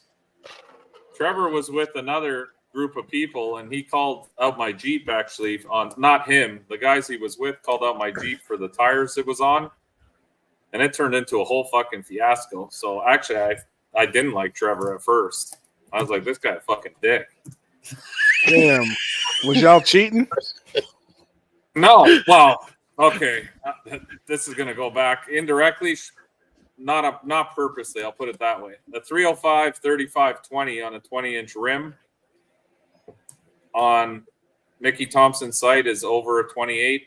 It's like a 28 12.5 or something like that. Yeah. Or 28 11.5. It's a little bit wider than. But if you put a tape measure on it, it is the right size. It's a 28 10.5. So I didn't go and look. I didn't go. Not only that, it's a 20-inch fucking wheel. Right. So I never even, and I ran them for 2 years, never an issue. So then we had this big race that was happening, and I drew Trevor first round to race him with the Jeep. And I guess they didn't want to race me like his crew. So they all came around my pits and started like examining the fucking truck head to toe. And then all of a sudden, the guy running the race comes over and he goes, "Oh, no, you can't run those tires." And I ran them the day before. It was a 2-day event. I go, "What do you mean? I went through tech twice." I'm like, "What are you talking about?" And he's like, "No, those are, if you look on Mickey Thompson's website, they're bigger than the tire size allowed." Oh, damn. And I was like, "You motherfuckers, I drove 4 hours to come here and you're going to disqualify me over tire size that I've been running for 2 years?" Like, at their events previously, like tires were never an issue. I was pissed, I'll be honest, because it was a giant, colossal waste of time, gas, you know what I mean? To be kicked out like that. But anyway, so no, Trevor and I didn't actually meet on good terms. I didn't know Trevor before that. But now knowing him, then I don't think he'd be like that himself. Well, I mean, I'm going to say, yeah, like Gabe just said, it's truly like Canadian stepbrothers. You hated each other at first. And Yeah, now, pretty much. Now we're friends. which one of you has the voice of an angel? You all see that. Neither of us. Who put whose nutsack on the drum set? I put my nuts on Trevor's drum set. Fuck that guy. Oh boy. He's gonna come on here and be like, "You motherfucker." I'm waiting to hear the beep to bring him in. Yeah. Ding. Chris, what are you finding on Tinder? Yeah. Snapchat or Snap grinder. Nothing good, man. So somebody just asked the question, are they really closing down Immokalee? That is a unique way of spelling it. I do not have any information on that. There was a story that got posted today from a local newspaper that said the airport wants to take back that area from the track, because it's the track only leases it from the local county, because it's at the airport. Like, the county owns the airport. right. So I think they're on a, well, according to the news article, it says they're on a month-to-month lease or something. But as far as I know, I've talked to them, and I mean, the fall brawl is a go. We're doing it, so they haven't told me anything otherwise. Mike sounds like a mixture of Fergie and Jesus. I don't even know what that means. How does Jesus sound? That's from Step Brothers. Oh, I I was confused. don't know if I am or not. He might be there. Maybe. So yeah, to answer that question, myself personally, the track hasn't said anything to me. I hope it's not true and that they'll still be racing there, because if not, that really sucks. That's like my local track down there. I would go. Not only that, it sucks for anybody who lives in South Florida, because they already closed down Palm Beach on the west side, which is on the south side. Immokalee is the only other track south of Bradenton. The next closest one is Bradenton, which is like an hour and 45 to 2 hours north. Then Orlando. And then Orlando's 3.5 hours north. Yep. And they're opening that new one, Leadfoot City, which is north of Tampa, which is like fucking 7 hours, I'd imagine, ish. It would really suck, because Immokalee's right now where I stay is like 45 minutes from where I'm at. And not only that, it's a badass little like 8th mile. It's not like Bradenton. You go to Bradenton for different reasons than you go to Immokalee. Right. How long has it been a track? From what I understand, 99. I could be wrong. This is just what I've heard from friends. Oh shit! For a while then. But then they moved it. It was at a different spot at the airport, and then they had to move it once because the airport wanted more airspace. And from what the local people I know down there and I've talked to, it just sounds like Amazon and Walmart and all these big companies need more room to bring in more cargo for their fucking shipping stuff. Standard bullshit. Big corporations. But the problem is, I don't think a lot of these city guys think outside. Like, where are people going to race? If you close all the racetracks, then street racing, of course, is going to blow up because people want to race. Like, yep. Can't have one track for a whole fucking state. It's dumb. It's really dumb. You fucking crazy, man. You sound insane. Do you realize that? You should be medicated. Fuck you, Brennan. I know you touched my drum set, and I want to hear that dirty little mouth admit it. You get out of my face, or I'm gonna roundhouse your ass. Dude, I love it. Just everybody out there, just watch that over, and instead of talking about drum sets, just insert tire size into your mind. That's how they made it. So dumb. Yeah, that shit would suck, man. Yeah, it really would, because now we've started building up this whole fucking thing. Like, everyone down there is so hyped for these events this winter. And we have people from the north who want to come down and race with us. Like, and I worked so hard at building this fucking series that it sucks all around. I really hope it's not true. Like, and they're going to keep letting it run. But I know a lot of people were concerned. I got about 30 messages asking me if our events are still going on and what's happening with. I don't know. It's not my track. I'm just. Damn. It's just a news article, right? Sets everybody off, obviously, but it's been a rumor for a while that something's going down. Yeah. But I don't know where they'd move it, because there used to be another one in Naples by another airport, and that closed down quickly. Like, people just hate racetracks. I don't know why. Like, it's a great place for people to fucking get off the street and have fun and go, car shows there and all that shit. It takes away all that bullshit that you're going to run into. And they finally got a victory in Virginia. Natural Bridge is finally getting to open up this weekend after being delayed over a month.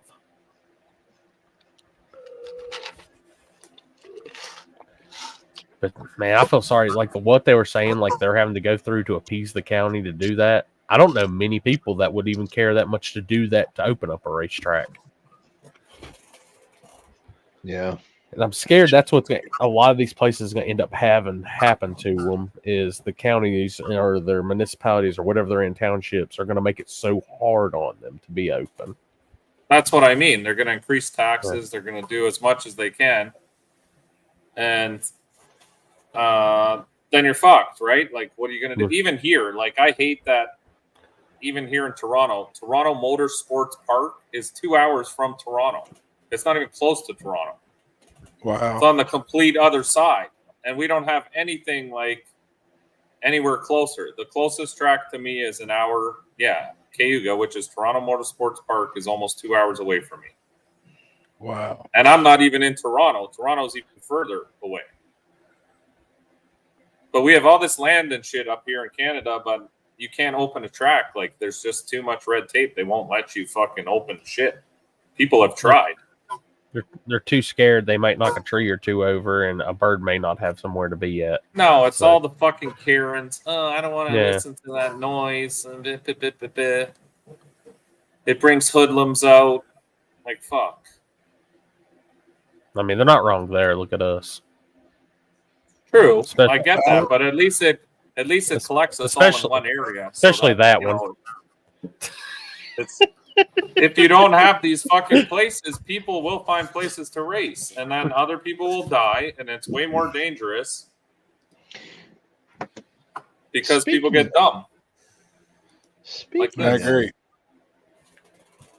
Speaking of, did anybody see this? I don't know when this happened, but somebody shared this in one of my group chats. The group chat where shit goes down. But this was at Yellow Belly. Because somebody in the comments just said something about Yellow Belly. This is crazy.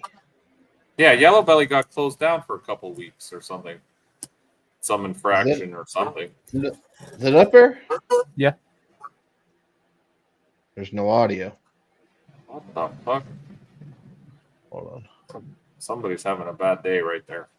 Yeah. Hold on. Somebody done whiskey throttled it. Yeah, this isn't going to end well.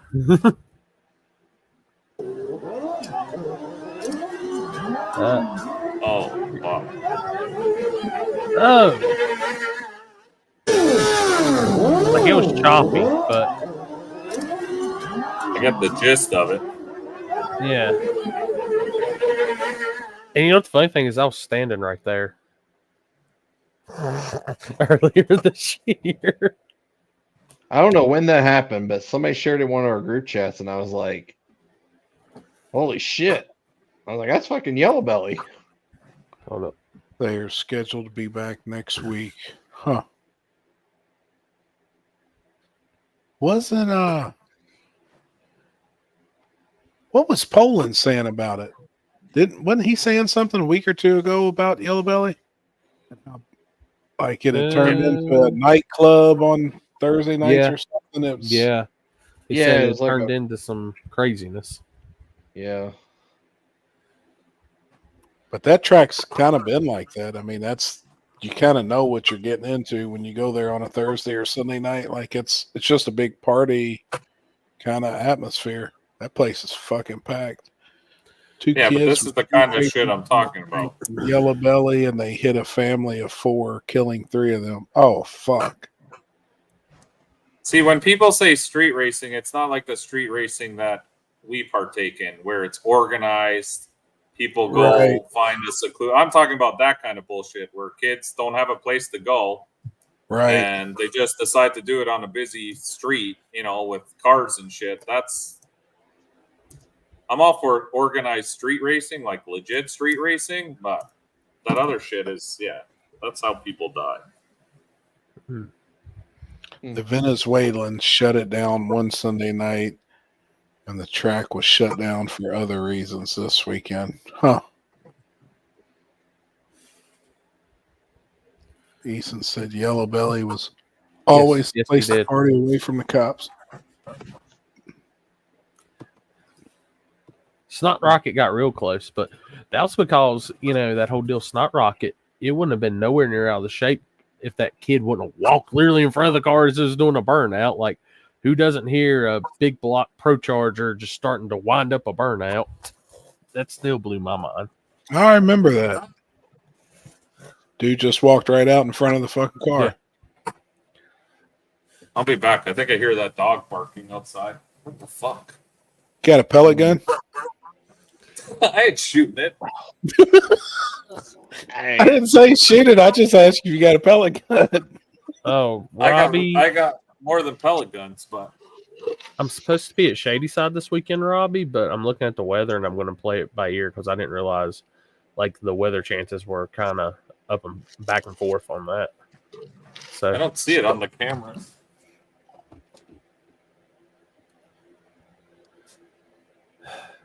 They broke the rule. They just left it to me and Happy. We're in trouble. We're supposed to have 3 people on screen at all times. Now they got light on it. We'll start looking for things to shut it down. And that's the sad thing is they will. Yeah, Robbie, it looks like the weekend of cash days, it's going to be a hit or miss everywhere. I know I got to be in Carolina Thursday, Friday, so I don't know. I haven't really made 100%. Like, I know for sure I'm supposed to be at Shadyside. And the thing is, I looked at the evening forecast for Shadyside for the Grudge deal, and they can get it in the evening. So all I'm saying is Mike don't come back. I got dibs on the S10. What's crazy is now that he's not in front of the camera on his computer, look how clear his internet is. Unless it's froze. Hold on, let's see. I mean, nah, it's still kind of buggy. It just works in a small box. Chris went to go get bread. I'm pretty sure of that. Yes, I did. Happy when you get a chance, look at the Brewmeister. Hey, Chris, I will say this. Hardy's figured out how to make whatchamacallit. What's the chicken place I like in Kentucky? Cane's? Yeah, they figured out how to make Cane's toast. Brewmeister Snake Venom, the world's strongest fortified beer.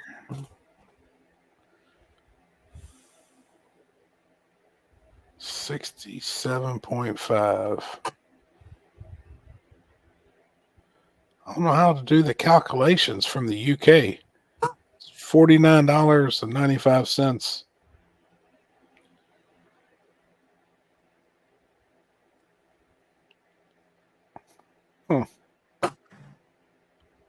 I like try one. Oh, fuck. This beer is not intended for the faint-hearted. It is recommended to enjoy in small doses of 35 milliliters. Where's our Canadian? Where's Alex at? Yeah. We need 30. We need milliliters to ounces. Oh, he got a Mountain Dew and was that 1, 2, 4 pieces of bread? Jeez, dude.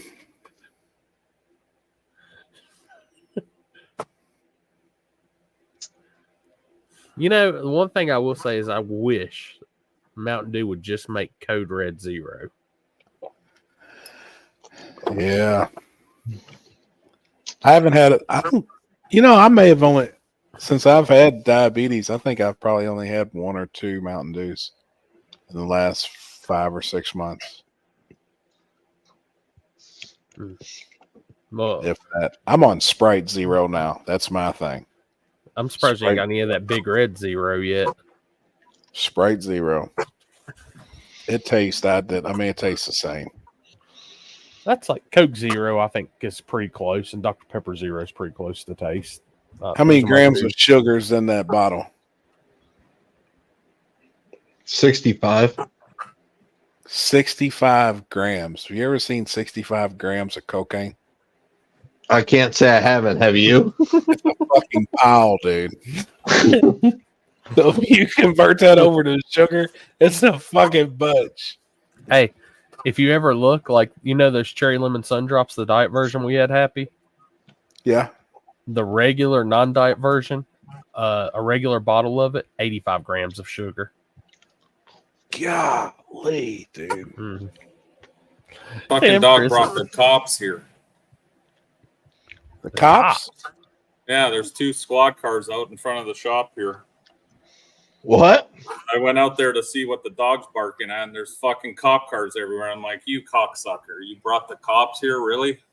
No shit. Dude, they're like, oh, sir, we've been meaning to talk to you. Do you know anything about all the marks on the street? The black marks out front? Yeah, I'm like, we got a lot of kids up and down the street, but they don't really bother me very much, so I never really call anything in.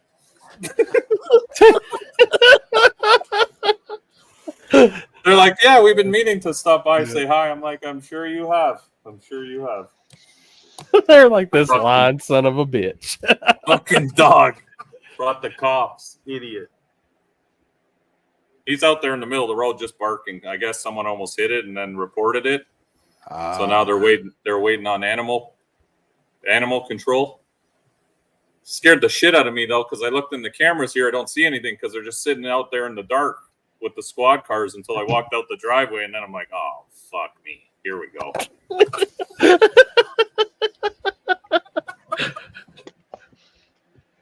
And I think it's funny everybody commenting on the 65 grams. Because I mean, it is a lot. Like, it is a lot, dude. There's 28 grams in an ounce. Like, of sugar. Like,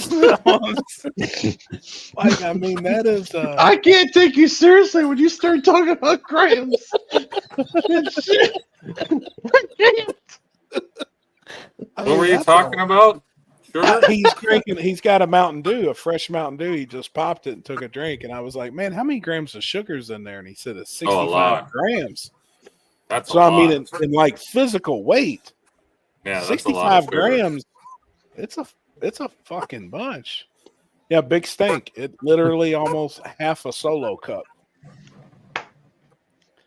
of raw sugar. I mean, it is like that's crazy. See, you're talking grams like that. All of our RC shit's in grams. Like, I weighed my RC car today that I've got for Hillbilly Nationals, and it's 2,545 grams. How many bags is that? Fuck, dude, that's. Is that the? Well, there's 448 grams in a pound. Is that the Tony Montana mound? 16 ounces. Yeah, so there's 448 in a pound. If yours is 20, what'd you say it was? 25.45. So that's over 6 pounds. It's fuzz over 6 pounds. Just a little over. That's not even that's my backup car too. That's not the light car. I got one that's lighter. Did you hear that shit in Florida during the hurricane? All this cocaine started washing up on the beach. Dude. And them idiots were turning it in. I know, always. The best is when you hear people turning in bags of money and shit. Like, oh, all these fucking sealed bags of money washed up on the beach, so we're reporting it. I'm like, are you fucking retarded or what? I'd be there with a wheelbarrow fucking filling that bitch, loading my truck as fast as possible. You won't know I took any of that, but there will be signs. Like Maxwell's walking around in all like gold rings on all of his piles. Ford gold for sure. Oh, you're gonna open. You're gonna look at my S10. It'll be back half. Holy shit! So with this last hurricane, even more was washing up. Yeah. No. Yeah, they had like bundles of cocaine washing up on the beach. What a dream! I need to go to Florida. Fuck, man. Telling you. Shit. Like, I'm not even gonna be greedy. I wouldn't even take all the bags of money. I'd take like one or two, and that's it. No, I'd take it all. That way, no one ever even knew anything washed up. I'd be like, "What? Something washed up on the beach?" All I saw were a couple dead turtles and some plastic straws. Busted 2,000 pounds in Atlanta. 2,000 pounds of what, Don Williams? Icing sugar. Don, meth. Holy shit. Bring it to me. I'll cut it for you. Maxwell has a Rolex watch for a top call. Oh, shit. No shit. I wonder how many have air tags or tracking devices. That's good. Well, I mean, you're not going to leave them in the I thought same it was bundle. 448. What in the fuck? Look at this shit. Somebody just shut me. Would it be Alex since you take Chris look at your inbox? Yes. That kid in the back is partying for sure. He's like, we're rich, Is that bitch. real? Is that even real?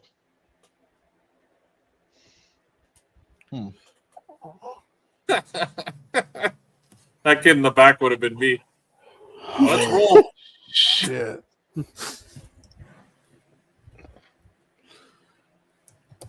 I think Those kids will never sleep. I need to go to Florida when a hurricane comes or something. I don't know. Me too. Small fishing boat. What you doing out there, Mike? Nothing. Just fishing. Looking for that whitefish. Yeah. Shit. Speaking of whitefish, is that an actual thing? Because that's what they say at McDonald's is the Filet-O-Fish is whitefish. What the fuck does that mean? Just white fish. We don't really know what kind that is. It's just white. It's one of them rainbow trouts from out of the pond beside the McDonald's. Sliced up. White fish. I'll be following that kid around for the next few months. That metric shit. Whoever giving 454 grams for a pound is losing 6 grams. No shit, steak. A pound's 448. Quarter pound's 112. Half a pound's 224. I know my math. Happy's mathed a couple times. Well, I mean, like, I guess street grams is 448. As I'm on Who Wants to Be a Millionaire and a math question comes up, do I call Happy or Alex? Oh shit. Yeah, Google tells you a pound's what is it, 453 or 453.57, whatever the fuck it is. Usually whitefish is cod or pollock. Yeah, I was wondering because it just says whitefish on the container, and I was like, what's a whitefish? I've never even heard of that. I thought McDonald's, that's just their fucking bio-engineered fucking patty they make. Probably is. Whitefish. They're You good got to though. Google that shit, ripping people on product. Shame on you. It is, man.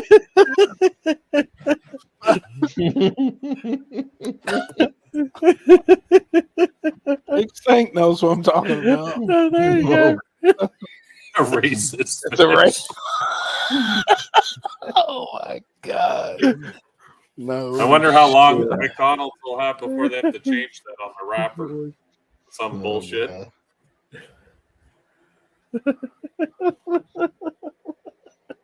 Not on the second. I'm not a fish eater, so I ain't got nothing to worry about, I guess. Yeah, that's the fish you're getting, the Simpsons 3-eyed fish. Oh, God. That shit was made in a lab somewhere. 100%. Are the cops still out there?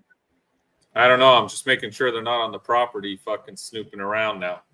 Yeah, no shit. They Wonder love what's to in- do that. Bring them on the live feed. We got some questions for the Mounties. Yeah. No, they're not.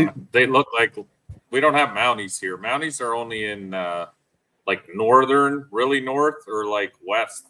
We don't have Mounties here. We have regular cops. Cops. So Alex lied to us. City cops. We have. Yeah, like Mounties are like RC. They're like FBI agents almost, kind of. RCMP Mounties, same thing. Really? You don't see a lot of them. Yeah. They're pretty serious cops then. Well, yeah. Like if you have to deal with RCMP, you've done some fucking shit. Damn. That's legit shit. Here we have city. A fucking dog. I can still hear it bark. We have city cops. Like that's out front here. York Region is our region, so we have York Region cops, and then there's OPP, which is like statewide, Ontario Provincial Police. Those are like your state cops that can regional cops can only work in their region. So, like, if you have a city cop here, like a York region cop, he can't go downtown in Toronto and fucking arrest people. He can only arrest people in York region. And then there's OPP, which is provincial, like state police. They can fuck you over anywhere in this province. And then I'm down with RCMP is, OPP. yeah, me too. And then we have the RCMP, which is like Canada wide. Like those guys can fuck you. Damn. What up, homie? What's happening, fellers? Hi. Good Hey, tonight. Mike, here in the States, that's how it is with a game warden. A game warden here in the state has more authority than anybody. Well, yeah, we have those too, and they do have a lot of authority because they can fuck you on multiple levels. Like they have more authority than the state police, and they can pull over a state trooper, but then a state trooper can pull over like a sheriff or a city cop, but a city cop can't pull over a state trooper. Yeah, so it's similar. It's the same idea. Yep. Hey, Jeff, can you believe Mike's in here hiding out from the cops? Corley? Yep. Yeah, cops are at his crib. What'd you do, Mike? I didn't do anything. Some dogs roaming around. Oh, now they're here again. There's more of them.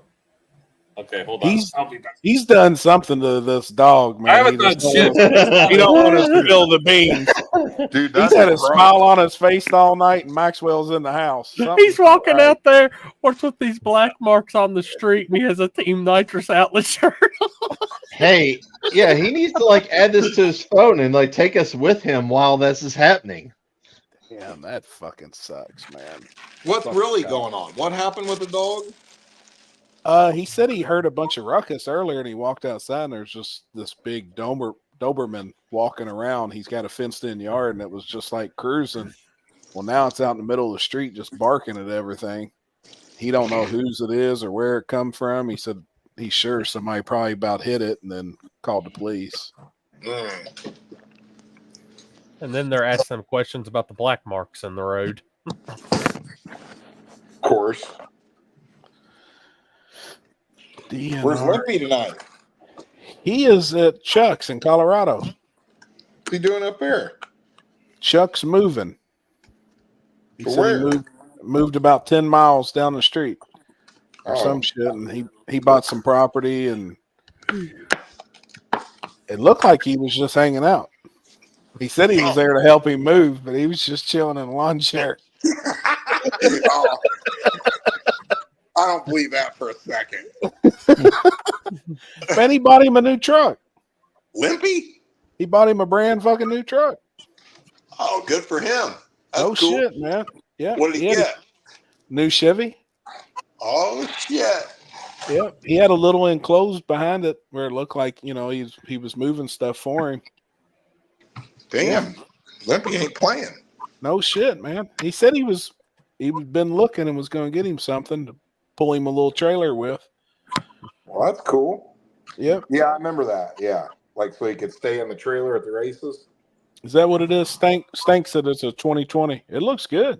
Oh, 20. It's a good looking truck. Says it's got 5.3 and shit in it. He better go ahead and throw a turbo on that bitch because I'm going to put the gap on his ass. Con just asked, how's the prep for September 13th, 14th for Warner Woods going, Jeff? Working on it. We were working on it today, actually. It's going, ain't it? Putting electric services in at the track. There's all kinds of shit going on. Building race Oh, yeah. cars. Trying to get a hold of Happy, but he don't reply text or answer phone calls. Fuck, man. I come straight in, took a shower, and got on here, and I seen where Julie messaged. I was like, fuck, I felt like an asshole. Y'all got that fixed though on the rules, right? Yeah. I've been body working, man. I worked all fucking weekend. I bet I worked 25, 30 hours Saturday and Sunday. I'm That's a swinging lot for you, Bondo. bud. You fucking right, man. Now, when you say you work 25, 30 hours, is that normal time or Kentucky time? No, it's normal shit, man. I've been busting my ass. I bet I put in probably, man, I worked Probably 11 hours today. Damn.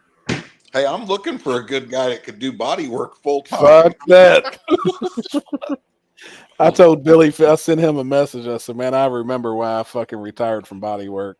Dude, I fucking hate it. I'm slinging mud from one end of this truck to the fucking other.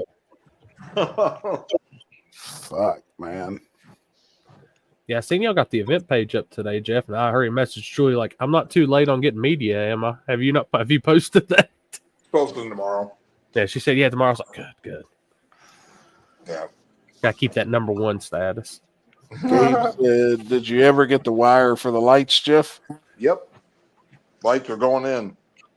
Hell yeah. They'll have permanent lighting everywhere at the track for War in the Woods. Sweet. Damn, man. That's huge. No shit. Nothing but work, money, and work. No shit, man. Oh. Hey, we're gonna need one T-shirt to give away, an event T-shirt. We're Okay. gonna do who can guess how many shots Chris will take on Thursday night. Oh boy. Oh fuck. Oh boy. What if the over and under was 20? What would you go for, Happy? You taking shots of Fireball, Chris? I mean, what the fuck else am I going to take? I like the over. I'd have to Now, lean are we towards taking the like over, legit too. 1-ounce shots? Or We're talking doing good legit size cup? shots. A legit shot. I'm almost gonna have to go with the under on 20. Well, I mean, we were taking Jello shots last time. Yeah, but I like the way Stank be thinking. damn, man, that's a lot of shots. Hey, Yeah, what but is it? What? Chris is very irresponsible. Oh shit! I'm just Mike, trying to what get my they dick doing? wet. Come on. I was trying to lure the dog so all these people would get the fuck out of here. I got 4 cop cars out there now. They're waiting on animal control or whatever.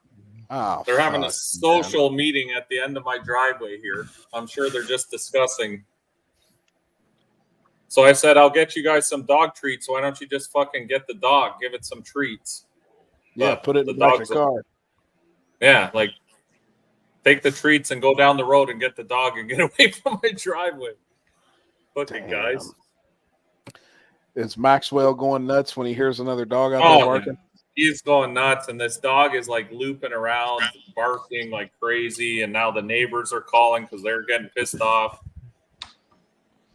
Damn. Cops are really fucking useless, though. Legit. They're all just standing out there fucking living their best life. Yeah. It's an hourly job there, Mike. But I get it. They're not dog wranglers, so. One of them's actually kind of good looking. What was his name? Yeah.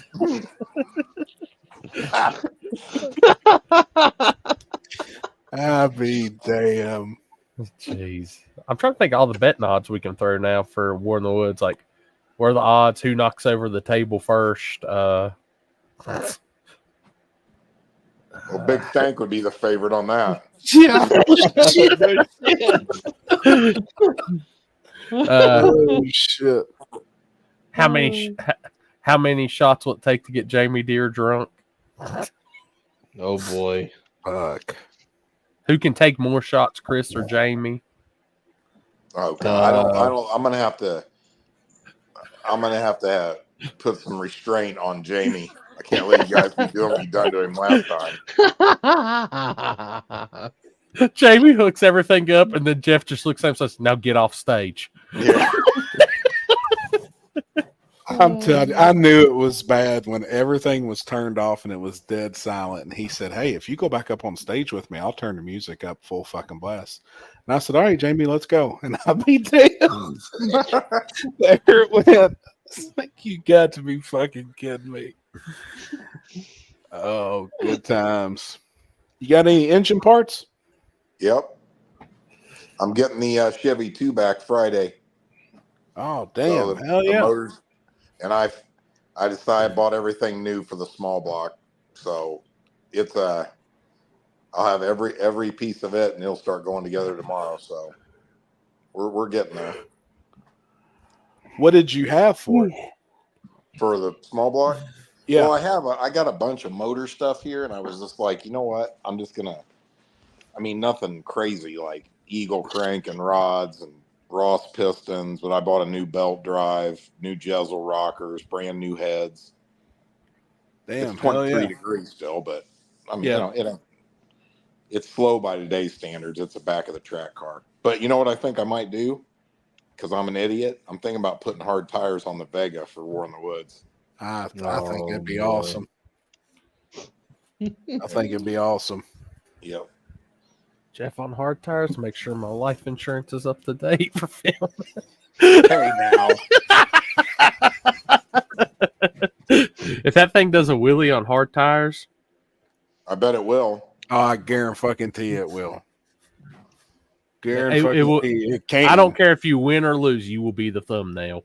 Hey, if I was to win the wheelie contest at War in the Woods on hard tires, On a hard tire? that would be That's impressive. That's impressive. Oh, no Yeah. shit.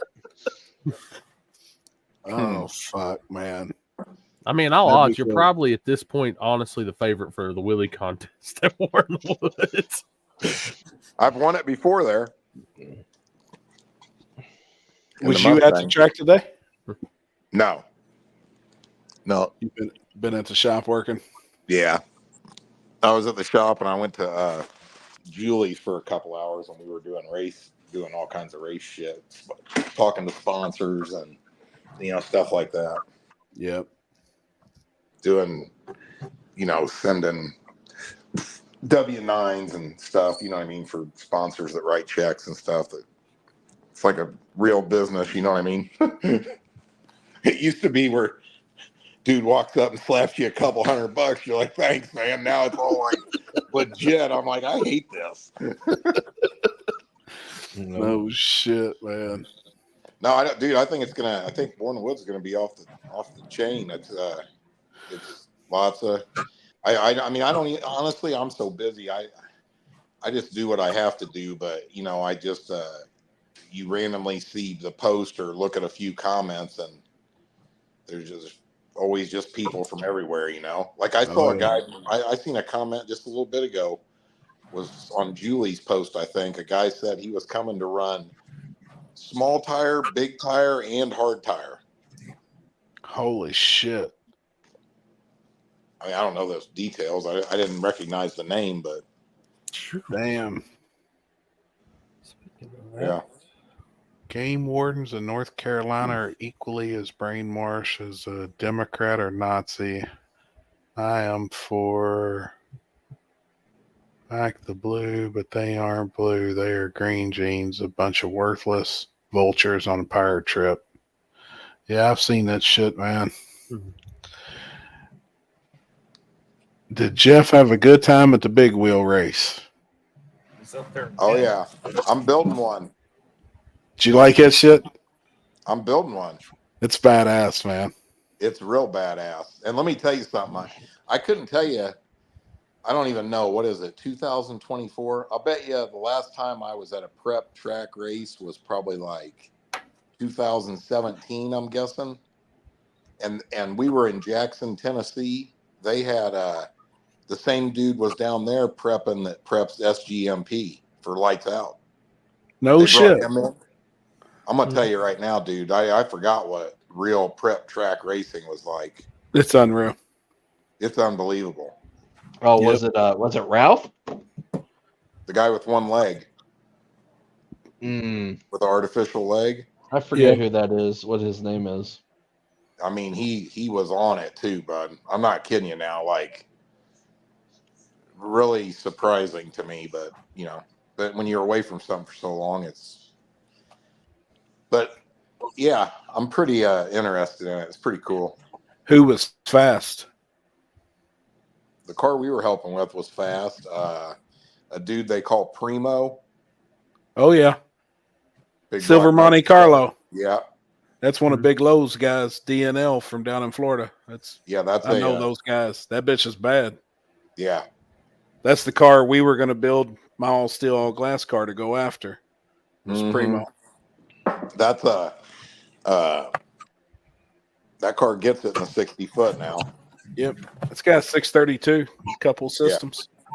It you know those 24-inch slicks, $2,800 a set. It's unreal, man. And don't they look like a cut down tire to you or a ground down tire? They did to me. Dude, they look like it looks like a giant forklift tire that's shaved down. Yeah. Because if it's on a 24-inch rim, I didn't measure, but I mean they've only got an 1.5 inch or a 2-inch sidewall. Yep. So the tire is really only a 28-inch tall tire. Yep. If that. Yeah. Really. But I mean we were down there, working on it. The tires act just like radials, in my opinion. Yep. They do. It's got to be dead stuck. Yeah. Oh yeah. But Boost Doctor was down there, but he was on hard tires. Damn. There's a guy in a little teal colored convertible Mustang. It runs good. It runs pretty good. Yeah. That's the one that was in 1320's video, the turbo one. Yeah, Yep. saw that one. Yeah, it runs good. But yeah, I mean, it's a whole nother culture, man, and they all have it's a lot of good people and cool as fuck. They cook some food now. God damn. Yep. I went to the gym every day last week, and it's a good thing I did. Was the Casper White Malibu down there? It's out of Memphis. Oh yeah, no. What's that one called? The Ghost. Yep. It was there. Yep. That car usually runs pretty well too. Yeah, the Memphis Ghost. Yep. Memphis Ghost was there, and then the nicest car at the whole thing was a black Malibu. It was a nitrous car, and I don't know if you've seen this, but dude, that thing probably had a set of 14-inch wide rear wheels with slicks on it. Oh yeah. They have them pretty wide. I don't know if they make different sizes or what, but boy, this car was slick. He went up to make a pass, and something broke in the rack and pinion, or both tie rods broke or something. Luckily, it happened in the burnout box. I mean, like, they went to push the car back, and they had to physically move each front wheel to make the car go straight. Oh fuck. Or the steering, I don't know. I mean, the tie rods weren't hooked to both front wheels because the wheels were going wherever they wanted. But man, this car had a $50,000 paint job on it. Damn. That's the thing too with some of those cars. The money that's in that world, it's wild, man, what some of them guys are spending on some of those cars. Oh yeah. Yeah, it's crazy. What car are you going to put together for it? Well, I was looking last night. I'm all over the place. Either a Malibu, a Fox body, or I'd like to do a 64 Impala. No There you shit. go. That would be sick. I'd like to do a 64 Impala with a 632 with like 4 kits on it. Damn. That'd be It's cool. got to be a nitrous car. I agree. I think that world, you could have an advantage with a nitrous car. Oh yeah, yeah. I do. That Primo car is fucking sick, man. It's fast. Hey, and you know what? Them guys are real serious racers. Like, they have their shit together. Oh yeah. You know what I'm saying? Like, I mean, they're a real racing operation. Like, I mean, the car is super clean. That car sits right. But I'll tell you, what I like when I was down there I was down there helping a guy with the car that we do the suspension and stuff on. Me and Trevor were, but dude, all them cars down there have horrible suspension. I mean, horrible, all of them. And you know what it is? Most of them cars, like QA1 sells all them kits where you get like control arm, shocks, everything. And them kits always have springs that are way too heavy. Like, I was helping a couple other dudes out. I get under the cars and look at them. They got 200-pound rear springs on them. Right. You know what I mean? And like, I mean, that track was smooth, but I mean, the tiniest little bump is bouncing the cars all over the place. They have no suspension almost, Yep. Damn. But they're pretty wild for sure. Yeah, I like that shit. It really sucked because, you know, the guy we're helping is a dude named Justin that Jay Dizzy. His car is it's an F Firebird. body. Yeah, the Firebird. And he had a grudge race with Primo, first pair down on the race Saturday night. We tested Friday and Saturday night, and the burnout, it blew the front seal out of the trans. No shit. Yep. So that was a real letdown. And that was after we worked on the car all day on Friday. I mean, I'm talking about building a hot side, mounting fiberglass front end, making new rear shock mounts. I mean, you know, Oh shit. Yeah, I'm talking about it was in pieces, you know. So that was a bummer because we got a little testing in on Friday, and I think we had a pretty good handle on it. The car went fast, so you know, it would have been. I would have. And what's funny is Primo, he never made a clean hit. His car kept getting upset out there, and because the suspension's too stiff, it would bounce around a little bit, you know. But boy, that sucker would leave the starting line now. It does, man. It's impressive. I mean, now that you've heard and seen what some of those cars run, it's pretty impressive, ain't it? Oh, I mean, I'll bet you he went sub 115, 60 foot. Oh yeah. Yeah. Dude, when they hook up on that glue, man, they're gone. Oh yeah. Yeah. It's wild to think some of those cars, you know, sub 4 second cars on them 24-inch rims like that. And some of them run, you know, I've heard of cars running 470s. I heard Boost Doctor's been 450s. That's fucking nuts. That's what I heard. Now he wasn't doing that on. I'll tell you what's crazy though. Now you want to hear something wild? I didn't want to be snooping or nothing, but when Boost Doctor stages his car, right, and he goes on the trans brake, that thing's got electric shocks on the back. You see how it lifts? It lowers the car. It'll lift. You know, it lifts on the brake, and then it drops. Yep. Yeah, I've seen that. That car. They're hooked into an output on the ECU, and I mean, I don't know much about that, to be honest, but I mean, I know what they do with it, but you basically build a graph for your shocks for what you want the shocks to do. You know what I mean? That shit's wild. Yeah. Yeah. But I mean, you know, I think it would be really cool. I mean, I did talk to some guys, and Jay Dizzy, them guys are all coming to War in the Woods. Damn, no shit. Yeah, and possibly he might be racing at it. Damn. So I mean, I think it'd be awesome to get I think it'd be awesome to get to the point where you could have like a 16 car field of donks. I think it'd be good for the no prep sport period, you know? It would be. I'd love to see it. I think That'd it'd be cool to badass, watch. man. Yeah. They're badass. I mean, there's some cars out there. They ain't no joke. They got serious money, serious motors. I mean, like serious. They're race cars. I don't care what they look like. Yep. That's my first time going though. So I mean, me and Trevor had a lot of fun, and Trevor helped some dudes out down there big time. One guy, what's that guy's name? Marcus 405. You know him? Mm-mm. He puts on a race called King of the Streets in Oklahoma. It's a donk race. Oh, no shit. Yeah, he was down there. He's got a Malibu with the LS, big single turbo. And his car wouldn't build boost, wouldn't do nothing. And by the end of Saturday night, Trevor, we had him flying, had him to the point where it left the starting line on the back wheels, and he was pedaling, and he was letting off immediately. Oh shit, man! Let me tell you something that was crazy. That I don't know if you know this, Happy. I'm gonna say 60% of the guys down there were double bulbing. It's like they didn't know how to race, dude. No, they really don't. I mean, they're double bulbing. They, you know, like they light the top bulb like a turbo car, and it's like, I don't know how many guys red lit because they bumped one more time than they had to because they didn't let the car settle down before they bumped again, and they were already staged. You know what I mean? Like, I was fixing to open a drag racing school while I was there.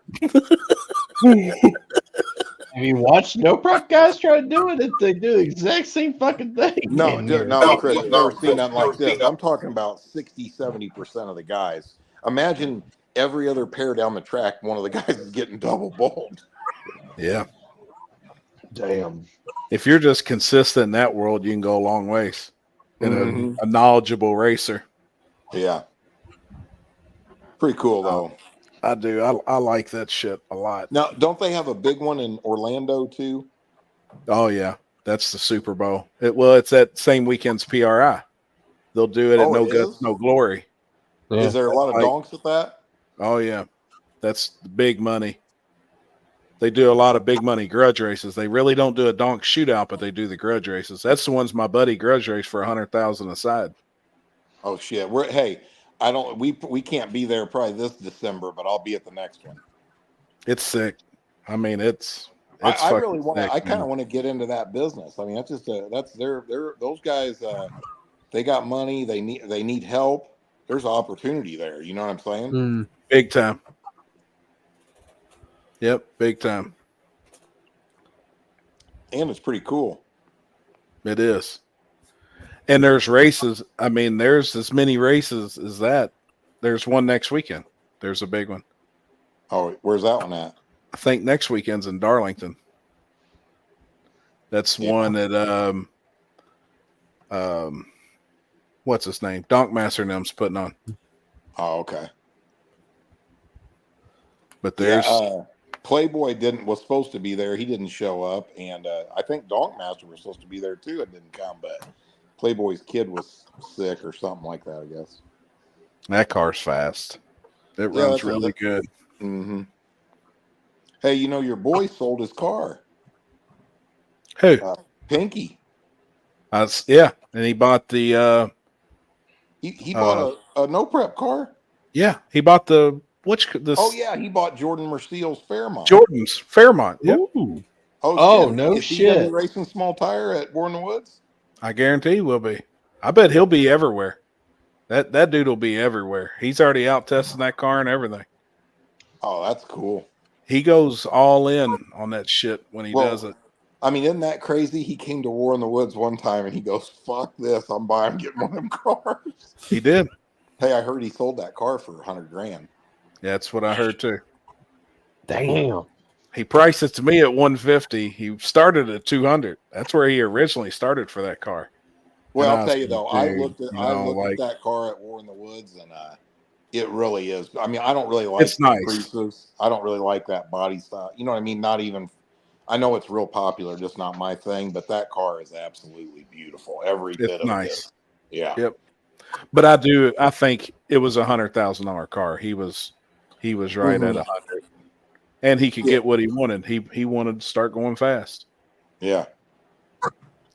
I think Jordan's car is pretty nice too, isn't it? Yeah. Pictures and everything I've seen of it, that's a nice piece. Oh yeah, it's a cool car. Yeah. It's I did competitive. the suspension on it too. I mean, that car got kind of famous for them big wheel stands at Dig or Die. Remember?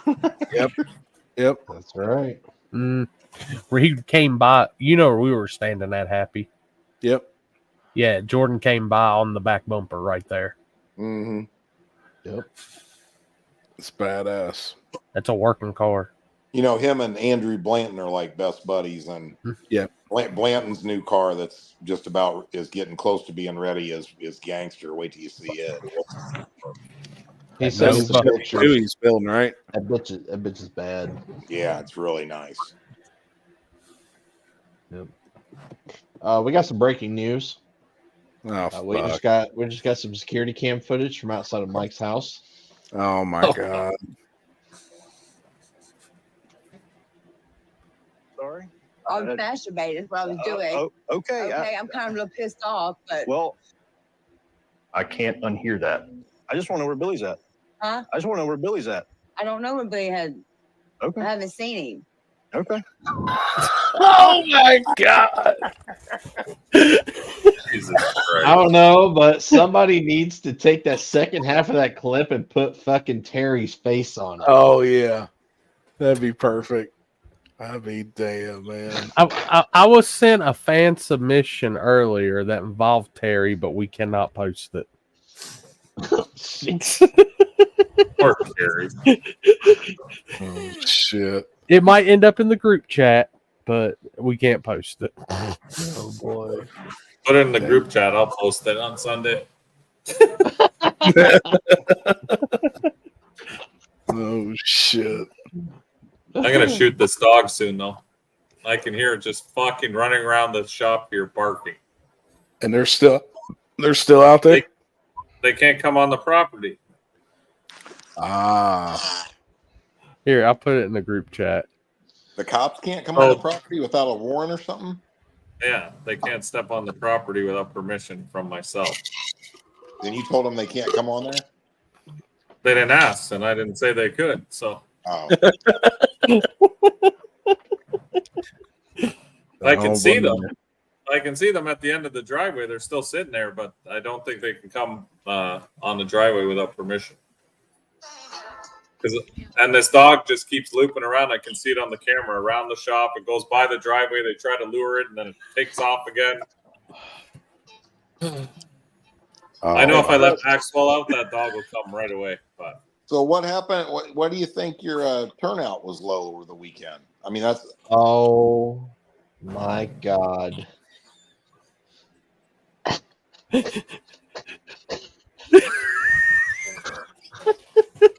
what's happening?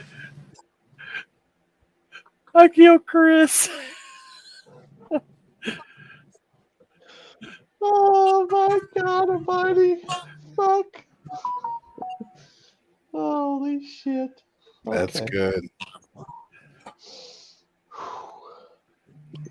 Whew. Hot. All right, Chris is back, Jeff. You get him now. I don't even know if I can play that. I didn't want to do it. Wait. Oh, you're going to see it later.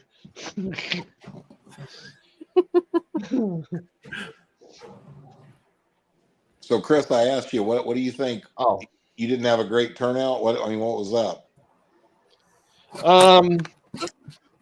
Yeah, I mean, racer turnout was definitely Racer Town was probably the worst I've ever had.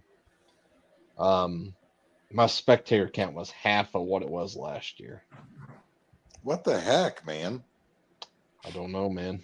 Well, you said that was the worst one you've ever had, right? Spectators.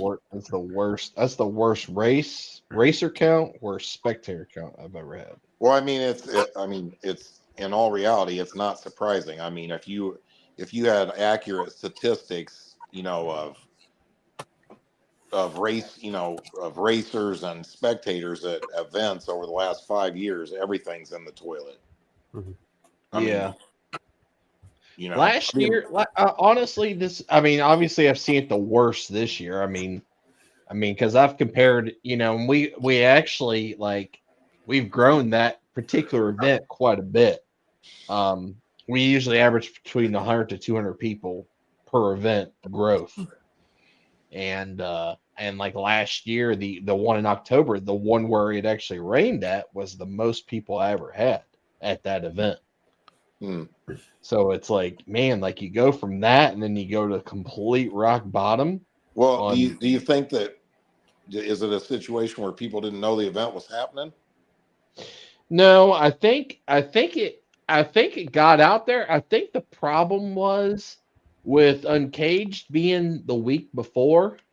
I think that had, and ain't nothing against it. I just think that a lot of people obviously went to that event, as they did. Yeah, but I mean, his car count was less than half of what it was last year. Yeah, it was for sure.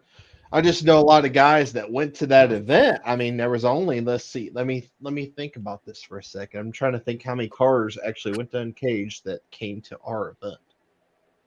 So you think it's like racers are had to choose one or the other budget wise and stuff, and that's hurting. Yeah. I think that's hurting events too. 100%. No, it is. Yeah. And oversaturation. Well, it's kind of like I was talking 2 weeks ago. I had great car count, normal car count for the event, and everything. We had weather that affected, yes, but spectators are down. Chris, this week, spectators are down. Car count's down. Talk to Ken's race out here. He had good car count, hardly no spectators. Everybody's being weird right now, dude. Ken didn't have many spectators? No, he said he didn't have many spectators at all. Damn. Yeah, but you guys, it's just saturation. They can go every weekend. People aren't going to go and watch racing every that's single part of weekend. Mike's right. That's part of it. But I think something that everybody's always thought has been happening, I think is finally happening. I think that's money. I mean, if you pay attention to economics right now, there's a lot of stuff out there that points to people are finally at the end of their credit cards. You get what I'm saying? I mean, I saw. Yeah, no, I agree with that. I agree with that 100%. But it's also they can only go to so many races. No, you know I what I said mean? A year, and now part that of it. there's so many, instead of them going to 3 a year, Well, they got to pick and choose now those 3, and now there's events every weekend. We see it No, here too. I said you're right. Everywhere. That's why I said before. That's why partly that will fix the oversaturation problem on its own at a certain point, because there's people that go to a race and they say I'm going to that race again next year. You know what I'm saying? They don't want to they don't want to miss it. You know what I mean? And then that one trumps the other races, and then their races suffer spectator count, don't make money, and that's what puts them out of business. And they'll weed themselves out. Yeah. And then, it was before you two came on. We were talking earlier. So, Shakedown Nationals, one of the biggest known radial pro mod combination races. They're over a month out before the event. They went ahead and they're canceling the event. It's canceled now because they said right now it only looks like they usually have people that's pre-coming, things like that. Only 15% of what normal has said that they're coming a month out. And they said we're canceling the event. And that's 20 plus years. I think that's smart on their part, because you're better to not have an event than have a failure of an event.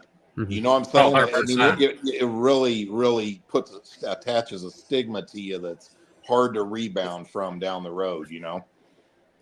Trevor's giving you hell. They said, what's the IHRA deal? No Prep Wars? Yeah. They've already canceled it for this weekend.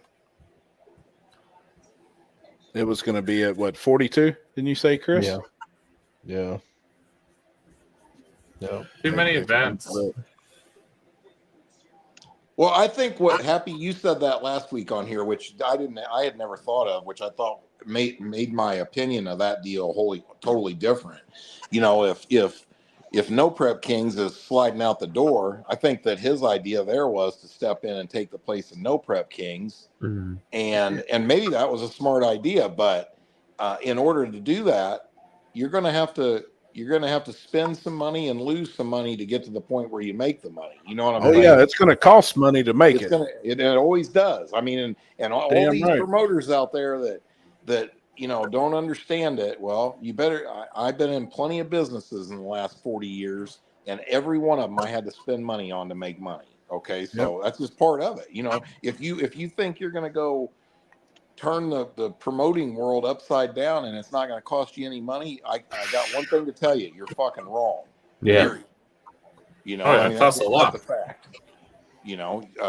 But on the other hand, it's pretty hard as a promoter to go out. I don't know how many of them races have they had so far. I mean, I know they had Kill Care. They had one in Missouri. They've had at least 4 or 5 of them. 4 or 5, yeah. Roll into 4 or 5 of them events and lose $25,000 a time. Right. They've canceled a lot of them. You're $125,000 in the hole. Oh shit. What up, man? Hey, let me tell you a story about Trevor so you guys can laugh. So I don't know how it happened, really. I don't know. He got his eyes burned when I was welding down there, right? But I don't know how he could have done it just from one flash, but his eyes were fucked up, right? So we're at the race Saturday night, and he asked one of the dudes, somebody brought him a potato so he could cut potato slices and put them on his eyes because it's supposed to help. Work. Right? Yeah, so we're down there at the race, and Trevor's asking around for a knife, and they're all like, Man, I ain't got no knife. I got a gun. Oh, that's got a facts. gun on him. Ain't nobody got a knife. They all look at Trevor like he's a dumbass. Like, why would I have a knife? Oh shit! Oh, that's facts. Yeah, my eyes You were all right fucked now? up. I ain't gonna lie. Them bitches hurt. Saturday morning. Oh fuck. You should have seen him when he got out of bed Saturday morning. Damn, man. The You can't watch that shit without a helmet on, Trevor. I didn't. What happened was he was welding and then he stopped. You know how normally when you stop, you lift your lid and you look at it quick and reposition and get going again? Yeah. Well, he was welding, then he stopped, and as soon as I looked at it, the fucker fired it right again? back up. Got him. The best part is like Saturday till about 2 p.m., I think, was fucking hell. It was hell. Like, I was asking for sunglasses. I was sitting in the shade. I could barely keep my eyes open. But everybody that I was talking to, walking around, thought I was high as fuck. That's what they thought. I was like, nope, that's welder's flash. Dude, that sucks so fucking I've never had it before. Like, it was... When I went to bed Friday night and I thought I was pretty good because I had like eye drops and all this stuff and it wasn't hurting or anything. And then when I woke up Saturday fucking morning and the sun was beaming in the room and I had to peel my eyes open. Oh, that fucking hurt. Dude, I had that shit happen to me when I worked at Tick. It sucked. Yeah, it definitely sucked. But I will say, as stupid as it sounds, a potato actually works. No, it does. Cucumbers do too. That shit does work. Yeah, definitely insane, fat boy. Feels like sand in your eyes and then semen all at the same time. Horrible. Semen. I was gonna Semen. say, did you say? I don't know what's on I never had no semen in my eyes. Hold on. No, I'm not Mike over here. I said semen. Trevor looked like he took 10 money shots right to the eyeballs Friday night. Damn it, man. Nah, it was cool hanging out with you all weekend, man. It really was. Yeah, we had fun. Yeah. Did you have a good weekend? Well, we were gonna have a really good weekend, and then the fucking car decided it just didn't want to do anything. So it puked the transmission seal out in the burnout. Damn, man. Yeah, racing prime. They just got done prepping the track for 3 hours, first pair down, and poured 5 quarts of transmission fluid all over the starting line. Oh, gosh, damn. Hey, I'm not kidding you. Saturday, during the heat of the day, they drug that track nonstop. Yeah. For hours. It was so fucking sticky. No cars going down it to keep it from gooing up, you know? Mm-hmm. Yeah. Just keep it tight. Yep. Damn. Like, you should have seen Jeff's face when he walked up the first time and it was that sticky. He goes, oh my God. He said, if I had the Vega here, I would just leave the line and it would just go right on the roof. Oh, yeah. Hey, I told him, I go, if we go out here and spin the tires, fucking, I'm putting my hoodie up and walking out here like, I don't want anybody to see me. You spin the tires up here, you need to hang it up. The sad thing is a lot of them were. Yeah, some of them did, yeah. That's wild, man.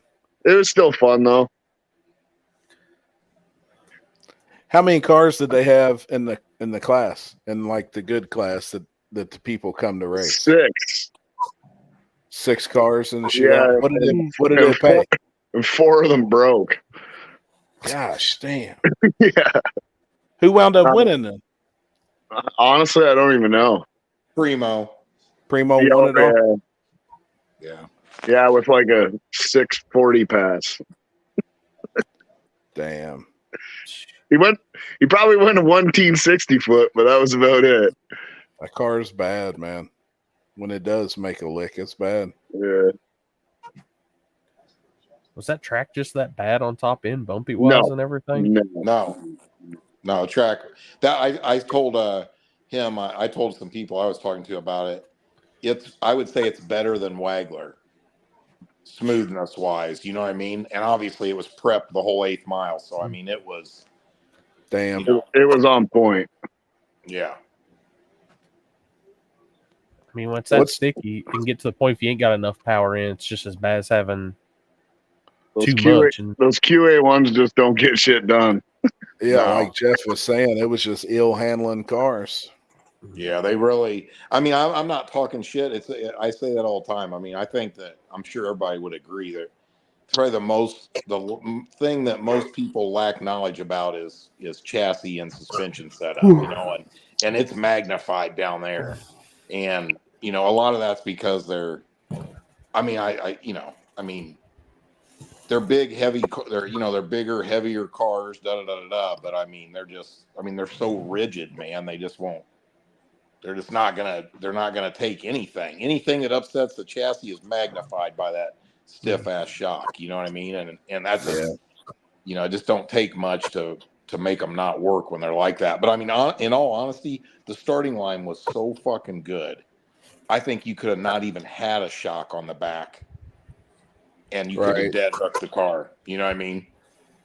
I mean, it was crazy how good the starting line was. But I mean, I've been to Lights Out before and raced there, right? And don't get me wrong, that tractor never stops going up and down the track down there. And I'm sure the track prep there is just as good as where we were at. But I sure didn't remember it being like that. I mean, dude, you couldn't even hardly walk on the starting line. So as per our conversation, we cut my fenders and inner wheel tubs out to 34 inches today. it's gonna be able to fit some 24s on there. There you go. I was sending Trevor pictures last night. I was Google searching donks. Dude, the Fox body, I mean, it looks good. It looks good. I mean, you know, everybody and their brother has a Fox body, but not on big wheels. Not on big wheels, you know. Yeah, it'd be cool. I just And took it would a work. 632 in on trade today too, Trevor. Huh? I just took a 632 motor in on trade today. Oh, there we go. He's already starting. Take him to one big wheel event. The motherfucker's gonna build a big wheel car. I can't help myself. Some of them cars look fucking killer, man. That black Malibu that we seen. That's what he was saying. That thing was as straight as an arrow, like body work, absolutely perfect. I mean, I looked over that whole car. That thing was fucking immaculate. How was everything else, chassis wise, engine wise? Was it killer? It was all good. They had a little steering shaft problem, but yeah, that's what he was saying. The bolt backed out, the little set screw backed out of it, and I was literally standing right there watching him do a burnout in his lane and hit the friggin' steering shaft come off. I'm glad he didn't hit me. Why didn't they fix it? I don't know. I think something got jacked up when it come off. I can't remember. They were saying something, but I was high as fuck, remember? Oh yeah. Damn. Two brothers. The one brother does body and paint, and the other brother does the engine and transmission work. Damn, that's cool. Hell yeah. You know, Happy, a Monte Carlo or is a pretty good looking one too. They are. Yeah.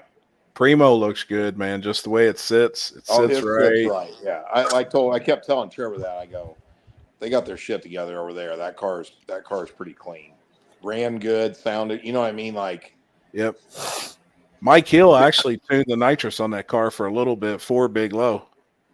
I seen Mike Hill at a few events with Primo, and I mean they had that car fucking rolling. But Big Low is Mike Hill the skinny white dude? No, he's a black promoter out of the Carolinas, but he does a lot of 484 big dollar grudge racing. Mike's got some badass shit, man. He just sold a 800 and something inch Fulton 5 systems. Like he's got some serious shit. But he's a black dude. He's a promoter out of the Carolinas. He's actually got a race this weekend. Okay. At House of Hook, right, Corey? Is that where his is? I think it's Darlington. Darlington? I think so. And then next weekend they're having the big wheel shootout at Darlington, right? The 24th and 25th. I think that's one of I think it was Donk Masters race. I think. I can't keep up with it all anymore. What's all the I know is next? next weekend's Chris's race. Yeah. I think we may ride up there since Jason messaged and said that was the plan. Then You said that about this weekend. You may ride up there. Man, I fucking worked all weekend. I'm trying to get my truck put together. It's close. Hey, did he at least send you a message and say he was coming around the corner, Trevor? No. I would have Is he loved around to the be in bend? there. He just fucking ghosted us. Oh, I had Pac-Man all weekend. I'd have liked to brought him too. Kenzie said go. Man, I done so much work around this fucking house. Work on that truck. Fuck. We just put in a fucking 16-hour day today. I think I had probably 10 or 11. I have 4 guys at the house today working on that race car. August. Did you get a lot done? Fucking right. All I got to do is weld up the 4-link bars, and the rear end will be mounted in the car. Hell yeah. The funny car hoop's all done. Everything's almost welded out. The engine should be going in. I'd have to say maybe Friday. I want to get some more things done and drop the chassis down and finish welding the tops and stuff. And then once I can do that, I can mount the trans and the engine and get the drive shaft shortened, and it should be good. Just have to do the back. Hell yeah. Yep. August 16th, 17th, Mike Hill at Darlington. August 23rd, 24th, Donk Master at Darlington. So, hey, what's the arm drop? Which week? Is that the 31st, the last weekend? Yep. 30th Good. and 31st. Good. Yep. I really wanted to have the Vega ready to go to Salem this weekend and race and test, but it's probably not going to happen. But that's all right. I still got plenty of time to get ready for that one, so we'll be ready. Hell yeah. When's I'll the be next ready big for it in the race for woods. you? Well, we was talking about that earlier. If you was gonna make it, What's No, that? I'll make it. That's Oh, awesome.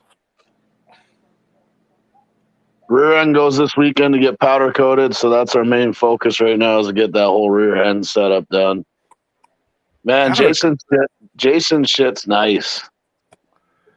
Easy. So easy to put together. Rust-Oleum on that shit. Rust-Oleum. So I can paint it every fucking year. Yeah. Just get nicked Nah. up. You just get a touch-up can. Nah, I'm good, man. I get powder coat done for next to nothing. So Hell yeah. No, their stuff is nice. All their bracketry, their parts. You got their 4-link bars and every shit, didn't you? yeah, I got the whole kit.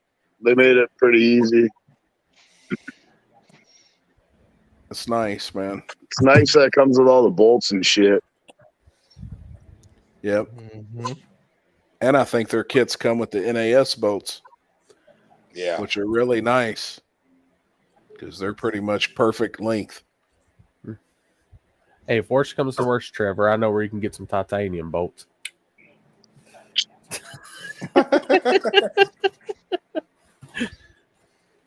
When's the next big wheel race for you guys? Oh, fuck, I don't know. Probably Where- not where for a was while. Where was Justin saying he wanted to go this weekend? Oh, I don't know. I doubt that's happening. Yeah. He get the transmission out yet? Probably not. He's probably still sitting in his room Irritated? by himself sobbing. Probably not happy. No, he's probably not happy. I wouldn't be happy either. So Was there decent money on the Grudge race? Decent. Honestly, I don't even remember happy. If he broke beforehand, all he had to do was pay the punk out. I know it was a few. I know it was a few grand. So, but I just don't remember exactly what. The Booze Traveler. Mike Hill and Pro Mod driver Marcus Bird are partners a lot of times. Oh, yeah, for sure. They're definitely together all the time. That's usually the stip, ain't it? Happy? 3 bulbs is a race, breaking the burnout, just punk out, and that's it. Usually, but man, you got to stip it. You know, it's got to I think be there was some steps on it, so the race didn't happen, and whatever. It probably wasn't the full amount. right. Yeah, 3 bulbs is usually the punk out's always 10% of the pot. Yeah, and you break before you light 3 bulbs. It's punk out. it's But 3 bulbs is a race. it's not. It wasn't even the money that was the fucking kicker, right? It was just the race was a hype race. Justin's trying to prove himself, and then that shit happens. So And y'all had a good car ready to go. It's about the bragging rights at that point. Yeah. Well, that's the shitty part is we would have won the race because Primo didn't make. I think we would have made the trip for sure, don't you, Trevor? Oh yeah, 100% would have made the trip. If he would have kept it off the wall, we would have been fine. He kept driving the thing to the left down there. So I don't. But I mean, Primo had to lift down there. So, and I'm sure the turbo car would have had some pretty serious mile per hour on that nitrous car on that track. Yeah. Yeah. I'm gonna tell you, when I turn on the live feed and I see at No Guts, No Glory, and I see Jeff on the starting line, I'm like, and here we go. It's badass, man. I love that shit. It's just a different vibe, man. It's a different vibe, and like, I don't know if it's the culture thing, but we literally sit there and laugh all damn day long. Like, I love it. Yeah, they're just crazy. Like they literally are. The whole Donk crew or big wheel crew, they're just all nuts. It's hilarious. Don't give a fuck. No, and like I don't know how many wieners Jeff ate on fucking Saturday, but it was a few. I only ate 2. Yeah. Dude, hey, check this out. Here's another thing I forgot about. Dude, they don't even wear helmets. No. Windows down, no fucking helmets. I'll have an arm out.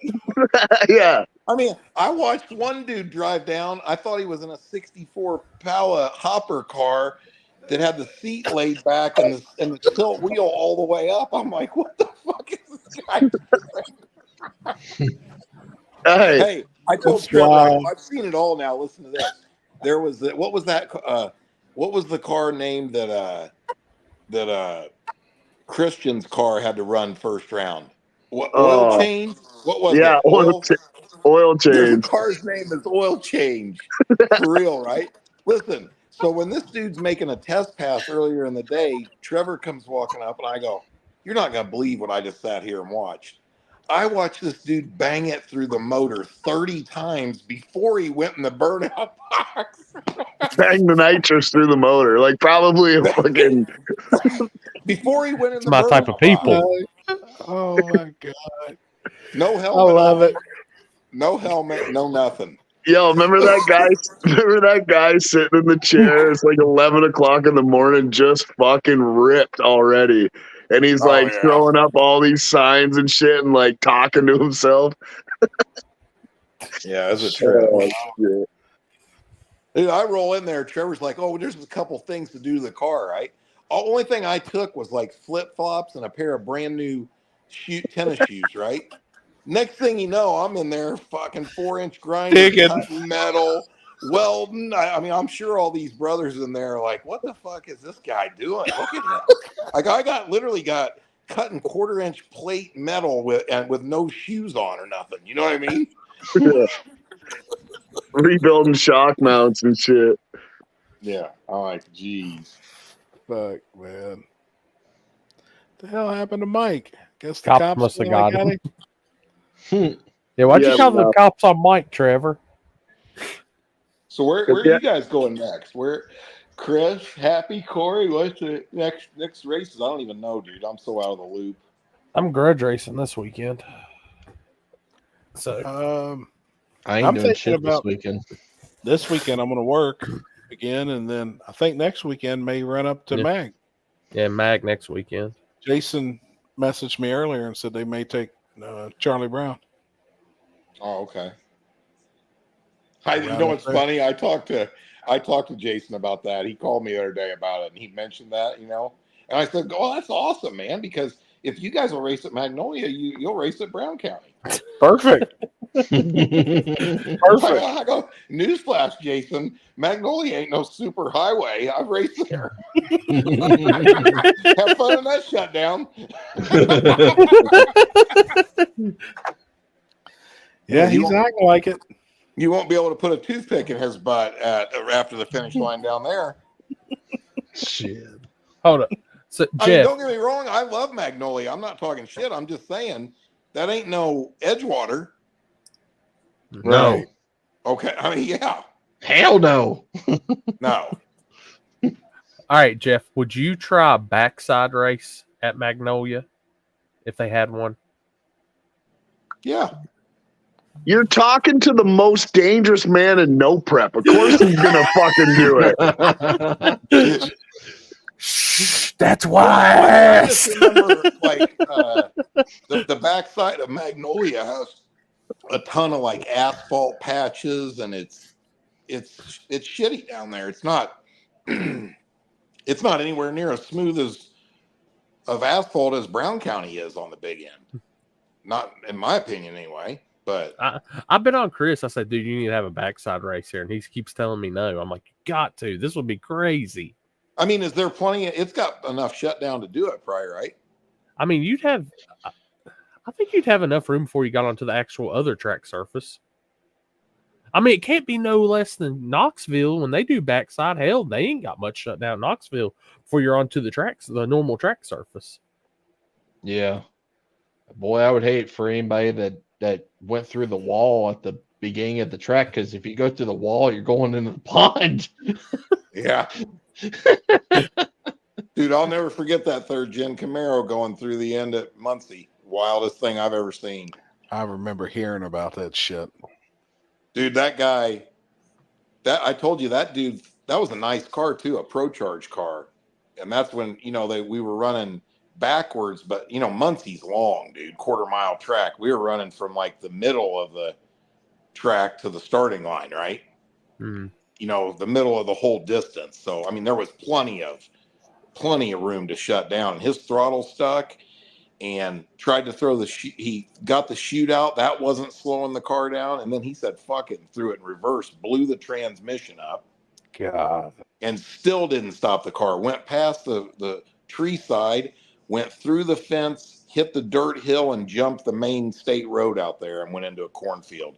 And when he went through that fence, it was like a big slinky. It took the whole fence to the other side of the road. Golly. That was the last time a car ever went the wrong way down that drag strip. Right. Damn. That effectively ended back of the track, wrong way racing at Muncie. We watched a video tonight. I asked them if they watched 1320 video of down at, what's that track? Twin City in Louisiana. They were grudge racing, like late model cars for big money. And the dude takes the shutdown, goes through the fucking woods, jumps the main highway, and's in another section of fucking woods. There's police fucking everywhere. A helicopter fucking come in. Like, it's wild. It's on 1320 if you look up $76,000 grudge race. And it's back like 2 months. It's an older video. And I watched it the other day, but it's at the very end of it. And this guy goes for a fucking ride. Damn. And a pretty fast late model car. Shit's wild. That is wild. So, Chris, be ready to backside race at Magnolia. I hope you put it on. Good luck. I'm telling you, as crappy as that backside is, they won't even be going fast enough to even worry about slowing down. Motherfucker, somebody's going to hit one of them holes and they're going to have a wheel that's just going to go gunk. Oh, you gotta get it. Pour a bag of concrete in there. Bottle of water. Just holler at the spectators, duck. I do think, though, that sometimes you can have the track where it's too bad. Like, I'll pick on Happy for a minute. Like, US 60, that was pretty bad. That was bad, the backside. Yeah. I mean, not unfair or nothing like that. Just, I mean. I've never seen drivers hug the wall so tightly. It's bad. I'm afraid the anaconda will come out and just eat somebody. Of the lake. Yes. So can we fish up here too? Yeah. Is there fish? Yes. You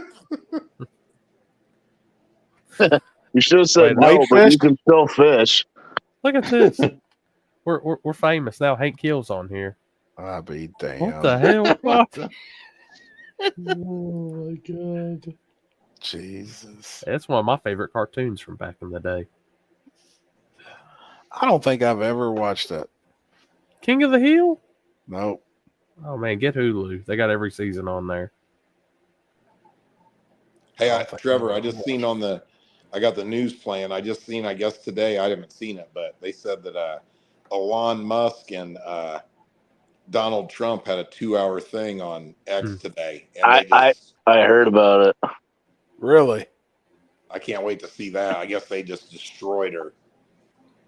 Good. Me and Jeff went down some rabbit holes this weekend. I learned some things about Jeff. I'm just real interested in all this kind of shit. You know what I mean? I will tell you, I was really let down with the Antarctica one so far. Well, there's lots more, but Yeah. I'm just saying I watched several of them last night. I was not impressed. The fireman guy is a douchebag, and I don't buy his shit. It seems scripted. That X interview was yesterday. What Hank say? I think that means I heard they are getting sued. Who's getting sued?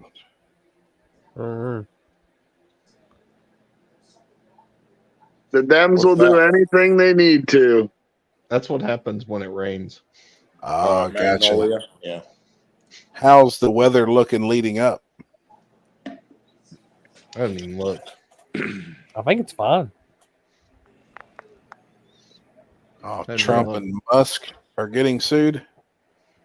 Jeez. Of course they are. The Dems try to sue and fucking indict and anything they can do. Murder. Hey, I'll bet you Trump just started laughing when they said, "Oh, they sued us again." Yeah, I mean, you heard what they said when at the Republican National Convention. They're like, they tried to put Trump in prison. He's sitting out here a free man. They tried to bankrupt Trump. He's got more money now than he did before. You know what I'm saying? Like, you can't fuck with him. You better be a better shot if you want to get rid of him. It's crazy to me that they haven't fucking realized every time they attack that man, his friggin' ratings go up. Oh yeah, it helps him. Like, you got to be blind. Well, they probably are, and they're stupid. So, Future cast for next weekend at Magnolia: high 74, low 58, 1% chance of rain. What's it look like leading up to it? Beautiful. Dry. I'll tell you, Thursday's this got a weather's crazy right now. I can't Dude, believe it's fucking this nice beautiful. outside in August. I mean, this is usually the most brutal part of the year in Indiana. Yep, same. I just got AC in my shop garage in my house. Damn. Man, it's nice in there now. Fuck yeah. Not sweating buckets, and all the tubes were rusting just from the humidity. Now that's all stopped. Yep. I'll be Hell happy yeah. when they can fix this damn AC. I went here. I went outside today to cut the ends off the rear end housing, and I said, "Fuck this shit, bring it inside." How the hell did I ever work outside that whole time? Happy, how far are you away from being done with body work on the dually? I'm hoping I can spray some color by the end of the week. Like, I'm hoping I'm spraying Friday, maybe Saturday, but I got to paint multiple layers because I'm going to sand through it and patina it. Yeah. I was talking to Billy yesterday. He's never done what I'm wanting to do or use the materials I'm wanting to do, but I'm hoping tomorrow I pretty much knocked the roof out today. I've got the driver's side done. It's more or less, I should be done with body work maybe tomorrow evening. Yeah, or Thursday morning. And then I got to just clean my shop out, clean out the garage, blow it out, rinse it I out. did my truck right here in the shop. Yeah. I just D8 it in places I wanted to, and then you just spray some color on, and then you just like use I used a Scotch Brite Right. to blend stuff together until you like it, and then after you like it, wipe the whole thing down with lacquer thinner and clear it. Yep. Are you clearing yours? Yeah, I think I'm gonna satin clear it. Yeah, I think I'm gonna I think they look way better clear. Rust-Oleum? I'm doing Rust-Oleum, just different color Rust-Oleum. I'm actually painting it black first, then red oxide primer, and then red on top. And I'm going to sand through and just make it look cleanly aged, just like where it's burnt through to the red oxide. And then you'll see a little bit of black poking out. Yeah, I've seen a couple of them done that way. The thing I think you got to do when you do that is you want to make it real, not exaggerated, right? That's what I'm trying to do. Just real clean, smooth looking. Yeah. And the truck, when you actually look down at it, it's actually going to look pretty nice. I mean, I put rockers, cab corners, all the good stuff. I've welded up every crack in it and every hole, debadged it. It should be pretty slick, but right now I'm just doing the cab. I've still got to do the bed, and I got to stretch the fenders on the bed fucking 4.5 inches. Oh, because of the big wheels? We didn't mill the faces to suck the wheels in. So they're still full-size semi-wheels, full width. You stretch them width-wise. I'm going to stretch them width-wise. So you're going to cut them in the middle and add a piece? Yep. Yeah. They're fiberglass fenders on my year, so it shouldn't be too bad, just mat and resin them up. Yeah. It won't be that bad. It's getting there, though. Man, we've got all new interior for it. I've got a huge stereo system going in it. The motor in it's killer. Only thing I do want to put a stick in the motor, though. It's a big block. I put some type of cam spring valves or cam and valve springs and shit in it. I was just thinking about one of those like mother thumper fucking cams. It's just something where it sound good, you know. Yeah. Sitting there, red light, shaking the car beside you. No, it ain't that radical. Every piece of suspension's new. Every piece of steering's new. Everything. Hey, what's the? You got a big wheel car sitting at your house? Yeah. What is that? What was that? It just don't have enough motor. I know it's got a small block in it, right? It's got a 421 with a plate, but it's dart block, dart heads. We had good pistons in it, and then pulled those pistons out and put like a 10.5 in it so we could run it around on pump fuel. Oh, what is the car? I can't remember. Is it a box Chevy? top? Box Chevy, yeah. Hold on, I'll send some pictures to the group. I just had it out of the barn day before yesterday. Where's Limpy at? He's in Colorado. Oh. He was on. He's probably high as fuck right now. Oh, he was high as fuck earlier. He's up there helping Chuck move. And then I think he's leaving there and going to New Mexico. For a race? Yeah. Yeah. He's got one at Hobbs, New Mexico this weekend. And where the hell's some pictures at? Just had them. Has it got 24s on it? 26. Oh, shit. All gold 26s. Did you tell him about your hat, Jeff? That's odd. Oh, that I left my hat in the airport? Yeah, brand new hat. No, dude, I forget something everywhere, dude. I'm an idiot. Listen to my excursion just to get to Tennessee. My flight is supposed to leave at 5:29 on last Thursday night, right? Thursday morning, I get a text message says your flight's been delayed to 6:20 p.m. Okay, so I'm ready. Everything's ready to go. Jen takes me to the airport. Pull up to the airport. Fucking forgot my wallet at the shop. Oh shit! Motherfucker. So I called Dean. I tell Dean, run to the shop, grab my wallet, head north on Bluff Road. I'm hauling ass. I'll meet you halfway, like to save time.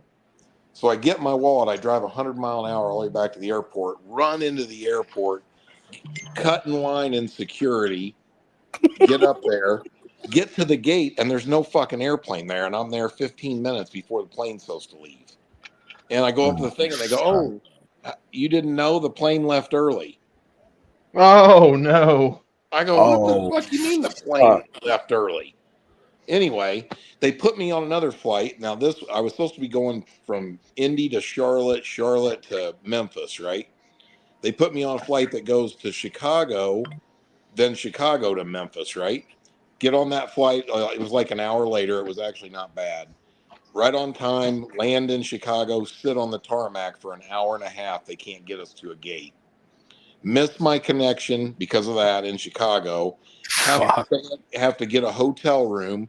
Had to stand in line at customer service for an hour and a half to get a hotel room and cab voucher. Then I get in the cab and it's 30 minutes to the fucking hotel. By the time I got to the hotel room, it was 1:30 in the morning and I had to get up to get back on the new flight they booked me on at 5 a.m. Holy fuck. Wow. I Yes. mean, damn. I got very little sleep all weekend in Memphis. Oh fuck! Yeah, you ain't lying. How does a plane leave early? Well, because they had delayed the flight, they were able to move it back up. That's never happened to me before, though. Yeah. But they didn't send me a text message saying that. Here I am running through the fucking airport, get to the gate. There's not even an airplane at it. Damn. What do you think we slept? You think we slept maybe 6 hours this weekend? Yeah. Yeah, 6 hours the whole weekend, and then we left right from the race. Went to the Airbnb, showered, right to the fucking airport. We sat up and fucking talked the whole time. Yeah. And then I drive all the way home. He got home before I did, but I got home. I had some sweet corn from one of the farmers here, so I made some Cajun corn, ate the corn, passed out in my chair with the TV on, all the lights on, and woke up like 8:30 the next morning with the plate still in my lap. I was dead.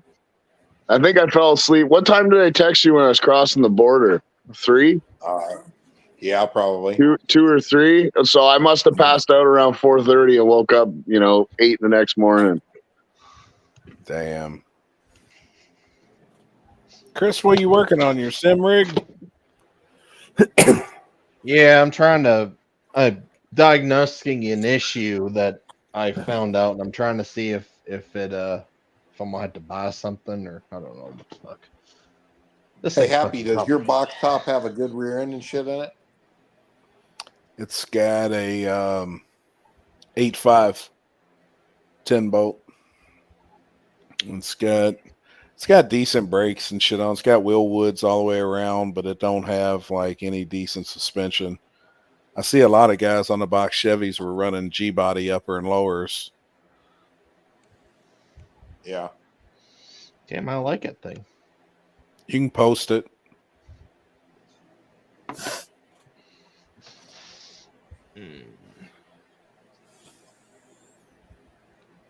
Shit, the little motor in it sounded pretty good. I heard it run. Yeah, it ain't too bad. It runs all right. Never even took it to the track. Never messed with it. It was nice when it was clean. It's candy root beer over orange. It's got all gold 26-inch Ruchis. Oh, the fucker is just rich. Do you still have those wheels? Yeah, they're on it. Damn. It used to have a gold blower. It used to have a blower sticking through the hood. It was all gold carburetors. Hey, you know what I'm going to do, Happy? You're going to like this. I told Trevor this. He said he thought of it before, too. I'm going to I'm going to have 24s on the back, obviously, because you have to.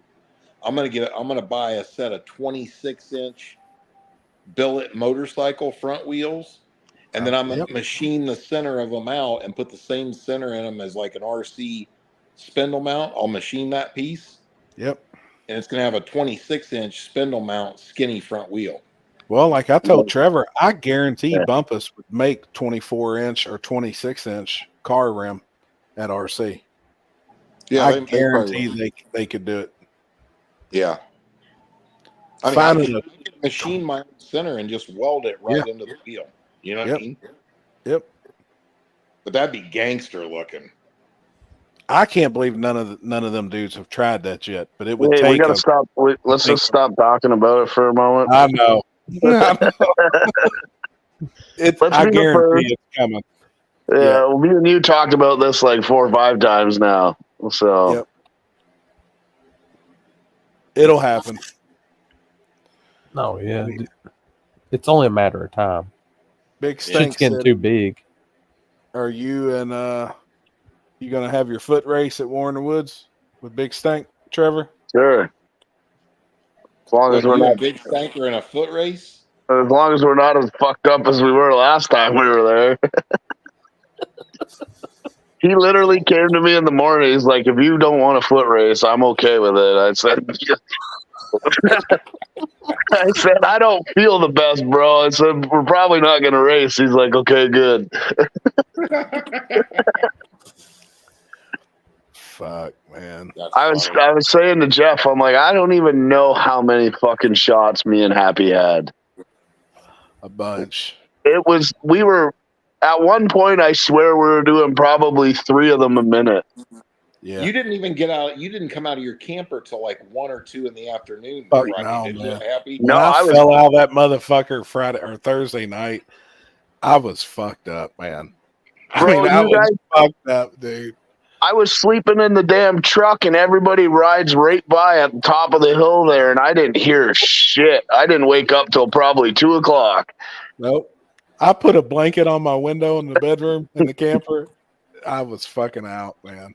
I never hit a step on the way out though. When I went to grab hold of the door, I asked Kinsey, I'm like, "Where's Happy at?" And she just fucking rolled her eyes at me like in disgust. She couldn't even be fucking mad. She was the one mixing the damn drinks. Oh shit! She started this shit. She got me all fucked up too. I'm glad I'm the responsible one of this group. Like when you wake up in the morning and you got that fucking massive migraine and then you walk outside, when you're like in those old salt and pepper shakers at the friggin' or at the carnival where you come down on the salt and pepper shaker, it feels like your brain is like touching that's how I felt when I walked out of the camper and I rolled right into my truck and passed the fuck out. Yeah, you guys went down there and turned that music back up, and Julie came and got me, and she goes, "You're gonna have to go put a stop to that shit down there." I go, "Fuck that! I'm going to bed. I ain't dealing with them fucking idiots."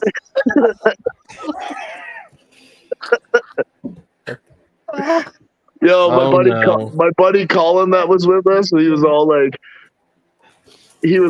"Oh yeah, I'm a party guy, all this stuff," and then fucking I come out of the camper, we're still all ripped, and he's just sawing logs in the fucking chair outside. Like and then I forgot about this. He come in the camper and was trying to find the bathroom or his bed, and he started to walk back in the camper, and he was starting to piss, and he was pissing on my buddy Corey. My buddy Corey punched him right in the fucking dick, and he didn't even remember none of that the next morning. Oh God! I'm pretty sure Chris was still drunk when I picked him up Friday. Friday morning. Just from those 5 shots? Well, I can tell you this: Chris was the first one that was tuned up on the table. 100%. Yeah. Damn Didn't right. take Chris long to get that party started, did it? We were down to like the last 1/8 of that keg, and I'm like, "Chris, come on, another one." He's like, "No, I'm fucking done," he says. I'm like, "No, another one." God, he was fucked up. I predict, I said it last week on the table, it's going to be substantially worse at this one. Oh, yeah. Can somebody bring us some IV bags at least? That's what you need. I mean, that's exactly. We need some IV bags. I'll party my ass off, but I at least need a fucking IV bag, or I'm just gonna be Dude, they done. say that works unbelievably. It does. It really does. You feel Like you it feel takes the brand hangover new. immediately away. Yes. I may be able Landon's to got all the girls' numbers. I was fine that next day. I mean, I was Chris, coherent. you're never fine, buddy. Gee, thanks. I mean, I'm sitting here. I don't know how y'all were so drunk. I felt amazing. I was getting screenshots sent to me the next day of me on the fucking table with Limpy's glasses on, and people are just like, "You were saying this and saying that." I'm like, "Fuck, I don't even remember that." Yeah, that No, was pretty damn I'd funny. like to say that I'm not going to let Jamie get like that, but there's no stopping him once he gets started. Man, motherfucker was eating meat. He was getting wasted, like smoking weed. He was you back can't- in you guys college. cannot give him any of that weed. That's where I draw the line. No drugs for Jamie.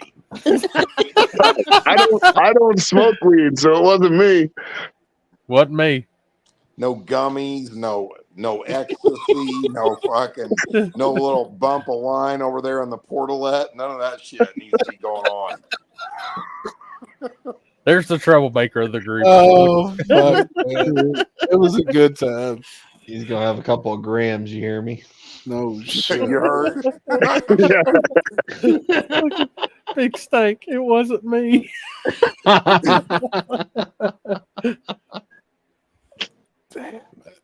No candy bars. Yeah, that's what it was too. Fuck, man. Fuck the chocolate. Whatever that blue drink was, that shit was fire.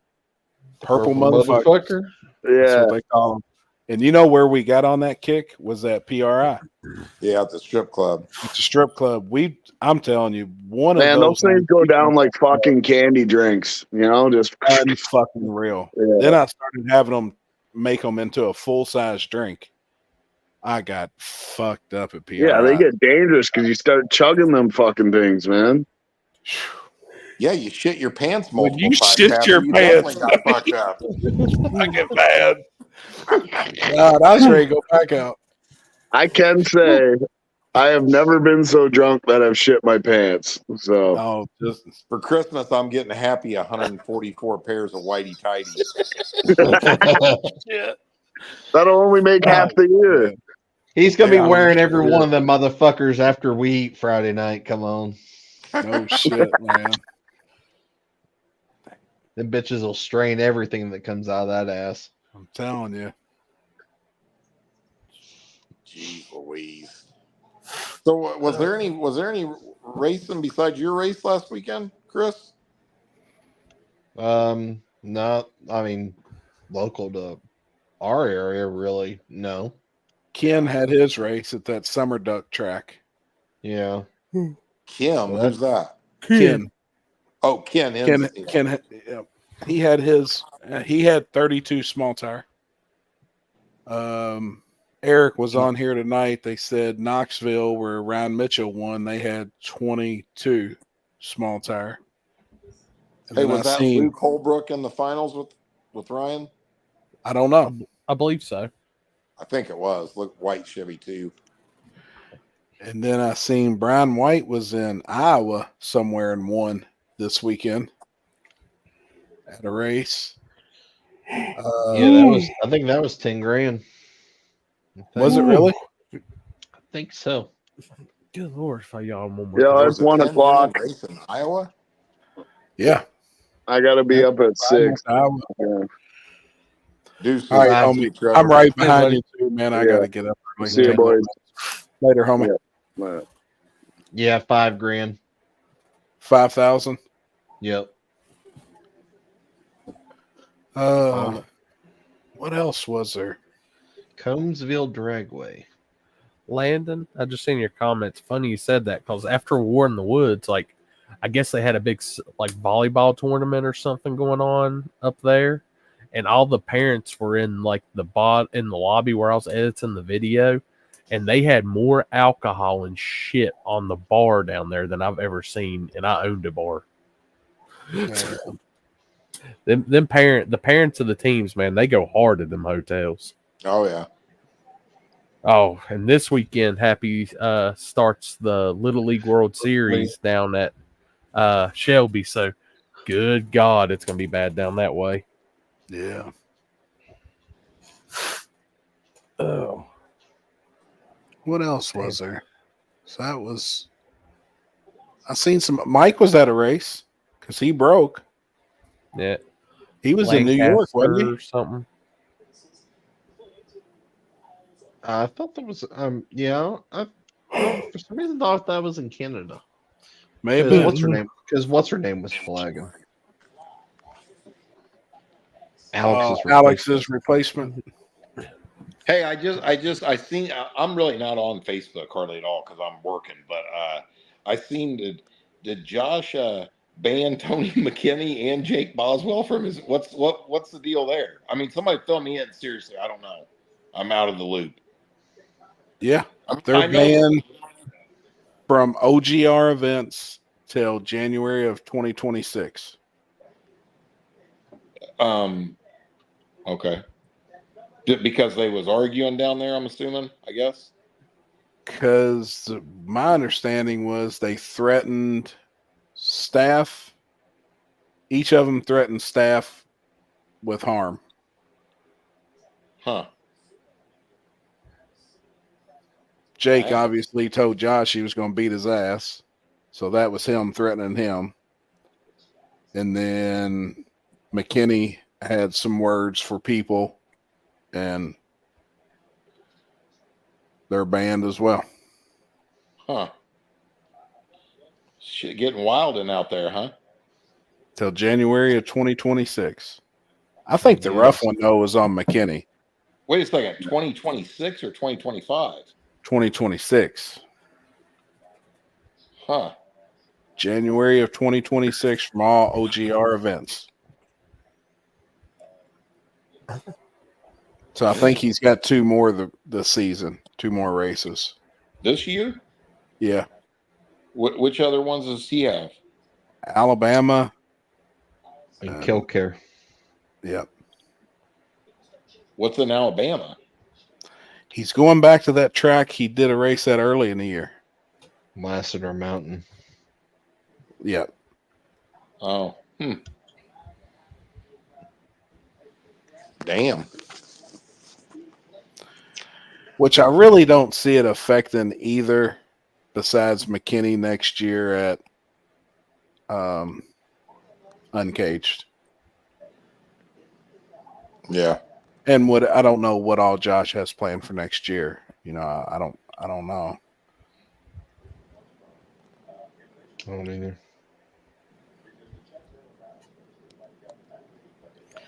Yeah, Lancaster, New York. That's where Mike was this weekend.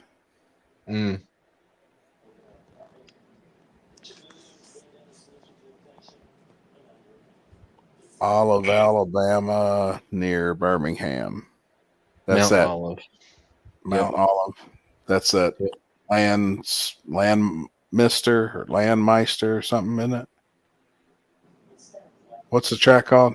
Lassiter Mountain. Yeah. What do y'all think about Justin Swanstorm selling Full Blood or whatever he is racing at the moment for $550,000? Thoughts? Jesus, it's a lot of fucking money. If you can get it in cash, sell it. It's a lot. Probably what he's got in it, though. I personally don't see nobody paying that much for the car, but I've heard before. What is it like?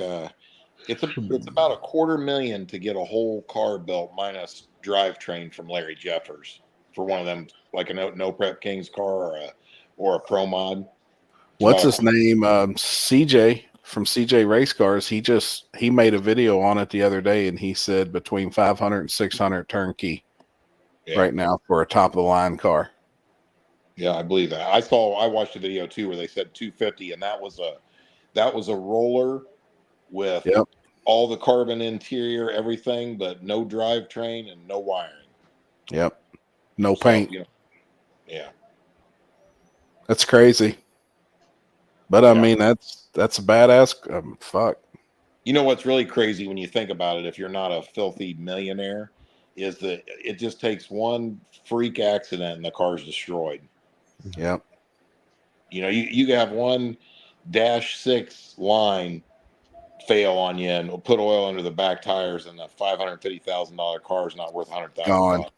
Yep. Yep.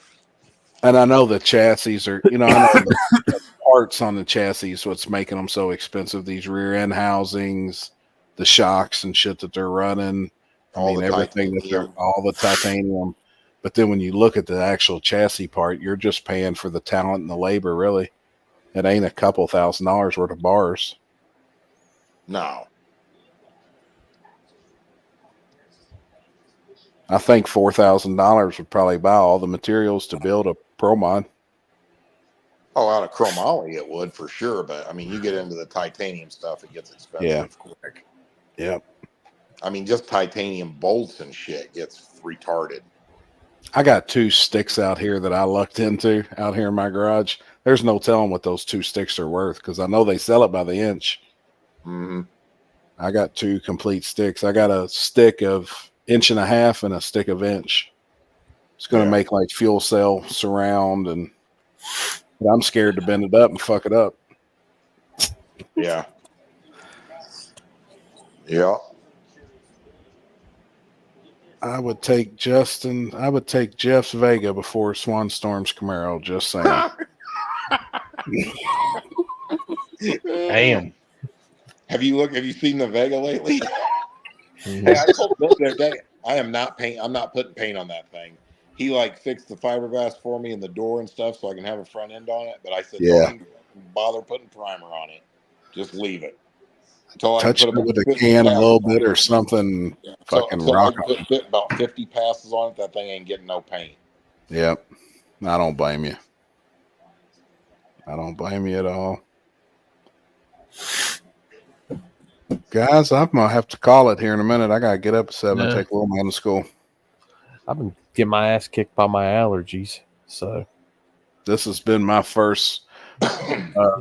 He started school Thursday, and I got Paxton on Wednesday. So this is like our first week getting up and getting him to school every day, and it's a fucking mess. They canceled all school buses to his school. There's no buses.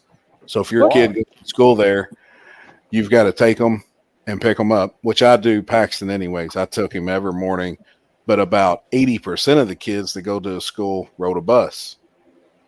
Well, now there's no more. I guess there's a shortage of drivers in the city here. I mean, it's bad. Man, that's unreal, isn't it? They said they need over 400 employees right now for our county for the elementary schools. Over 400. Damn.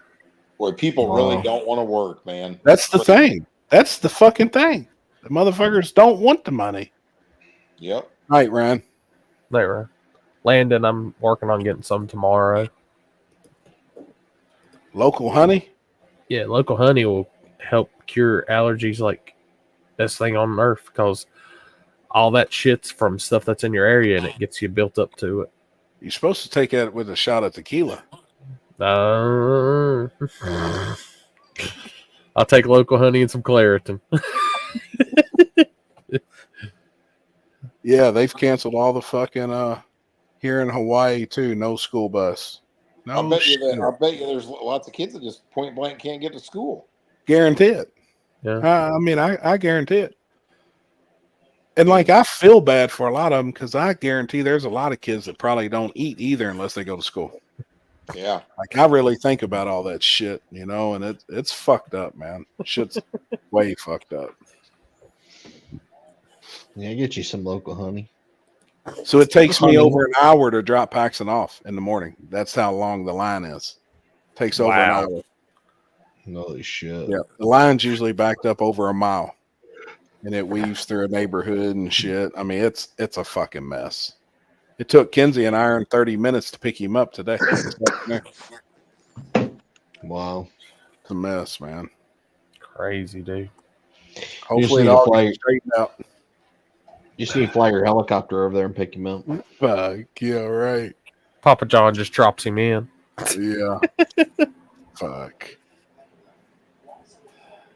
Damn, that's Mess, crazy. man. Oh, it's a fucking mess. Same with bus drivers around here. They're hiring and no one's applying. And that's like right now, I think a local bus driver pay, it starts out at like $37.50. Like it ain't chump change really. I mean, for a lot of people. I forgot how much somebody told me they paid around here for it. It's good money. I would think that's pretty good money to drive a fucking bus. Yeah, and they're probably what 4 to 6 hours a day, right? Morning and Right. night. Yep. They're probably working at least 4 hours a day. So At you least. figure 140, 500. That's $700 a week before taxes. At 4 Well, hours yeah. a day. I mean, Yeah, because they're limited on hour. I mean, they'll be limited on hours in a day. So The only time I wouldn't want to do it around here is during winter time. Definitely. I hate Yeah, driving anything in the winter. I would never want to do it. You know why? Fuck them kids.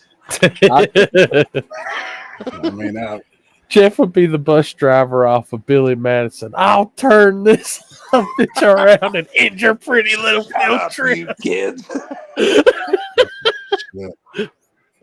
That's Kid why when goes- I go on vacation, I only like going to those all adults one. Some little shithead kid throwing a football across the pool and splashes me. I want to get up and smash his head in. Shit. The school. That's hey, so the school- annoying. You know what? You know what it is. You ever notice that? Like you're down there chilling at the pool, right? This is how it always happens to me. And there's like 3 kids at the whole pool, right? But for some reason, they got to come right over next to me and fucking splash and holler and scream. Oh yeah. You know what I mean? Yep. And I'm Yeah. just looking at the parents like, are you fucking kidding me? Come over here and get one of these fucking things. Get this little yard ape away from me. Oh shit. Oh dang. Yep. I've been there too. All right, guys. All right, I'm out. See you fellas. Have a good night. All right. Later, homie. See ya. All right. Yeah, it's about that time, everybody. So, y'all get a chance tomorrow, 5:30, the first podcast debuts. Let me know what y'all think. Hell yeah. And if anybody has Spotify, I updated all the episodes of the table today. I finally got Hell off yeah. my ass and did that. So every episode up to this one is on Spotify. Good.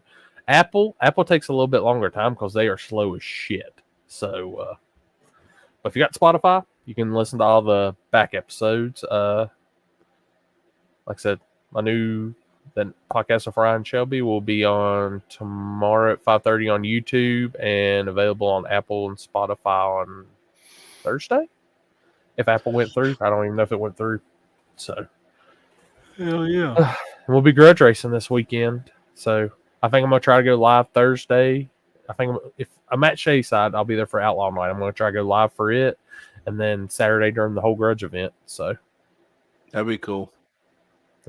And then I'll do my normal filming and all that. So yeah, which I might spend some time in the tower actually on the feed too, talking. So on the just the downtime and shakedowns, if I'm not doing pictures or anything like that. So, but next week, guys, good episode. We'll have preview of No Prep Mania.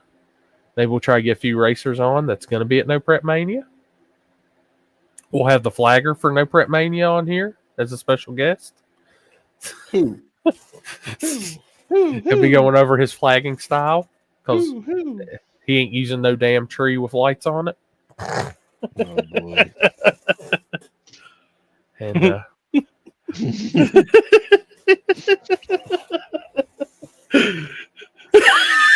I'm kind of happy on that one.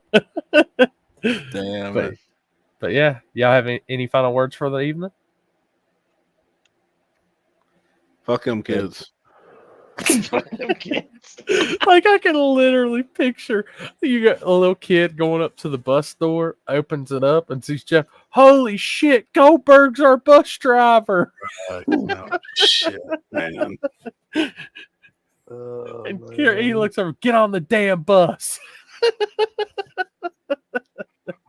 Man, Y'all ever seen a this school shit is bus with long crazy. travel? Because you're about to. Shit is fucking crazy, man. But all right, everybody. Appreciate everybody tuning in. Good night. Yep. Good Yep. days. Later, everybody. I'll see y'all See later you this week guys. on the lives. Have a good night.